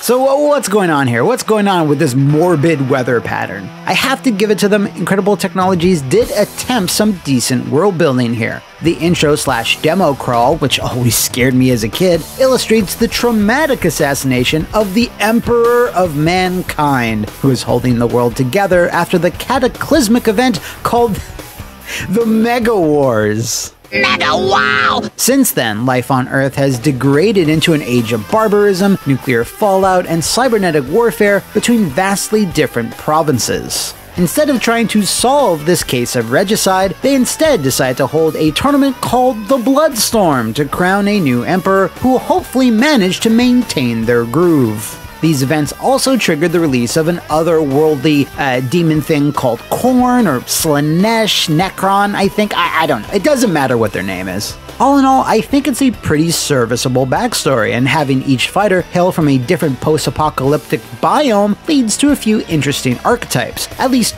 more interesting than Time Killers. Razor is a dashing smuggler who throws, surprise, razors at you. Freon is your Chili McFreeze Sub-Zero parallel. Hellhound is your Scorpion. Tempest is the haughty-taughty daughter of the slain Emperor. Talon is the hated heel who's like the king of the cyborgs. Tremor is the stoic mountain man. Mirage is your Amazon warrior woman. And Fallout is your standard mysterious freak from the radioactive wastes. Each one also has a pretty solid ending whenever you beat the arcade ladder, complete with a sizable amount of text and illustrations, except for Hellhounds, which is a bit peculiar as it's simply Hellhound takes charge, control of the planet burns. I don't know what they're going for there with that one. Some form of anarchy-inducing subliminal messaging there. Anyway, all of this is good stuff, but when you actually look at the game, yeah. I'm not sure exactly what it is, but Bloodstorm is one of the ugliest fighters in existence. Oh wait, I know exactly what it is. It's the clashing of two very different art styles. For the backgrounds and character weapons, they went with a rather rough rendered CGI look, but for the sprites, they stuck with pixel art, which is I don't know what that is. Why would you do that? Why would you do that? It's really the worst of both worlds, not looking as slick as KI and not as timeless as Street Fighter 2. If I squint my eyes, I think Time Killers looks a little better overall, if not more consistent. BS's sprites have this hastily slapped together chunky splotchy look to them, but the stages have that basic low detail artificial feel. Nothing exemplifies this dichotomy more than the two end bosses. The first is Chainsaw. I think he's called Chainsaw. The game calls him Gargoyle when he wins, who at first glance looks like a rudimentary render of a creature you'd see in a stage background blown up in size. And that's because he is! Look, see him back there? And then we have Necron, the final boss. For all the game does to hype him up, you can only point and laugh, because he looks like what you'd get if a child crudely superglued two action figures from two different franchises together. As for the sound and music, there's not much to say. It's drab, scratchy, loud, unappealing, so let's move on to the...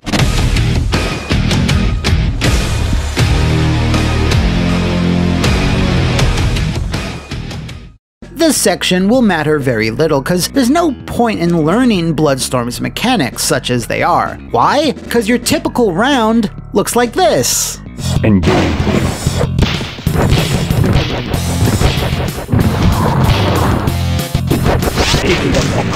Win. See, there's so many ways to die in less than 10 seconds in this game, so you might as well not even, but let's go through the mechanics anyway. The basics are really close to Mortal Kombat. No, what? You gain a specific special move. Now, that's kinda neat in a Mega Man ripoff type of way. Now I've got your power! But if you lose a single match, even if you have credits to continue, kiss all your hard-earned moves goodbye, making the feature kind of completely pointless. In gameplay, they work a bit like the weapons in Samsho. They extend your range, can be thrown or picked up by your opponents, etc. They also do more damage and are key to triggering dismemberment attacks, which you want to do, as it's the fastest, most effective way to claiming victory. If you do get an arm or leg taken off, you can no longer use that button or that associated special move, just like in Time Killers. I hated it there, and I hate it here even more. It's never a great design philosophy to take options away from the player just because they got hit by a random normal. Now, let's do a quick comparison. BioFreaks also has a dismemberment system, but it's done via these really slow telegraph specials that aren't too hard to avoid. But in Bloodstorm, it seems like you can get hit by almost anything and you'll lose an important tool. If you get dizzied at any time during a match, the CPU will then always take your head off, regardless of how much health you have, and finally, you can easily jump or walk off certain stages to your death, killing you instantly. What's worse is that all of this shit can happen at any time, even in the first round, with all following rounds ignoring the fact that you just lost your head or penis or whatever. The unique fatalities that each fighter can perform also aren't unique in the traditional sense. They always result in the same damage you see from any of the dismemberment moves. Sometimes there will be an additional flourish, like Freon briefly freezing the opponent, but regardless, they always end with the same couple of chunks on the ground. Considering Bloodstorm is constantly going, hey, look how violent and edgy I am, they really dropped the ball with this. Speaking of packing in tons of shit, remember how Mortal Kombat had a single secret fighter, or MK2 having several? In another case of one-upmanship, IT hid an additional 7 fighters, all of them based on the existing cast, with minimal differences outside of their sprites. If you weren't impressed with the A-Team, lower your expectations even further for the B-Team. We got Craniac, Dementia, Golem, Blood, Ratchet, Shadow, Wraith, and finally, Sin, who's slightly different from the rest. All of them are known collectively as the Agents of Necron, and you gotta do some stupid ass shit to find and fight them. Stuff like throwing an enemy into a particular stage hazard, jump to your death in a specific safe way, figure out how you can actually leap to a background bridge multiple times, you get the idea. Sin, however, is just the sub-boss you fight before Chaingoyle, and is the hardest battle in the game, bar none. You're locked in a very tight chamber together with spiked walls closing in, but she has insane priority on everything she does, and you're not only fighting her, but the 2 different time limits. See, the walls close in faster than the default round time, and they only kill you, not her. If you find and beat every agent and then Nocron or whatever, you get an additional end screen with a phone number you can contact so you can be in Bloodstorm 2 that never came out. Did they take a rain check for that? Finally, they implemented a password system, which obviously means nothing to us in 2022, but if this was in '94, you could save your progress between matches. If the cabinet was ever unplugged though, your precious passwords would no longer work, so good stuff, guys. Now, I will admit, it's pretty clear IT tried to do a few different things here, but none of them really worked out, because they're all kind of hampered and handicapped by the...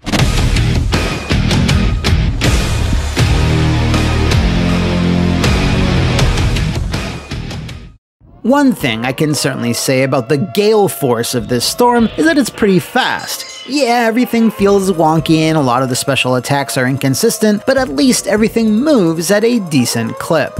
If it was much slower, then whew, we'd have a problem. But while all the instant death moves would be bad enough on their own, when you combine them with a sloppy, random, and imprecise game feel, within seconds your fingers just naturally start mashing every button. You start trying to end matches with death moves as fast as possible, as it's what the game was built around, so why bother with fundamentals, special moves, or combos? In fact, now that I think about it, the game lacks any sort of dedicated combo system, only going as far as what MK1 allowed you to do, a few select buttons and specials, having a few follow-ups.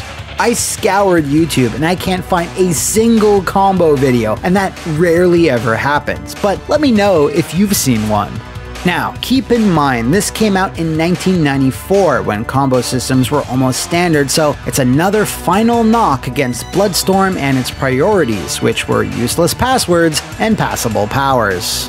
Oof, whoa, now that storm has subsided, I've got a million of these, folks. It's actually quite a shame, as I feel there was plenty of squandered potential here. I'm all for gory, violent 90s bloodletting, but that's what separated MK from its contemporaries and wannabes, balancing the blood with distinct, solid gameplay, and unfortunately, that's something Incredible Technologies failed to do here.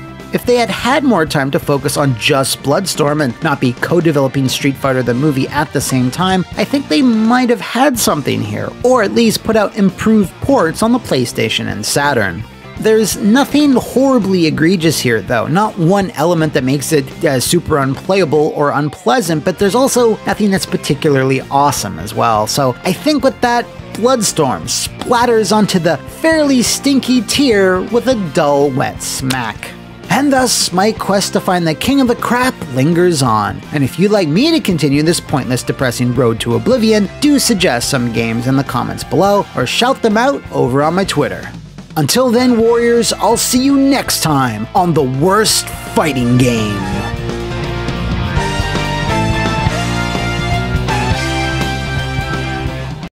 Oh, this you'll want to see. Turn on your TV.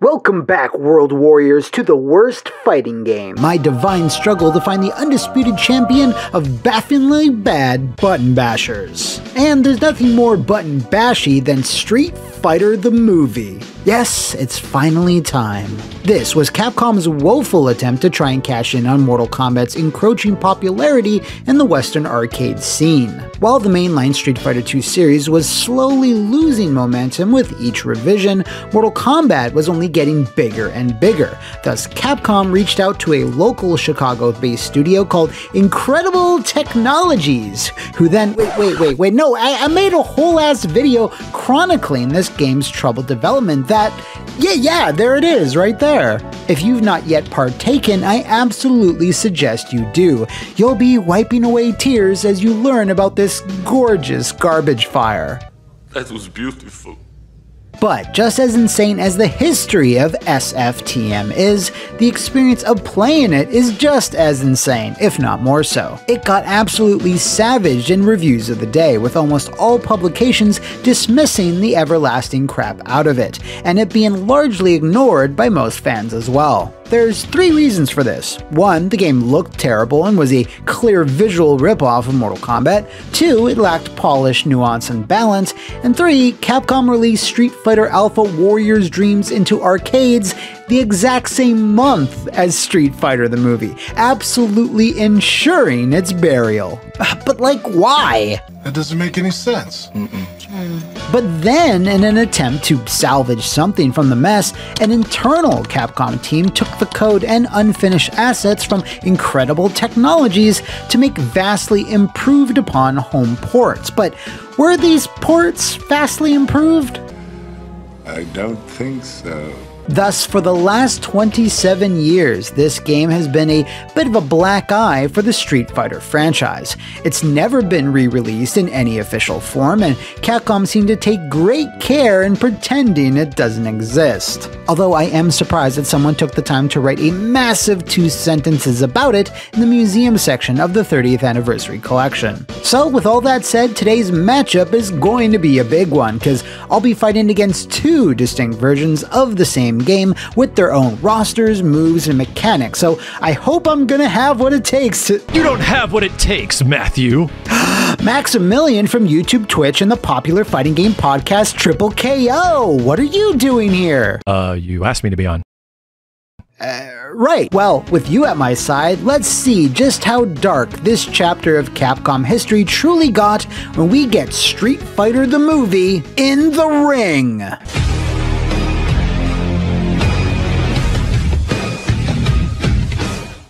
Alright, so yeah, a sliver of context. Capcom was really impressed by the visuals and color palette of Time Killers for some reason, and wanted Incredible Technologies to work that same magic into Street Fighter. But they also wanted the actors who were on set during the summer 1994 shoot of the film to be digitized because Mortal Kombat. With the limited time they had capturing the actors, coupled with their general inexperience, most of the cast were not trained martial artists, this is what you wind up with, a very visually busy game with awkward Street Fighter cosplayers. The characters look like they've been squirted on with like 2 gallons of baby oil, and across the board, there's simultaneously too much animation and also not enough. I don't understand. I know you don't. Unlike Mortal Kombat, which invented a simple and clear moveset, uppercuts, sweeps, and basic punches and kicks, Incredible Technologies had to replicate and digitize classic special moves and crazy-looking normals that were designed with sprites in mind, which wasn't an exact science. The backgrounds are kinda similar in that they feature tons, again maybe too much, additional animation, effects, and NPCs, like the cage match stage scene here, which aggressively hides lots of information from you. Sure, it's movie accurate, but when you need to judge spacing and timing, it's a hindrance. I will say, technically, the stages are pretty impressive because there's a lot going on, just so many layers. And some of them are interactive too. You can blow up stuff in the background with hidden commands, or have Van Damme gesture to anyone that dares talk shit about him. As for the roster, well, it's an odd one, try to be shocked. Everyone from Super Turbo appears, except not everyone. Blanca and DJ's footage was captured but never finished in time for release. The actor that played T-Hawk just never showed up. Fei Long was transformed into Sawada, and Dalsim was never even considered. There is, of course, the all-new, all-original character Blade, a random bison trooper. Wait, did I say character? I meant characters. In a very overt Mortal Kombat dig, there's 3 other masked, color-coded warriors. Arcane, F7, and Kyber, all of them sharing from a pool of really similar moves. If I'm gonna be honest, they had very little to the proceedings. You know what? For a minute, you're almost useful. Now, we do have to talk about the audio because it's you know, a little rough around the edges, because and Okay, that's enough. It's bad, but is it so bad that it's hilarious? Yeah, I think it's pretty subjective. Music-wise, it's a mixed bag because while the standard soundtrack is a paltry selection of derivative, somewhat grungy tunes found in other IT smash hits like Time Killers and Ballz, they did include an alternative soundtrack. This is composed of remixed Street Fighter II themes that you select by inputting codes at the Versus screen, and honestly, they're pretty good. Loading Geek has a whole playthrough that features this music, so check that out if you're interested. Endings are a bit of a disappointment though. I would have killed for like 30-second live-action clips of the Street Fighters doing something stupid or having something stupid done to them, like Ken getting gunned down after a deal gone bad, Chun-Li becoming the CEO of CNN, or Sagat investing all his bison dollars into funding porn, I don't know. Instead, it's just a few promo pics of the actors and pretty bland descriptions. The only one worth a mention is Blades, which reveals him to be Guile's brother, Gunlock. A weird connection that Capcom USA was pushing at that time, as this was also hinted at in Saturday Night Slam Masters. No matter the ending though, you at least get this clip every time you clear the game. So while the presentation of the arcade version certainly has its flaws, it is indeed colorful and it at least visually commands your attention for a minute or two, like something gross yet intriguing floating in a vat of pickle juice. I'm not sure the same can be said about the console ports. Wait, can you say that about the console ports, Max? No, you cannot. This is a completely different game that, while shares some of the same graphical assets from the arcade, looks incredibly washed out, blurry, and desaturated on the PlayStation and Saturn. If you then look really closely, you can tell that Capcom artists drew over or made completely new frames to bring the animation more in line with Street Fighter II, but this makes for a jarring mix depending on the move or character. Speaking of which, the roster has seen some notable additions and omissions. Gone are all of the ninjas. Bison troopers, but in their place is a weird scrawny Blanca. They pumped this guy with super steroids the entire movie, and this is what they got? And DJ in the most regal gray sweatpants. I should have stayed at Microsoft. Every stage is now more plain and has way less elements to them, but at least there's no longer tons of shit blocking your view. It's impressive that Capcom cobbled together so many other assets and imagery from the movie, but it is bizarre that they put so much effort into these new backgrounds that it starts to make you think, what is this? A port? A remake? Let's not quibble over definition. This extends over to the audio, which has been completely overhauled. You get new voices that are exclusive to this very game, and sound like a mix between Super Turbo and Alpha? The music is brand new as well, and also skews towards the Alpha soundscape, and while not as iconic, is still pretty solid.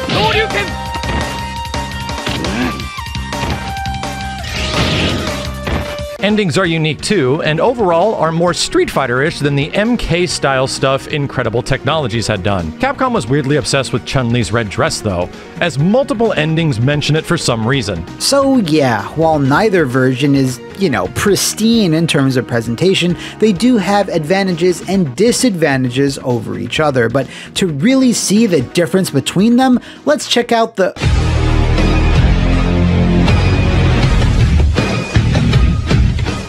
So, cards on the table. Street Fighter the movie The Arcade plays like was made in Mugen. Hell, I don't know, maybe it inspired the creation of Mugen. What I mean by that is that there's so few rules and boundaries in what you can do. There are some, but not many. Almost everyone has TODs or infinites, things that shouldn't combo into each other absolutely do, and there's not only cross-ups, but cross-downs, cross-rights, cross-all-arounds. Aside from the normal repertoire of special moves, Incredible Technologies saw fit to add some new ones in too, cause fuck it. There's Zangief's airplane spin, Guile's handcuffs, Bison's electricity,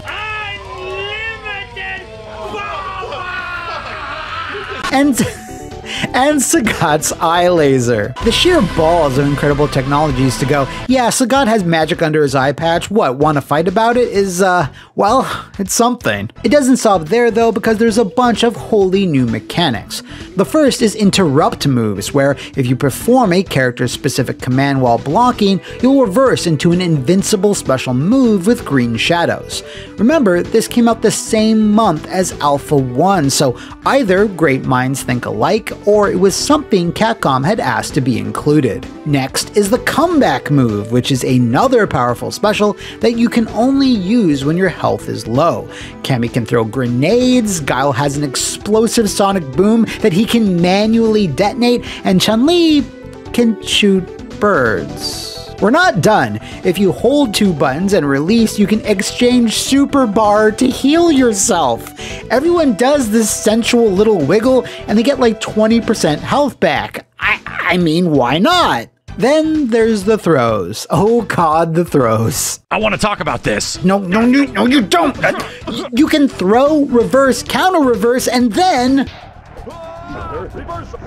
Slam Master! These are incredibly hard to do, and remembering every input to become the master of Slam is kinda pointless, as it'll probably never factor into a practical match. Every character, except one of the Bison Troopers, who cares, gets 2 types of super moves. The ones with classic blue shadows are what you'd expect. Multiple flash kicks, super fireballs, final atomic buster, etc.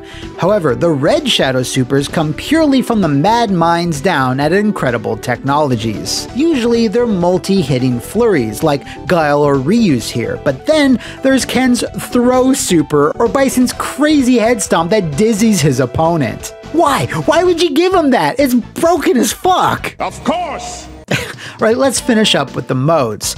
Well, it's an arcade game, so it only has one. Oh wait, I lied. There's a hidden tag team mode, and even a few code-activated gameplay modifiers for the hell of it. Say what you will about how it looks and plays, but Incredible Technologies was stuffing extras in until the 11th hour.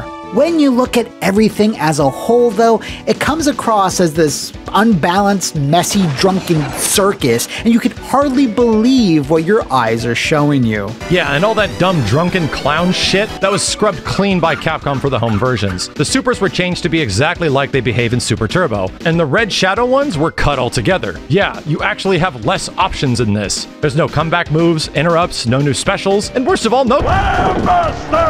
They did add in one additional mechanic though, and this isn't from the arcade either, so strap yourselves in. I think you will find the coming events most, educational. Street Fighter the movie for consoles is the first Street Fighter game that lets you EX. Yeah, spend a chunk of your super bar, and you can do an enhanced special move. And if you wait until your super bar is full, you can do them indefinitely. It's so fucking insane that these games spawned a bunch of mechanics that would later make their way into mainline entries. Where the home version does win out is in the modes. Not quite on the level of Alpha 3 on the PSP, but it's something. Trial Battle is weird, as it just lets you play random matches which then rate you on aggressiveness, completion, and mastery? You can then save the data, which does something... What the fuck? Okay, honestly, the main draw is the movie battle. This is basically the first cinematic story mode in a fighting game. You're presented with a Guile-only scenario and cutscenes which give you a number of choices, which then lead to different paths and characters to fight. You can even lose certain battles, which result in other outcomes altogether, and it's all within the framework of a ticking countdown clock. Take too long, and that son of a bitch Bison blows up the hostages, you'll foil his evil plan. Wow, it's just like in the hit movie. That's right, Matthew. Now, clearly they did the best they could with the limited material they had, but the gameplay is still a sludgy, weird version of Super Turbo. But I gotta be honest, this mode is kinda neat. Oh yeah, home version feels sludgy, does it? Yes, very. So, I guess we better talk about the... They both suck ass. Yeah, while the arcade version moves at a clip where it's constantly ingesting a cocktail of cocaine, speed, and Four Loko, that doesn't mean it feels great to play. It just lacks Street Fighter II's deliberate, polished nature. Everything is going buck wild at every single moment that by the time you come to grips with it, the match is already over. The priority is specific moves and supers, the way Balrog can block and reflect projectiles, or Ryu and Ken can control the height of said projectiles, trials means the game was clearly designed by people who were throwing everything at the wall to see what would stick, which guaranteed it would never stick. The game feel, coupled with its ludicrous speed, means you can't really rely on any set strategy. It's a wild, lawless world where everything goes. And it's the opposite over on the PlayStation and Saturn. It plays way too safely. Yeah, the EX specials, new voices, and the movie battle are novel additions, but it's just not enough. The whole point of the project was to make a different kind of Street Fighter, but this is the same thing, just uglier and slower. Although, it does have this exclusive Sawada Super. That's some good shit. Wait, no, it's not. Overall, it's bad shit. I had a bad time playing this again. Damn you, McMuscles! Okay, well that means it's time to see where these two very different contenders will land on our list of the worst fighting games. Honestly, despite it feeling so sloppy, unbalanced, and it looking really very ugly, the wild gameplay and insane mechanics kind of make this the least bad game on the list. It goes so far south that it breaks all measurements of scale and goes from a 0 to a 10, making it, well, that'll be just fine. I hate you. Every single second you're playing the home version, you just wish you were playing Super Turbo or Alpha, or almost anything else. Not because it's terrible or broken, mind you. It's just nothing. I get how Capcom wanted to fix things, but they went way too far in the other direction. Overcorrecting incredible technologies work? Nah! I don't even like the smell of this at all. So you put this in your stink category you have up there. I don't even care. Thanks, Max, for stopping in and lending a helping hand or fist for today's episode. Don't ask me to be on this again. And if you out there want to suggest the next opponent you'd like me to take on, do let me know in the comments below or sound the gong over on my Twitter. Until then, World Warriors, I'll see you next time on the worst fighting game. Game over! And speaking of today's video... So yeah, this week on the worst fighting game, my never-ending quest to find the king of the crap, blah blah blah, I'm finally tackling one of your most fervent requests, a 90s as hell fighter that has lived in, well, nothing except for infamy. Nobody likes Rise of the Robots. I even made sure there's no secret Discord server that's all like, people just don't give it a chance. It has a lot of forward-thinking ideas, and it's just plain fun. No, Rise of the Robots is not fun. In fact, it's not much of anything except for a cautionary tale that making fighting games is very, very hard. Still, can it knock Criticom from on top of its prestigious position of power? Well, we won't know for sure until we get Rise of the Robots in the ring. Now, typically, this is where I regale you with a given game's development history, but in this case, if you'd like to learn more about the behind-the-scenes scrum, you can do so in this What Happened episode right here. I'll just wait for you. Okay, well, for those that didn't bother, I'll quickly give you the Cliff Notes version. The developers behind Rise of the Robots, Mirage, had no idea what they were doing. They said right out the gate that their game would outclass Street Fighter II in every conceivable way, not a good start, and while they had some really impressive graphical technology, as it turns out, they didn't have any gameplay technology, as noted by most critics and fans. And honestly, yeah, that's kind of it. The only thing RAWTOR is notable for is its graphics and all the different platforms it released on. Oh, so that means it's already time to move on to the...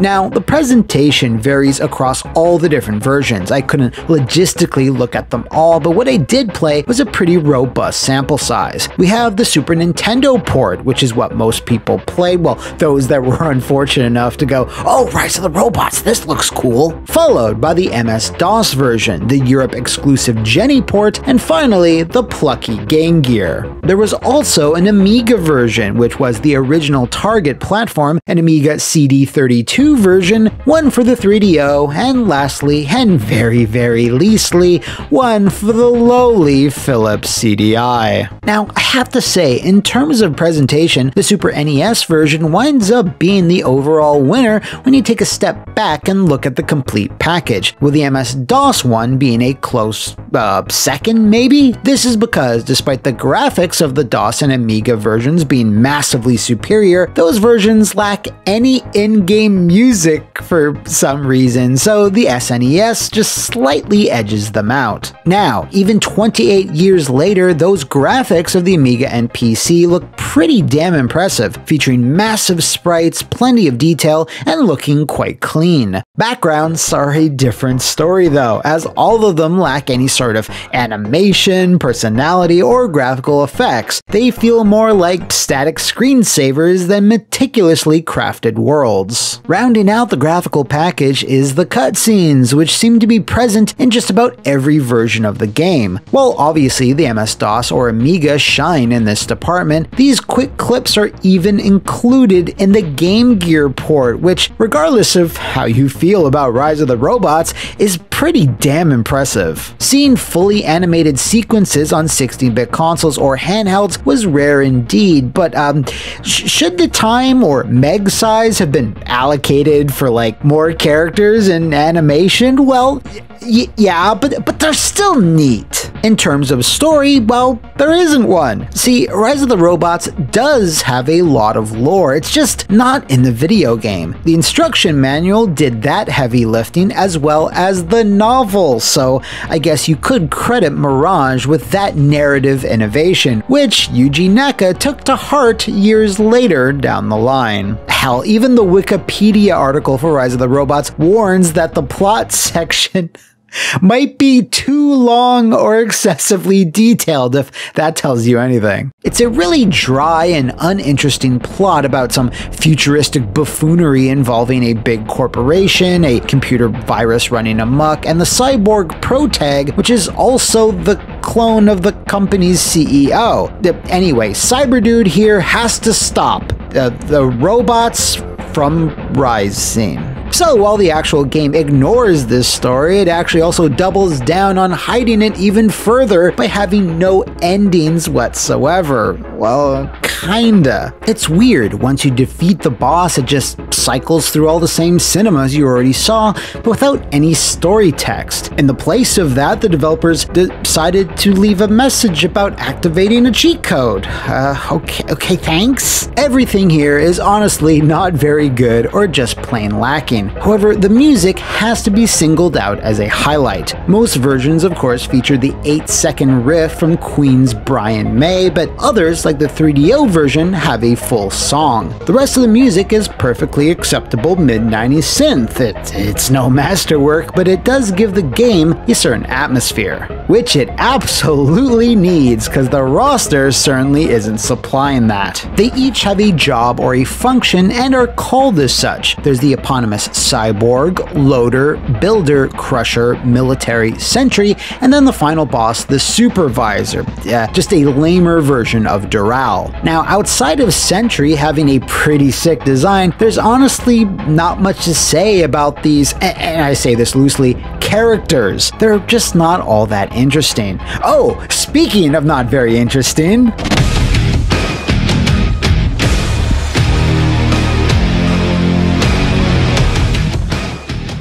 before I get to the moment-to-moment gameplay mechanics, we gotta get some other crap out of the way. The single-player arcade mode only allows you to play as the cyborg.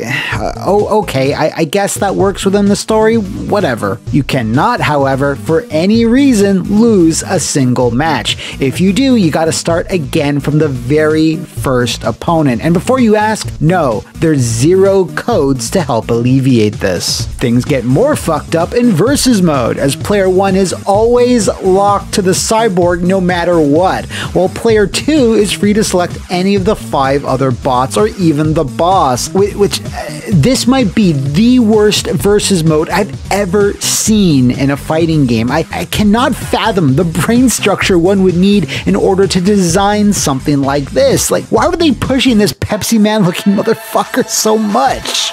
Moving on, there is a training option, but not really. It just pits you against the CPU, but you can choose which bot you want to trade hands with, and take a guess, you can only pick the cyborg. Essentially, what this is a venue to try to find the weak spots in the computer AI, but what's truly baffling is that there's no way to get out of this mode once you've selected it in the traditional sense. Regardless of whether you win or lose a match against the CPU here, the game reboots itself from the beginning, and I mean the very fucking beginning, like from the opening licensing information and logos. It takes forever to get back to the main menu. What the shit?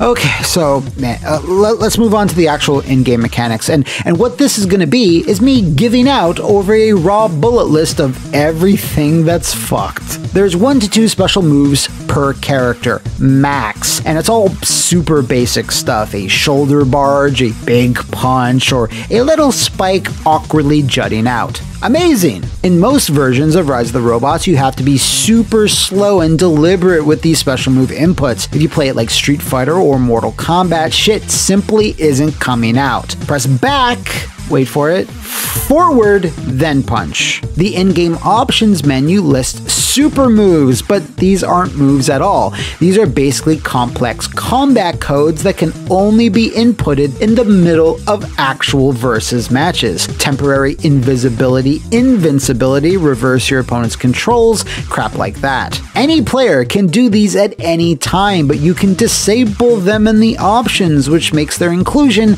incredibly pointless. Next up, normal attack buttons. This game says there's 4, but that's kind of a lie. This is because no matter the button pressed, there's only 2 distinct animations, one for punch and one for kick. The only thing that's different is a slight change in speed and power. If you're in the air, then it matters even less. It's always the same singular attack no matter what you press. In the SNES version, it takes forever to defeat opponents as the damage is simply too low across the board, making matches feel like a glacial slog. However, in the rest of the ports, the damage is too damn high. You can sometimes lose to 2 to 3 random normals depending on who you're facing. There's no dashing, no mid-air specials, there's no throws, no super moves like traditional ones, no overheads, no juggles, no fatalities, no parries, counters. There's just no. Oh wait, there's blocking though. That's kind of fancy. The only thing is that blocking doesn't really work. It negates a small amount of damage from special moves, but also normals, meaning you can take damage from everything in this. You can die via chip from a random jumping attack, which leads to a lot of frustration. They're made out of metal, for robot Christ's sake. The CPU reads your inputs, and this was a feature the developers touted as a positive one. And remember, this isn't an arcade game meant to suck your quarters. It was developed for the home market, so why they felt the need to include this is anyone's guess. If you throw out either of your special moves, the AI will simply jump over it as soon as you do the input, which brings new meaning to the term neural net processor. A learning computer. What's even more bizarre is that special moves can be done during hit stun. If you nail the opponent with a well-placed jump kick, they can just do a special move whenever they want while they're still reeling back, meaning every attack in the game isn't safe. In terms of 2D fighting, it simply doesn't get more basic and boring than this. Hell, I've had more exciting matches in into the Urban Champion.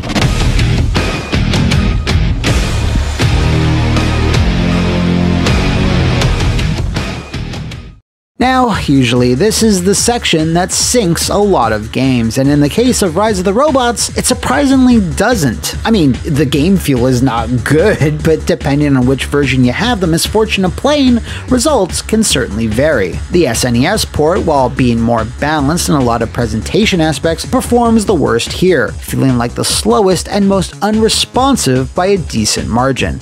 The DOS port, for its part, is similar, but a bit smoother. The Genesis version at least feels a bit snappier than the last two, not by much, but it is noticeable. Finally, and most strangely of all, it's the Game Gear version that winds up having the best feel. It's the fastest of all the ports and has the most responsive control. In fact, the special moves come out pretty reliably with just normal timing. Now, it is one of the uglier things you could ever look at, as all the backgrounds are barely comprehensible, headache-inducing acid trips, but in terms of feel, it's the closest approximation to a decent fighting game that Rise of the Robots has or will ever get. Now, I don't know how the Amiga or 3DO versions play, but considering the latter has you pressing start to swap buttons between punches and kicks, I can't imagine I'm missing out on very much, so let's just wrap this up. Honestly, the biggest crack in the armor of Rise of the Robots, well, not crack, but like, you know, gaping fist-size hole, is the mechanics and the totally ass-backwards way the modes are programmed, which again, just makes my mind short-circuit. The graphics and sound, though, are acceptable, pretty much in line with what you saw in the mid-90s, but every other aspect is so terrible it just shuts the whole thing down with a commanding authority, completely earning its reputation as one of the worst fighters of the 90s. Now, there was also a Jaguar version in development of Rotor, but that was cancelled when they realized they were making something for the Jaguar. But there is one last version we do need to talk about. There was an attempt made to improve a number of things for the arcade, although it didn't get far enough to truly complete that task. Actual personality and attitude were added in where possible, with more elaborate and honestly pretty cool CGI clips for every single fighter victory, not just Cyborg. The supervisor end boss was positioned to be more of a Shao Kahn, taunting the player in between matches and handling all the announcing duties. The game's speed saw a big boost, and the roster was set to be doubled, although the arcade prototype has placeholder palette swaps instead. Unfortunately, the core gameplay remains almost identical, using the same animations and special moves as its console and PC cousins. Still though, it did show that Mirage, or whoever was responsible for this prototype, wanted to make a better game to appeal for some kind of sanity. And even though Rise 2 Resurrection, which did come out and added a shit ton of robots, special moves, fatalities, and more options overall, it's somehow still only marginally better than the original, feeling just as stiff, random, and unresponsive. Taking all this into account though, the graphics, the music, the mechanics, and the differences between every version, with some being better than others, I earnestly feel that Rise of the Robots is the 2D equivalent of CRITICOM, but not worse than it. A bad 2D game automatically has an advantage over a bad 3D one, as moving characters clunkily around in 3D space almost always feels worse, and that's the case here. Visually, Rise of the Robots was also quite the looker for 2D graphics in late '94, while CRITICOM, even back then, looked like an affront to God and everything he ever created. So, if CRITICOM is the king of bad 3D fighters, as of right now, Rise of the Robots is the 2D queen. Get it? Because of Brian May? Anyway, that concludes another epic contest of combative crap. And if you're disappointed CRITICOM is technically still reigning supreme, don't worry, the Atari 50th Anniversary Collection releases soon, and that contains Fight for Life. So, until then, warriors, I'll see you next time on the worst fighting game.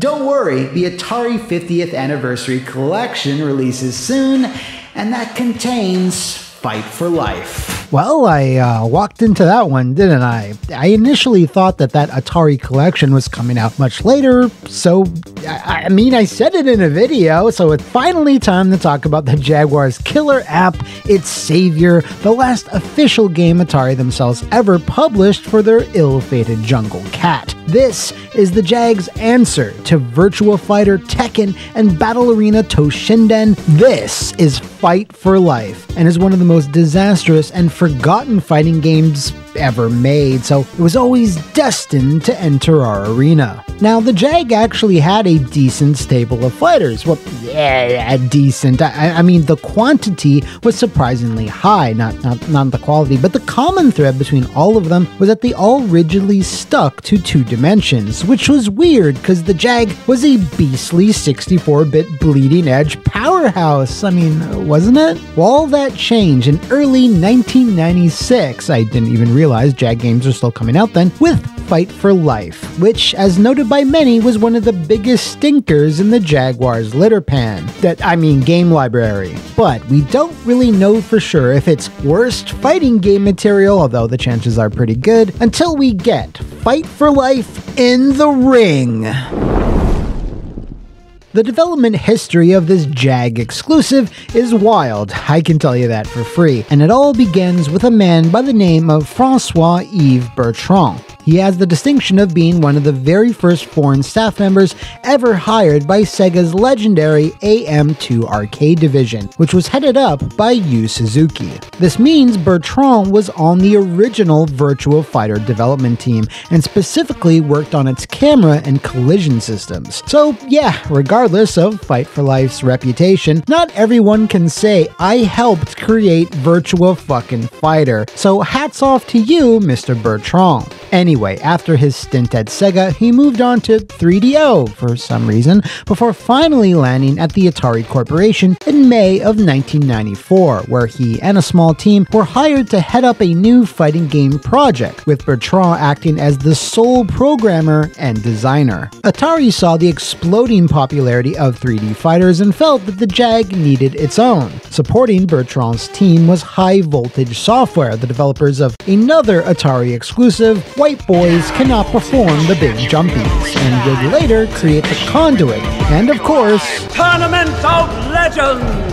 Their contributions would be relegated solely to artwork, although they have been sometimes miscredited as the main developer of Fight for Life, which is not accurate. To bring the polygonal punching to life, another company was chosen to supply the cutting-edge technology known as motion capture. Said company was BioVision, an Umbrella subsidiary, who provided the game with over 250 unique animations. The team obviously had an uphill battle coming to grips with the Jag's unique architecture, and how to squeeze out every ounce of polygon-pushing power from it, which admittedly wasn't a lot. What really exacerbated the problem was the conga line of producers Atari assigned to oversee the project, as one Bill Raybach, who wound up getting the final credit, was not the first, not by a long shot. The original producer, who was first assigned to Fight for Life, who remains nameless to this day, seemed to be a bit of a charlatan, pouring milk and honey into the ears of Atari execs, masking them from the realities and true scope of the project. He told them everything they wanted to hear, that Fight for Life was going to have more moves than Tekken, and twice as many dimensions as Battle Arena Toshinden, despite the fact that Bertrand and his team really weren't aiming for such lofty heights. The Jaguar was a weird thing, cobbled together with multiple components from different sources, rushed out the door, and relied more on its marketing campaign to get by, rather than the actual power of the console. While Bertrand was quoted as saying he liked mapping out the ins and outs of the machine, the results really speak for themselves. It was a marginal jump forward from even 16-bit hardware, and struggled to render polygons at acceptable frame rates. All throughout the development, things got increasingly worse, at least on the business side. That original unnamed producer just up and left the company, so a new, also unnamed producer, was brought in to inherit the project, and they are unnamed for a completely different reason. After working on Fight for Life for a spell, they simply didn't want to be credited and asked for their name to be withheld. Jesus. So all told, 4 producers went in and out of the revolving door of the game's 1.5-year long development cycle, which, by the way, was a really, really long time in the mid-90s for a fighting game project. Fight for Life was shown off publicly as early as possible, including the Jaguar's initial Do the Math launch campaign, and was set to release sometime in December of 1994 and early 1995 at the very latest. This then slipped to the summer, which then slipped again all the way to December of 96. During these long delays, things were imploding off-screen for Atari. The Jag just wasn't selling. It was getting routinely outclassed by the libraries of both the Saturn and the PlayStation. Atari was a sinking ship, but Bertrand and his team were still playing the music, trying to finish the game while receiving little support and communication from the higher-ups. This lack of communication resulted in a catastrophic blunder, one that is probably responsible for why Fight for Life is even remotely remembered today. Preview carts were shipped out to various publications like Next Generation magazine a few months before the game was complete, but the Atari marketing department, which to be fair at this point was probably made up of like one janitor, mislabeled these carts with a sticker that said "for review only" instead of the intended sticker for preview only. But before this problem was caught, reviews already went out, and many of them pulled no punches. While rumors exist of a 100% complete version of Fight for Life, Bertrand has stated that this is not the case. Since Atari were in the process of shutting down by late 1995, their doors literally in mid-swing before they would finally close, the team were scrambling to finish the last few features, which just needed a bit more polish and implementation. With the 11th hour dawning quickly, it was decided to simply strip those features out of the game to make that deadline, so what was shipped can be considered an unfinished build. Fortunately, by 1996, not many in the press were even looking in the Jaguar's general direction, and while a number of Fight for Life's reviews were indeed pretty savage, it mostly faded into obscurity. Bertrand, for his part, summarized the whole affair pretty succinctly. At the time, Atari was not in good shape. From a financial point of view, the company was struggling. From a technical point of view, the Jaguar was outdated before developers could really get a hang of it. From the press point of view, well, Atari wasn't really the cat they were betting on. From a distribution point of view, the Jaguar never really made it, so Atari wasn't really the best place to be. And sure, Fight for Life wasn't a Virtua Fighter or a Tekken, but then the Jaguar wasn't a PlayStation either. And for those gamers who did invest their money in a system which was less than perfect, I know most were happy that some developers were spending time trying to do what they could. Oof, so, with all of that said,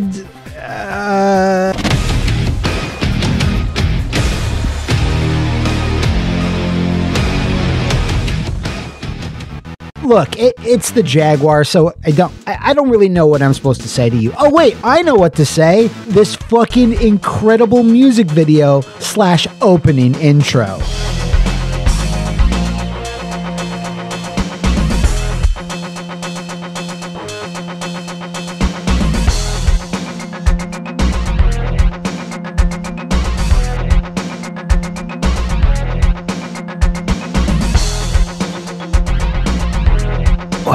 That's probably one of the weirdest, most charming things I've seen in a fighting game in like at least a week or two. Anyway, despite being texture mapped, it goes without saying that Fight for Life is uglier than Virtua Fighter 1. Hell, it's uglier than a lot of things actually, and while visually it makes for a poor first impression, you eventually start to realize that, hey, this looks pretty half decent for being on the Jaguar. I have to admit though, I suffered through some world-ending whiplash when I realized that Fight for Life came out the same year as Virtua Fighter 3. Just look at yeah. It really reminds me of what FX Fighter would have looked like if that had released on the Super Nintendo.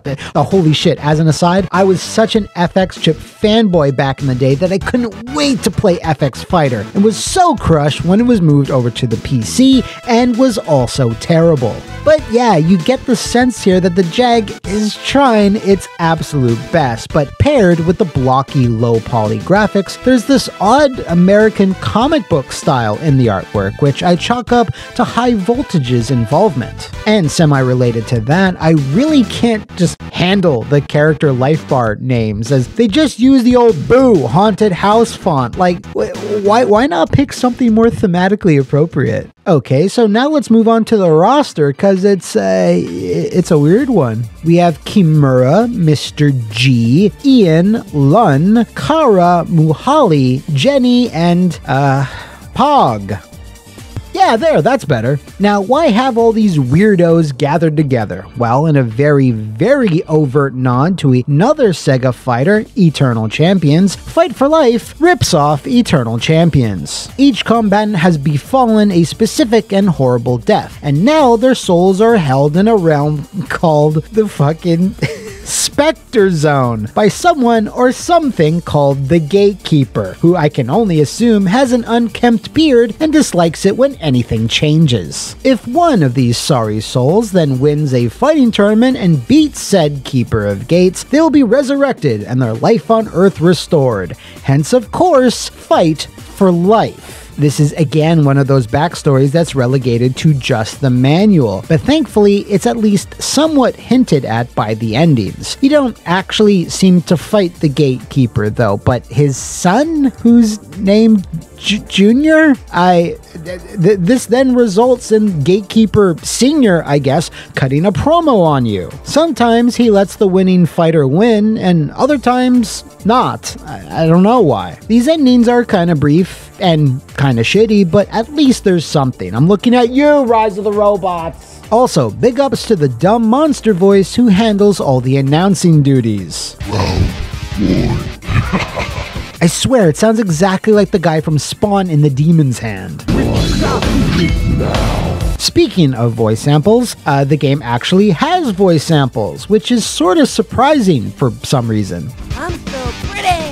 While they're cheesy, I think they're also a welcome inclusion, and the same goes for the music. The OST sounds like a dozen other SNES and Genesis games, so while it's not amazing by any stretch, it's not too bad either. All in all, I was expecting much worse in terms of presentation, but I guess that's helped out by the fact that I'm playing it on the recent Atari 50th Anniversary Collection, which, while containing dozens and dozens of arcade classics, also comes stocked with a selection of JAG classics. Now, what this does is present Fight for Life in the best possible light for this review. I can use a normal controller and, not this fucking thing, but what's even better is that this digital version actually works. Yeah, I have a hard copy of Fight for Life. I don't remember why, but it never actually worked properly. I tried cleaning the connectors, I tried being polite to the cartridge, but after a few minutes, it would always crap out on me. So I imagine if I was playing this on real hardware, I would be way more angry by this point in the video, but don't worry, because we're now going to talk about the...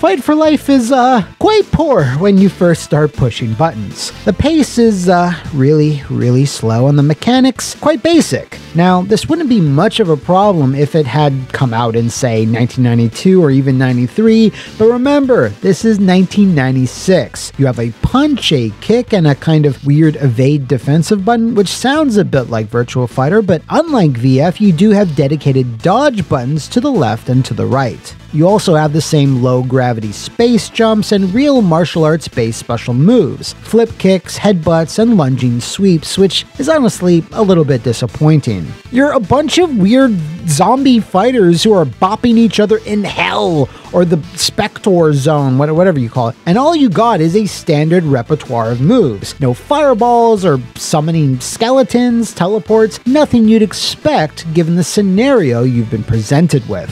Also, there's not a lot of info out there on how to actually play the game unless you get the Atari collection. The only FAQ out there is this unfinished one that literally just lists the fighters and nothing else. Like, who wrote this? Wait, Christian Svensson? Like, former senior vice president of Capcom USA? Christian Svensson? The guy I shared some drinks with on a rooftop pool in Miami ages ago? Damn, he was a massive Jaguar mark. Who knew? The real problem is, of course, the pace of the fighting. Damage is way too low across the board, which is in stark contrast to Virtua Fighter, whose damage has always been buck fucking wild. Fight for Life is the exact opposite, with most attacks only taking away a fraction of health. This then leads to most encounters playing out like this.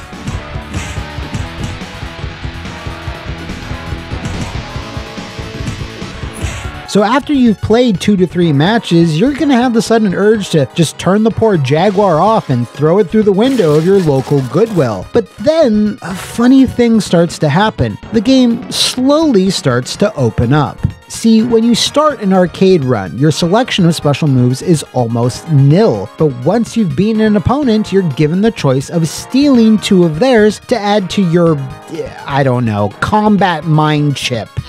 Now I've got your power!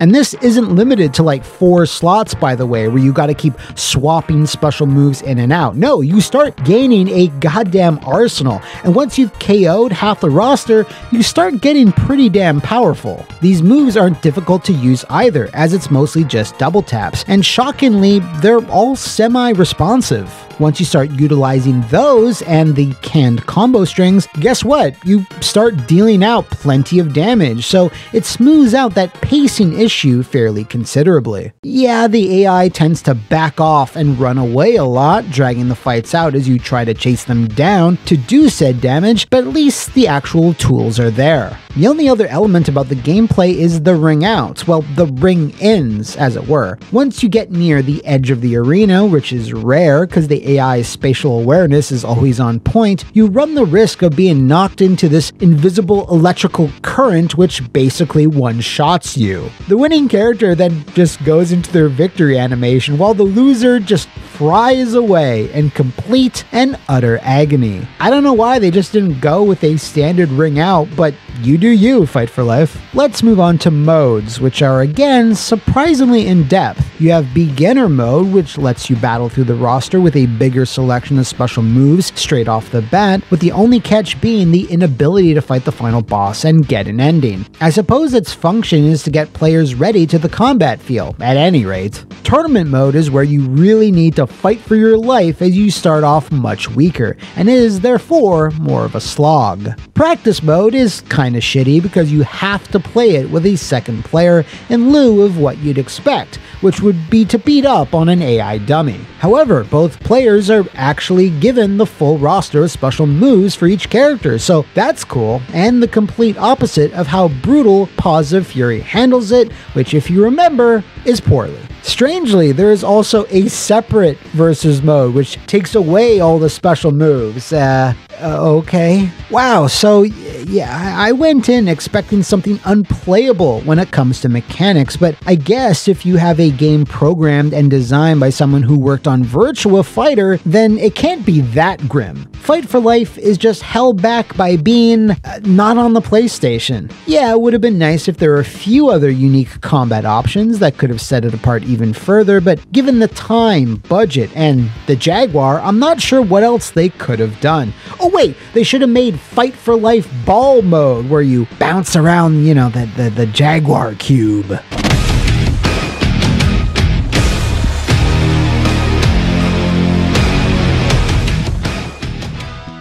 Wait, what? This is okay too? Yeah, well, it feels like a shittier, slower Virtua Fighter, as I've already discussed. It's not nearly as fluid or as fast, but the way the fighters shuffle as they move forward and back, The way punch-punch-kick combos connect, the jumps, even the throws feel somewhat similar. If it's the early to mid-90s, emulating Virtua Fighter's basic feel is a safe bet. This means the credit, of course, has to go to Bertrand, because if someone else had been put into his role, who knows what could have happened. As it is, the game feel of Fight for Life is not great, but acceptable, I suppose. Am I high right now? What's going on?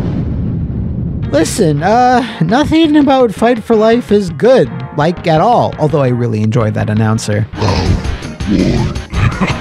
But considering the hardware, the tiny development team, and the mismanagement by the Atari higher-ups, it's not the giant, embarrassing shit bomb I was expecting. If this had released on, say, the Super Nintendo, it probably would have been seen as some technological milestone, worthy of praise. But on the Jaguar, it's just your run-of-the-mill bad game. No more, no less. So, honestly, and I can't believe I'm saying this, Fight for Life has, against all odds, space jumped into the fairly stinky tier, which isn't high praise, of course, but it's high for this show. So with that, we come to the end of another epic episode, and if you'd like to call me crazy for my tier placement, or like to suggest another combative contender to throw into our ring, do let me know in the comments below, or drop a line over on my Twitter, if that's still a functioning website by the time you see this video. So until then, Wandering Warriors, I'll see you next time on the worst fighting game.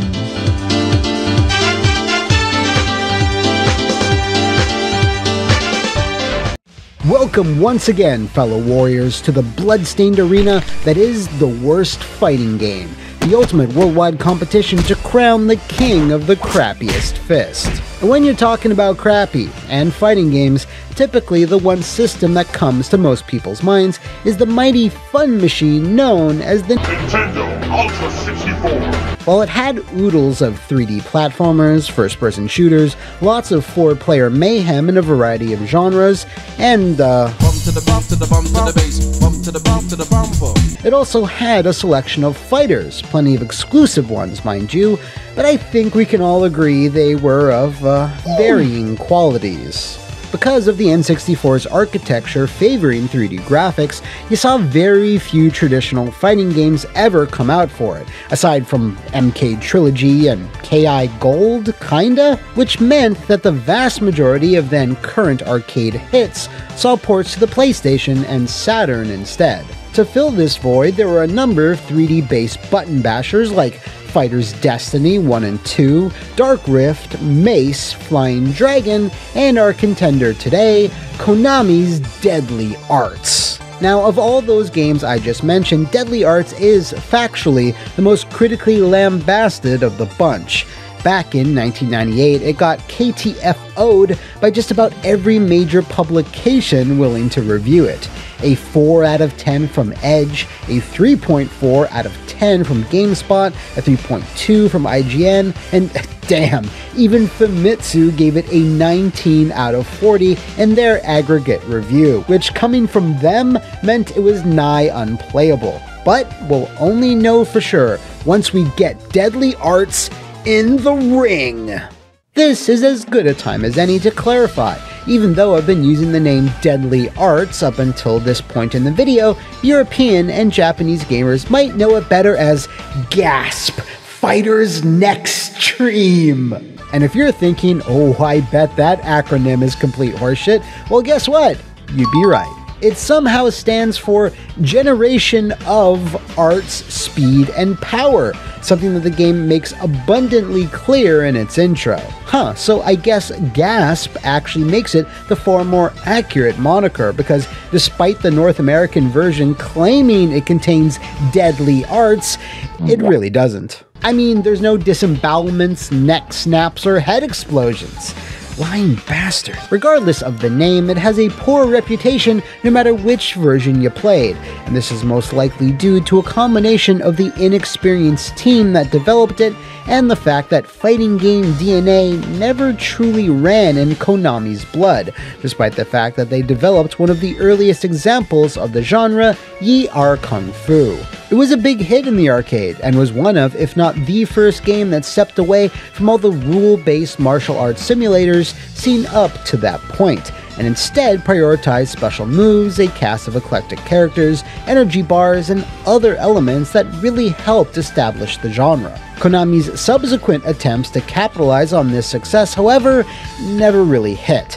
Galactic Warriors, Martial Champions, and Tournament Fighters, as loved as it is, didn't even get close to the commercial success of their other franchises like Castlevania, Metal Gear, and Contra, and even farther away from the likes of Street Fighter II or Fatal Fury. This situation was not helped by the fact that Konami Computer Entertainment Osaka, the team behind Deadly Arts, only first formed in 1994 and had cut their teeth exclusively on sports titles like NBA Give and Go, Nagano Winter Olympics, and the International Superstar Soccer Series.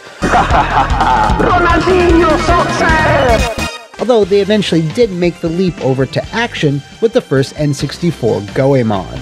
So, Fighter's Next Stream, be aware I'm liberally going to flip-flop between both names, was their very first fighting game, and while they certainly shot for the stars with a number of unique features, grasping the basics of what makes a great playing fighting game seems to have escaped them.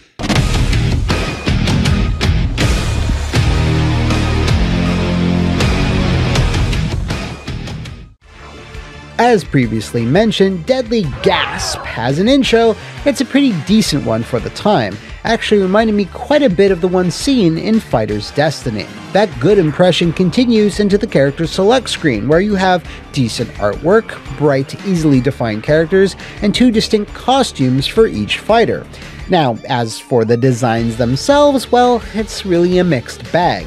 Certain characters give off a Fighting Vipers or Last Bronx vibe, which is no bad thing, while others are just a little too basic to be very interesting. We have Kai, Azami, Mickey, Serena, Kaoru, Kongo, Sakai, and finally Kiyoya.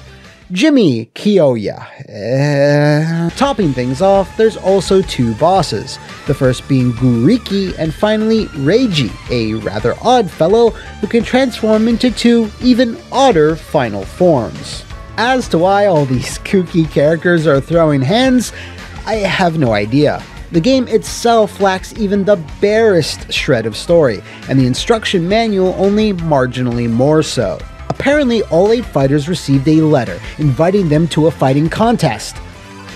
And nothing. That's it. Yeah, that's literally it. There's no indication of what you even get for winning this tournament. There's just no story. And if any of you tries to tell me that there's some sort of companion manga out there that fills in these blanks, well, fuck off with that. And if you thought you could glean some story details from each character's ending, I'll save you the time by telling you, no you can't. The game has 0 endings, not a 1.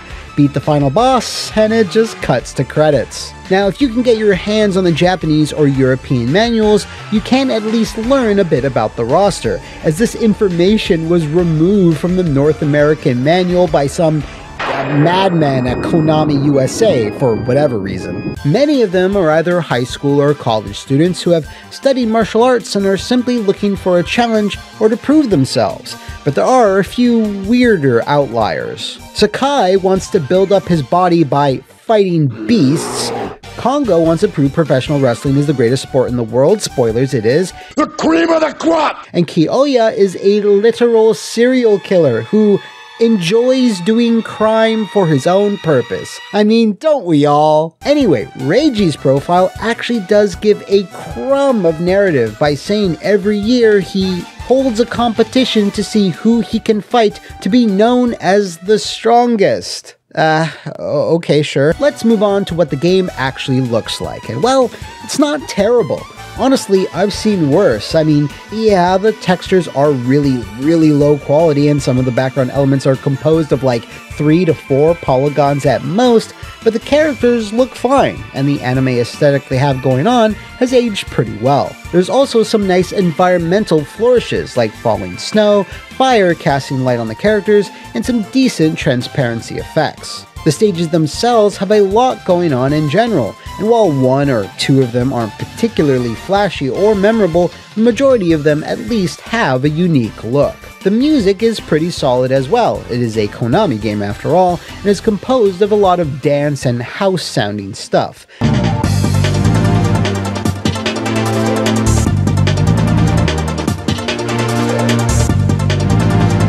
I doubt many of you are going to be putting this on your current playlists, but considering how many third-party N64 efforts skimped out on the sound with low-quality compositions that were crushed to shit, what's here is pretty decent. So honestly, aside from the game's lack of story/endings, the presentation is overall pretty sound. It's not amazing by any stretch, but when you go back to almost 25-year-old N64 games, you typically see way worse stuff. But we're gonna see if that luck lasts once I start talking about the...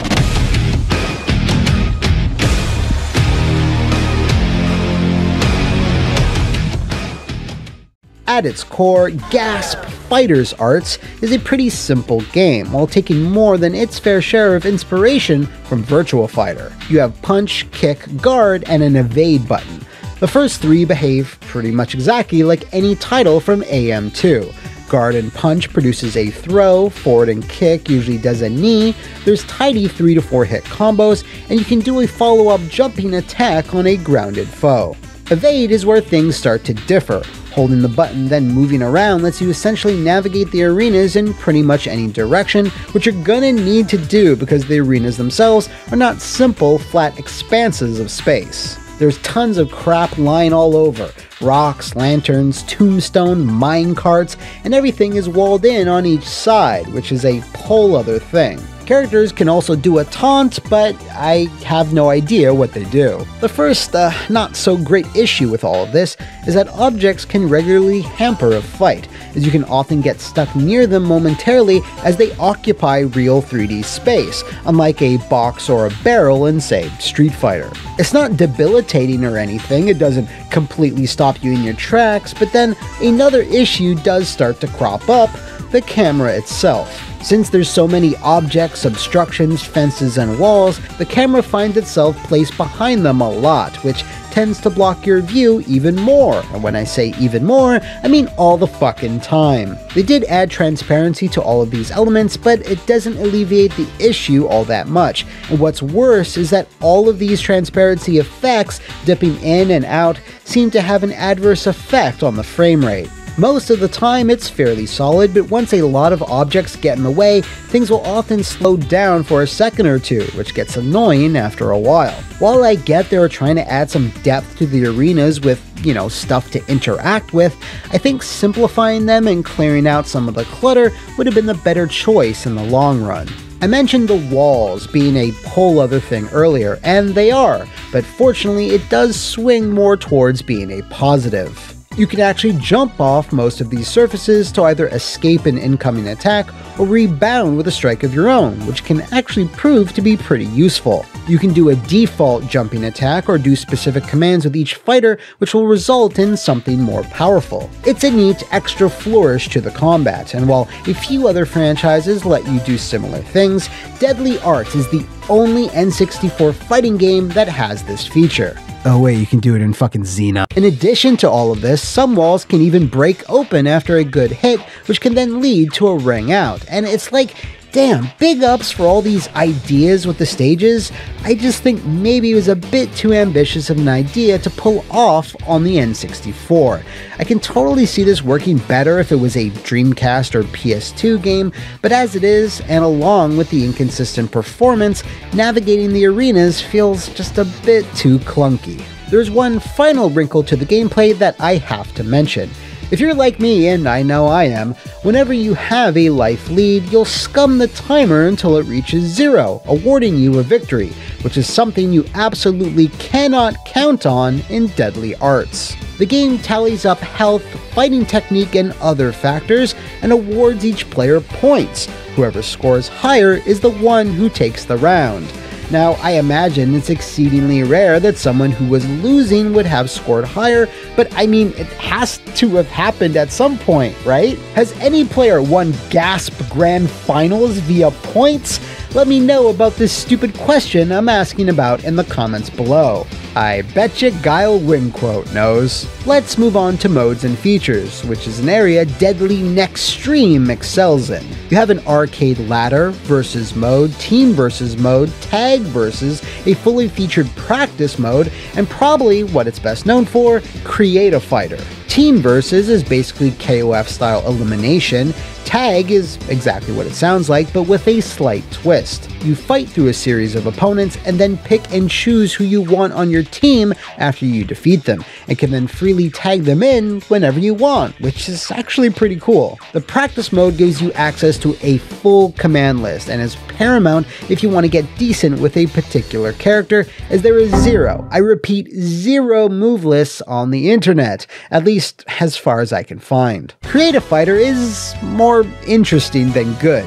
It lets you essentially build your fighter's moveset from the ground up, letting you pick and choose specific buttons, combos, and specials from each opponent you conquer, swapping in what you want and ditching the moves you don't. Unfortunately, your visual customization options are severely limited. You have 6 to 7 pre-made clothing sets for your character in either sex, 4 to 5 hairstyles, and you can only swap between preset color patterns, which means you can't even pick individual colors from a wider selection. What this means essentially is that you can make maybe 14 or so distinct looking characters before you start making clones with negligible differences. And the only real point to making a created character is to level them up, save them on your N64 controller pack, and invite people over to play against them. Yo, Justin, want to fly 3,000 miles to my place so you can fight my created character in Deadly Arts? Yeah. No thanks, bro. Yeah, I mean, that's fair.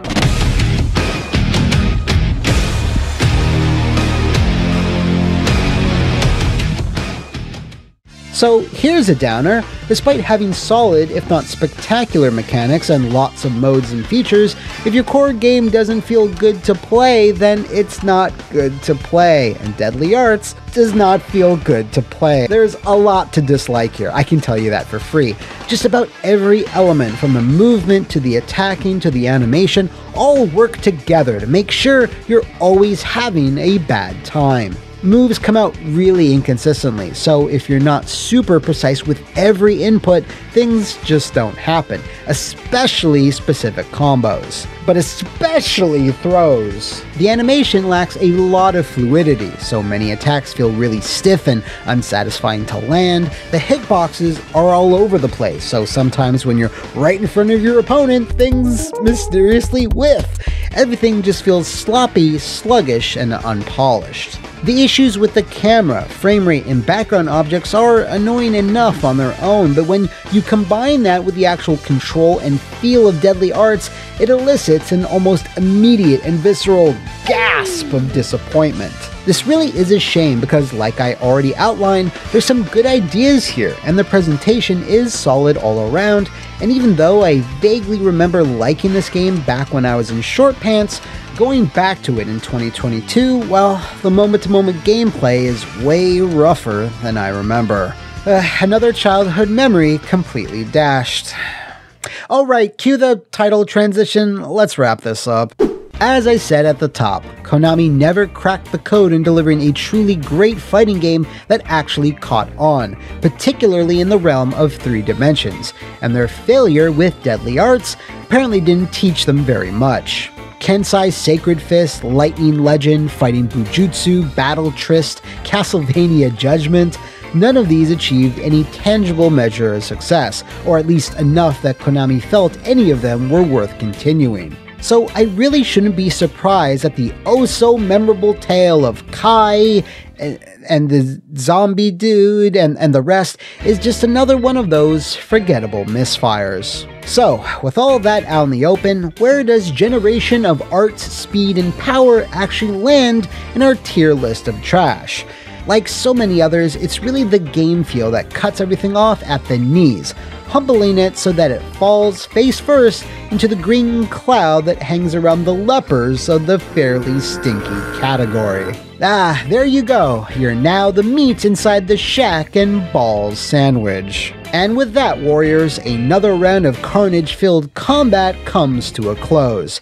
And if you'd like to throw more lambs to the slaughter in our Tournament of Tragedy to dethrone the mighty, omnipotent Criticom, do let me know in the comments below. Until then, I'll see you next time on the worst fighting game. Welcome once again, warriors, to the worst fighting game, my epic journey to ascend the Tower of Terribleness and find someone or something that can dethrone Criticom as the all-encompassing Emperor of Embarrassment. Fortunately, this week's contender is not only a poor example of the 90s 2D fighter, but also stands as one of the several root causes as to why another genre and series altogether, in this case Double Dragon, further fell from its late 80s peak.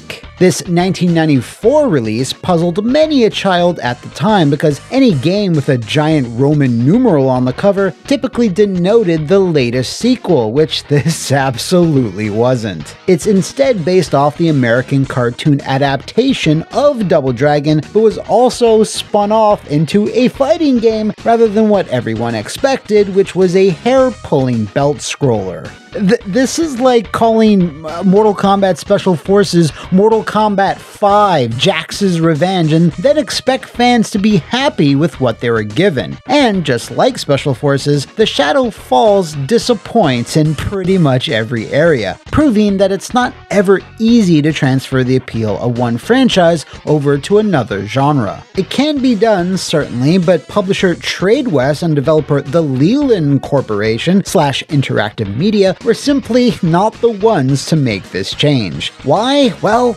they didn't follow the code of the dragon!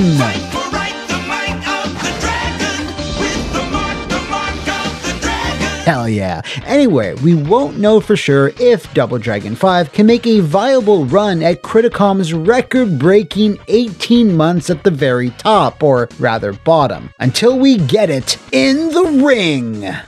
Quick recap, Double Dragon was a massive cash cow for Technos in the early days, so much so that they licensed the IP to anyone and everyone, not really caring if the work they produced was, well, you know, good. The American publisher they struck a deal with in the early 90s, Tradewest, who took over from Acclaim, wasn't much different, greenlighting a few things that maybe didn't necessarily need to happen. This all came to a head with the 1993 Saturday morning cartoon, which sought to make the property a bit more kid-friendly, as a post-apocalyptic lawless wasteland where innocent women are murked in the opening few seconds wasn't going to fly with most parents. The show was very silly, featuring bad puns, ridiculous neon-clad villains, gimmicky spring-loaded vehicles, but had a banger of a theme song. But someone at Tradewest, or Deke Entertainment, felt it was time to synergize, so why not make a game based off the cartoon that's based off a game? But instead of making a new brawler, which to be fair were starting to die out, they felt it best to just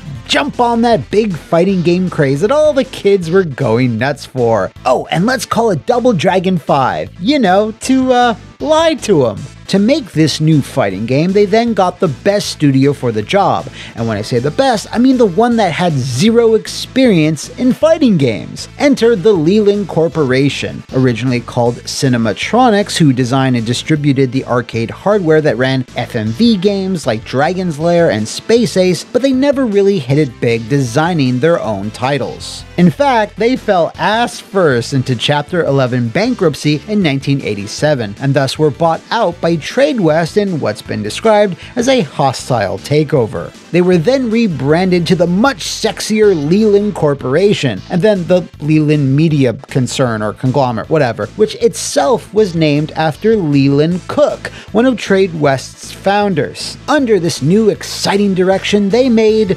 pretty much nothing of note. I guess Super Off-Road the Baja? Anyway, it was now their job to adapt a children's TV show based on a Japanese beat-em-up franchise, but to make it into a fighting game, and the Shadow Falls is what they ended up with. Now, as far as I can tell, the Double Dragon cartoon wasn't really a success. It lasted for about 1 year, ran for 26 episodes, and I didn't even know it existed until like 15 years after it had been cancelled. world. So you can imagine the wave of confusion I, and many others at that time, had to go through when they first rented this.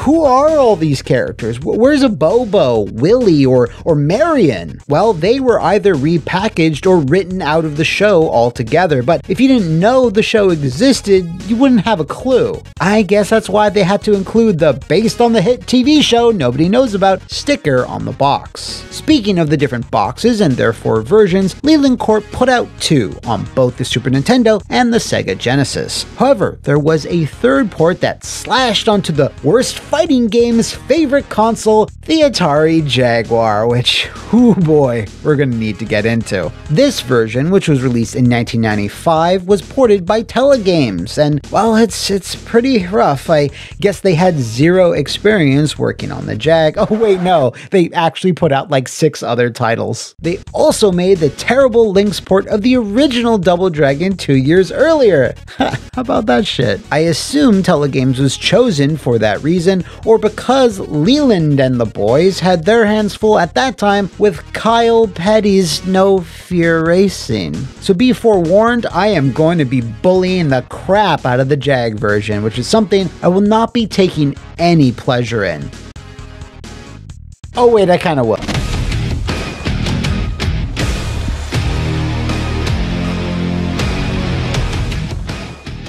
So there's something we have to talk about right off the bat, or chained mace, or pocket knife, or any of the other Double Dragon weapon staples this game ignores. This was designed to emulate the look of a cheap 90s cartoon show, so there's not much you can say about its art style, or even the character designs, because Leland Corp really couldn't do much about that. Fortunately, the game does make a good first impression with the moody title screen, showcasing the main villain of the franchise, the Shadow Master, who isn't the main villain at all. The Double Dragon series itself has had a long and fractured history of who the leader of the antagonistic force is, cause it seems to change game by game. Menus look okay for as far as menus go, and the fighter select and stage screens are all pretty attractive with plenty of color. The in-game graphics look, I mean, they're serviceable, I suppose. I think the stages hold up a little better than the sprites themselves, as they are eye-catching and have plenty of detail and animation. The music is likewise serviceable.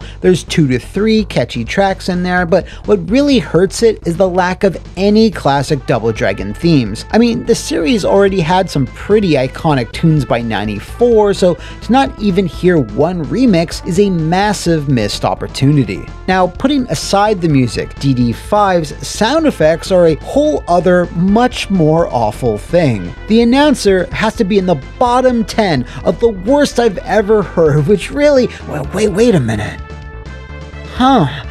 No, I gotta stay on track. A dynamic and fun announcer can actually do quite a bit to make a game feel memorable, but here we just got this robotic, uncharismatic filing cabinet of a guy just going, Match 1, fight, countdown, win, match 2, fight, over and over again. The fighters themselves aren't much better. They all have these weird win quotes that you can barely understand, as pretty much all the speech sounds super bit crushed and low quality.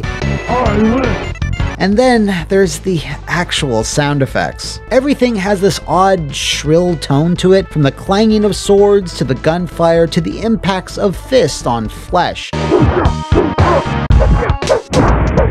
It's a rare L in video games where the sound is so bad it actually stands out, but I don't know, it's just irritating to have to listen to.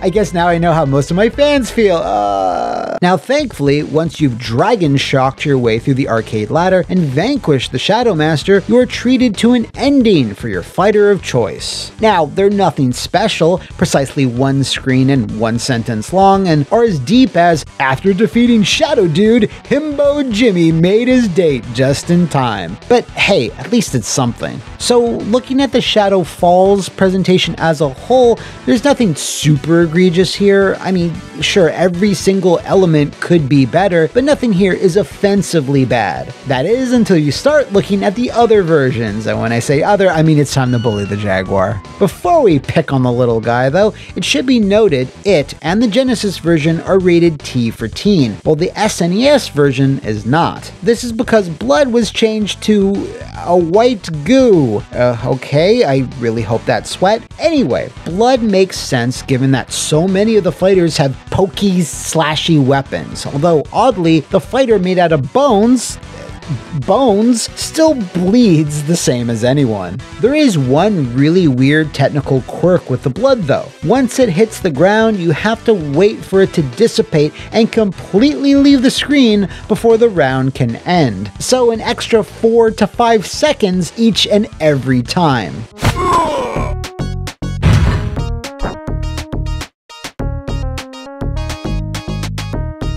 Billy Lee win. This is so awkward, and it's just like, why's it gotta be like that? Give me your theories in the comments below. What's just as weird is the violence in general. They made the game adaptation of a Saturday morning cartoon more gory.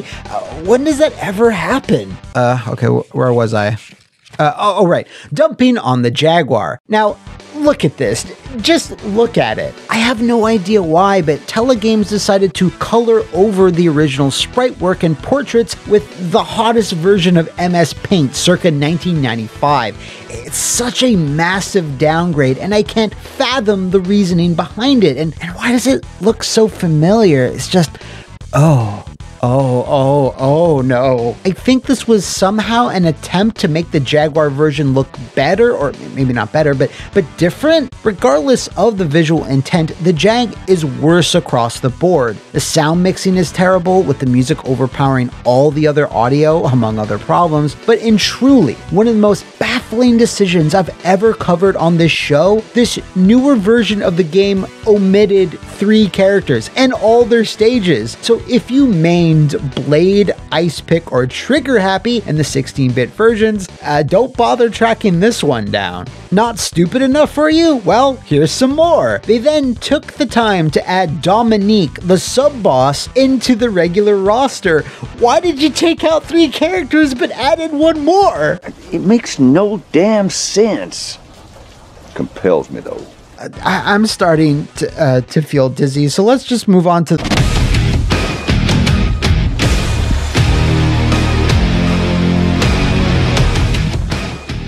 Straight up, there are very few mechanics worth talking about in DTV TSF. You have 6 buttons, honestly way more than anyone would need, 3 special moves per character, and yeah, that's pretty much it. Remember, this is 1994, when fighters were rapidly evolving with things like crazier combos and super moves, so the fact that Double Dragon literally does nothing new or interesting pretty much doomed it, so that some 29 years later, idiots like me would be talking shit about it on the internet. Like, give me something, a defensive mechanic, like the parry grabs from Super Double Dragon, or the little rage meter you could build up. Like, that game was released 2 years earlier.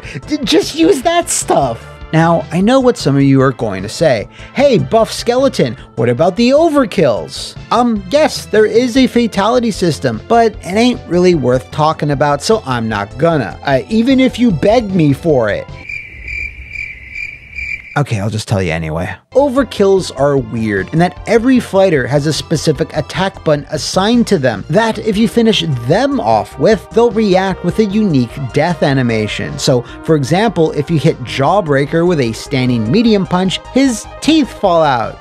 Get it? Because his name is Jawbreaker. Or if you do a crouching kick, Sickle just spins himself into an oblivion like he just lost a game of Crossfire.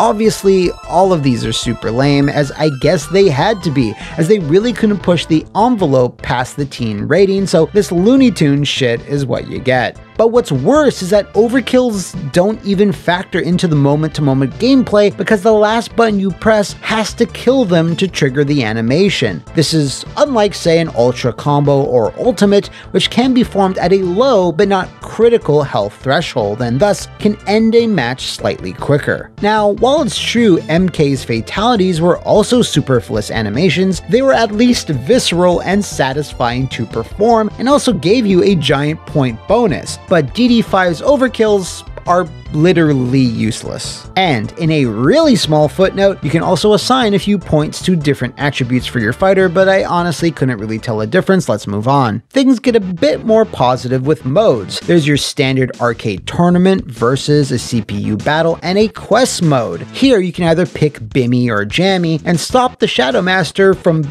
dumping tons of drugs all over the city, or help the Shadow Master in this plot and to hopefully become his second in command, with each side having a distinct ending depending on the difficulty.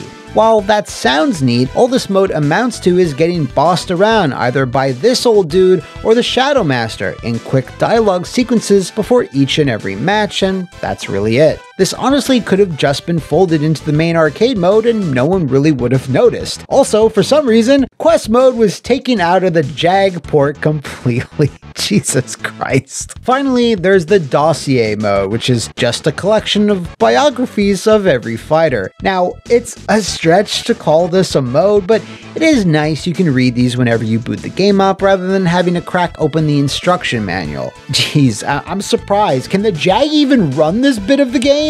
And finally, there's no training option, like at all. It's 1994, Leland Corporation. How are we supposed to lab when— oh wait, there's no unique mechanics and very little tech, so it would have been pointless. Let's move on.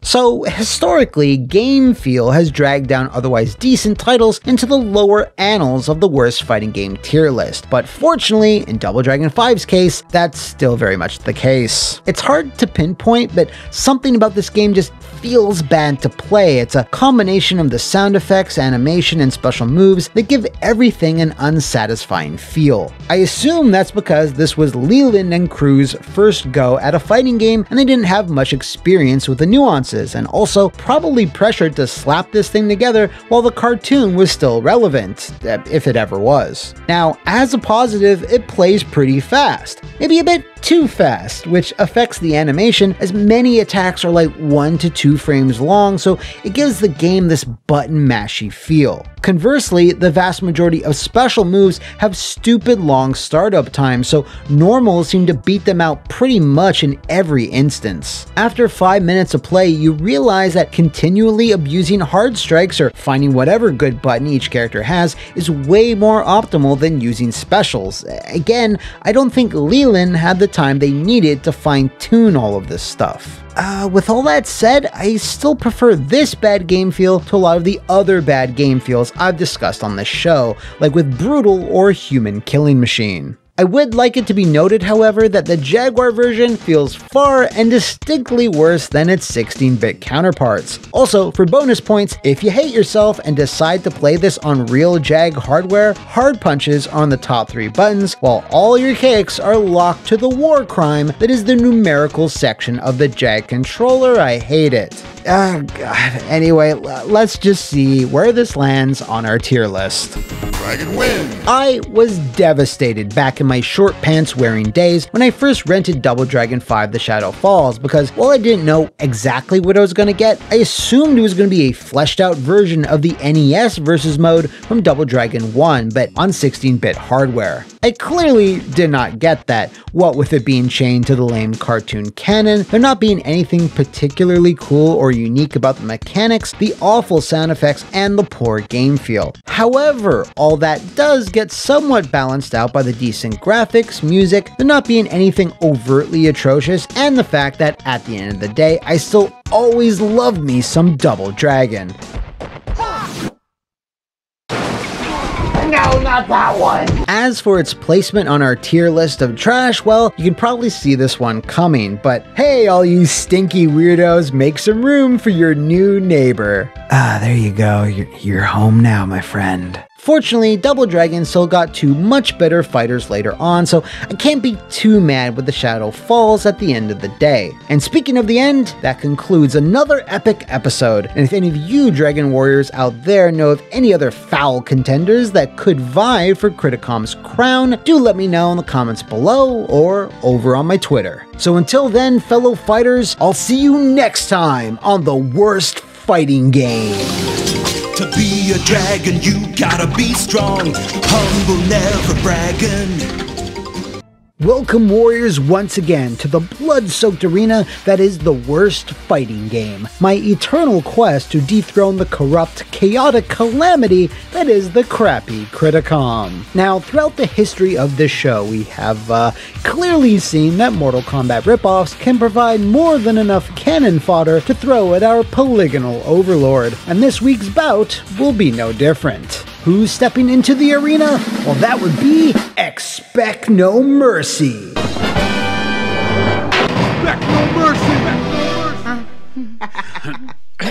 Yeah, I see a number of you haven't had the pleasure. It was a 1996 Windows-based button basher that is simultaneously unknown, apparently, yet incredibly infamous in fighting game poverty circles. It's got all the hallmarks of the age, a 90s as hell title / box art, and digitized actors that are clearly trying to emulate Midway's moneymaker. But Expect No Mercy has one distinct edge over the likes of Way of the Warrior or Kasumi Ninja. It's based on a movie nobody's seen. Expect No Mercy was also a 1995 straight-to-video martial arts schlockfest that revolved around virtual reality and Billy Blanks, and through various circumstances was made into a video game. Will this cinematic pedigree be enough to cripple Criticom? Well, we won't know for sure until we get it in the ring.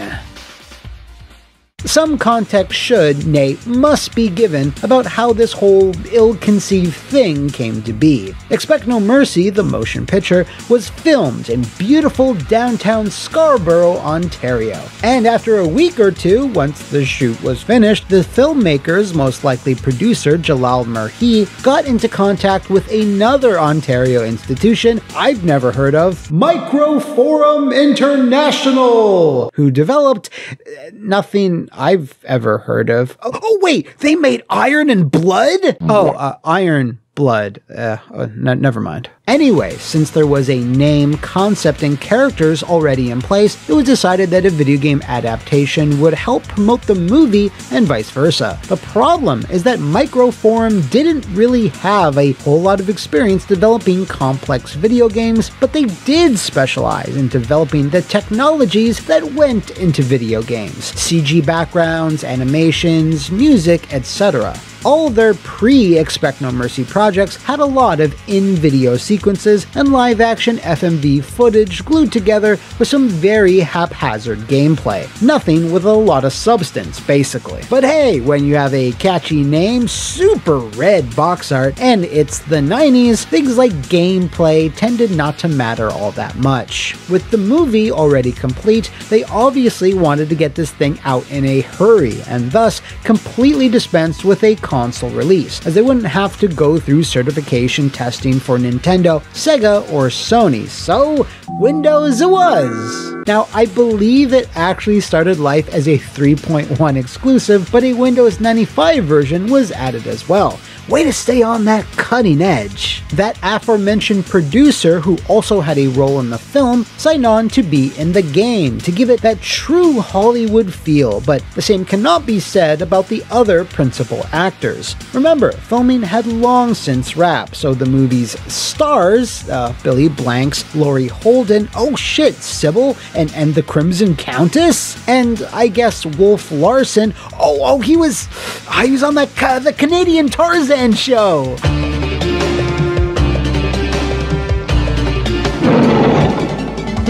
Fucking awesome. So yeah, none of these actors were available. What'd they do instead? Lookalikes. or vaguely resembling likes. Now, I'm just gonna estimate here, but I'm thinking it took 1 to 3 months to put this fighting game, and I use that term loosely, together, so they could get it into Radio Shacks as fast as they could, in an attempt to fool kids into thinking it was gonna be the next Mortal Kombat, which you'd have to be an idiot to believe. Which I did! Yes, I owned a copy of Expect No Mercy in the 90s, as when my parents upgraded our computer, I wanted to get my hands on every PC exclusive fighter I could. So while kids are wasting their time with mid-franchises like Diablo and Quake, I was buying Expect No Mercy, Pray for Death, and Virtua Fighter Remix. And 2 out of 3 ain't bad. As you might have surmised, Microform International's Gambit didn't pay off, as their first and only fighting game got lambasted by the few publications willing to review it, which then, decades later, delegated it to being made fun of on mediocre YouTube channels. Now, what happened to Microform? At least one of you may be asking. Well, only after 1 month of Expect No Mercy hitting store shelves, they filed for Chapter 11 bankruptcy. Which is something I would be saying to you if this was any sort of logical world. No, Microform lasted up until 2011, surviving on the mobile game boom until nature finally, mercifully, took its course. I'm sure by now you've already seen some footage, so now you at least know what to expect once we start talking about the...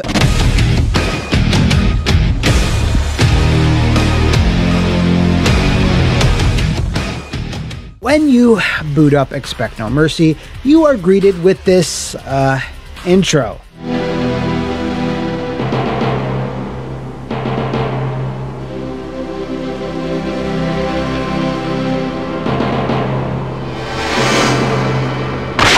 Expect no mercy! Then, when you're still reeling from all of that, you arrive on the main menu. Yeah.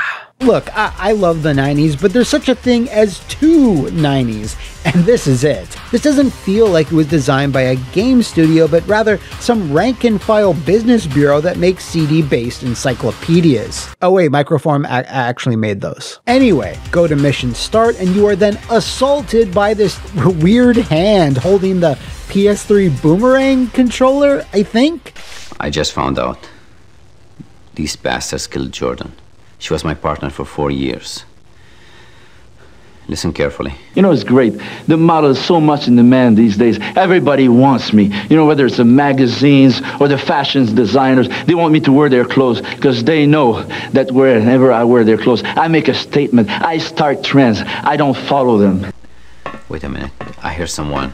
I'll have to contact you later.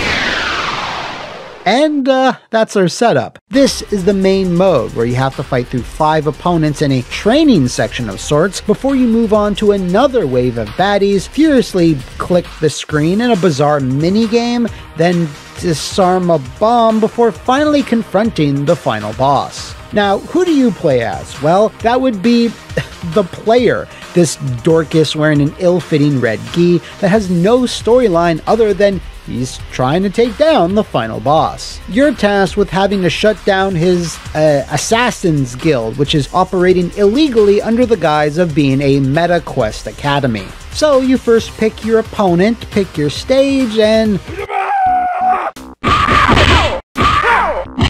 Oof. So I'm not sure if they were trying to go for a super fake artificial look because this is supposed to be happening in VR, but if they were, they nailed the shit out of it. It really feels like these characters are just floating on top of some default Windows 95 desktop background, rather than it being its own immersive game world. So yeah, this isn't a great start. Now, technically, the characters look okay when they're just standing there. Well, when you move them around, that's a whole other issue. But regardless, when you take this whole scene in, Expect No Mercy looks like a bit of community college homework in a computer imaging science class, rather than a full-fledged fighting game. Now, since there's only one selectable character, there's kind of only one ending, and in the spirit of saving y'all some time and energy from looking it up yourselves, here is that ending in its entirety.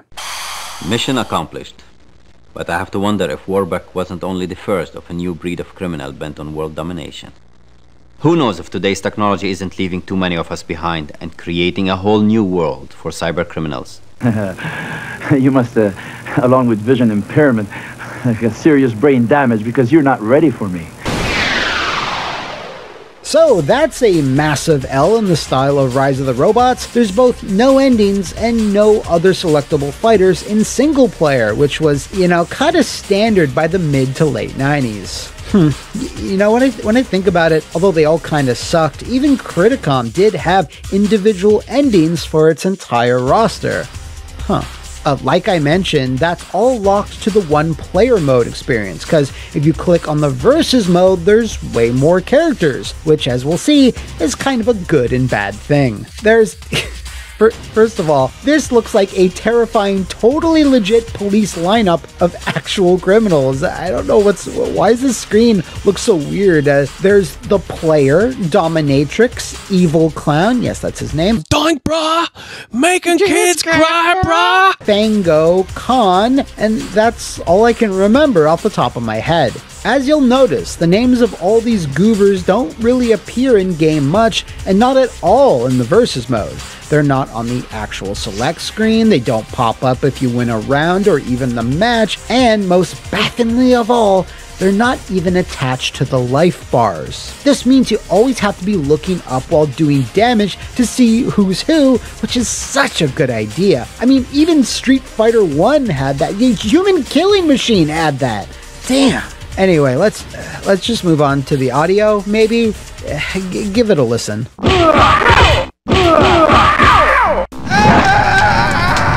amateur is you. Okay, stop listening. It's pretty bad. The music is just this cacophony of farty bleeps and bloops that leave no real impression, but it's the yells, grunts, and taunts that are truly next level. I have seen the amateur and it is you. I have seen the amateur and it is I have seen the amateur. I have seen the amateur. I have seen the amateur. This might be one of the most annoying sounding fighting games I've ever had the displeasure of hearing. I mean, I thought Double Dragon 5's audio soundscape was grating, but Expect No Mercy makes that sound like Killer fucking Instinct. The taunts are just relentless, and I don't even know why they happen. Are they random, triggered with certain attacks? It's not very clear, and I don't really care to find out why. On the flip side, I'm not gonna lie, I love the inclusion of awful cheesy FMV, but even then, there's not nearly enough of it. I'm not even getting the bad stuff that I like. I'm just struggling to find anything good to say about the presentation here, as even the character designs are so bland and generic, it's hard to really comment on them. Hey, nice default bottom shelf martial arts outfit you got there, loser. That's a really sweet random collection of black material you got. Yeah. The HUD is similarly ugly and forgettable, just basic bars, metal embossed overlays, these pumping hearts that scream graphic design is my passion, stages with absolutely zero animation or scrolling layers, lazy blood splashes that look like strawberry jam.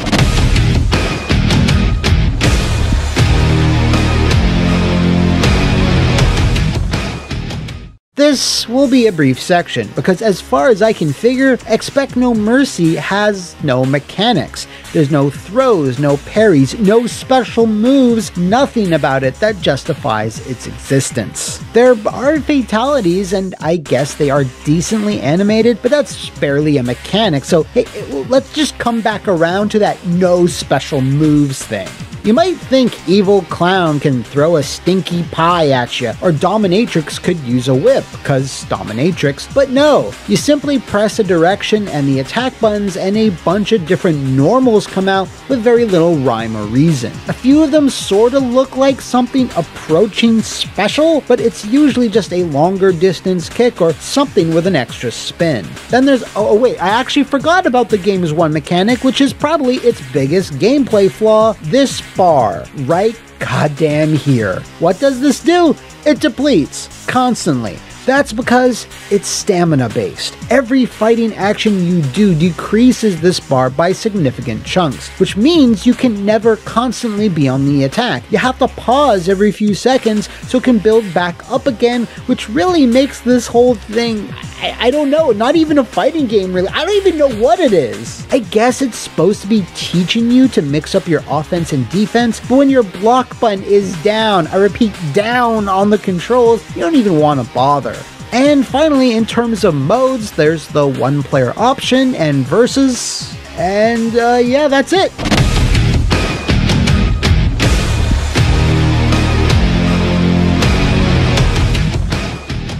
Okay, so actually things are really not looking good for Expect No Mercy. Poor presentation, non-existent mechanics, well, except for the one that is there, but it's bad. Fortunately though, its game feel is the worst of all. I mean, you've been looking at it. How do you think this handles? Where some moves have crazy reach with too much animation in startup, while others are lightning fast and are like 2 frames long. Stubby, unresponsive jumps, attacks that go straight through your opponent and never ever hit them? In fact, it's really hard to tell when you are hitting your opponent, as it lacks all hit stun, hit sparks, or anything resembling a satisfying feel of impact when something finally does land. Coupled with how bad it looks, this also doesn't feel like a fighting game. It feels like a bunch of animated GIFs on crack swatting at each other until one of them falls down. This is something that kind of afflicted Way of the Warrior and certainly Human Killing Machine, but at least Warrior had some cool moves, weird mechanics, and that big dumb monster end boss. And Human Killing Machine had, well, it had nothing too. Well, it had the bull, but that came out in 1988.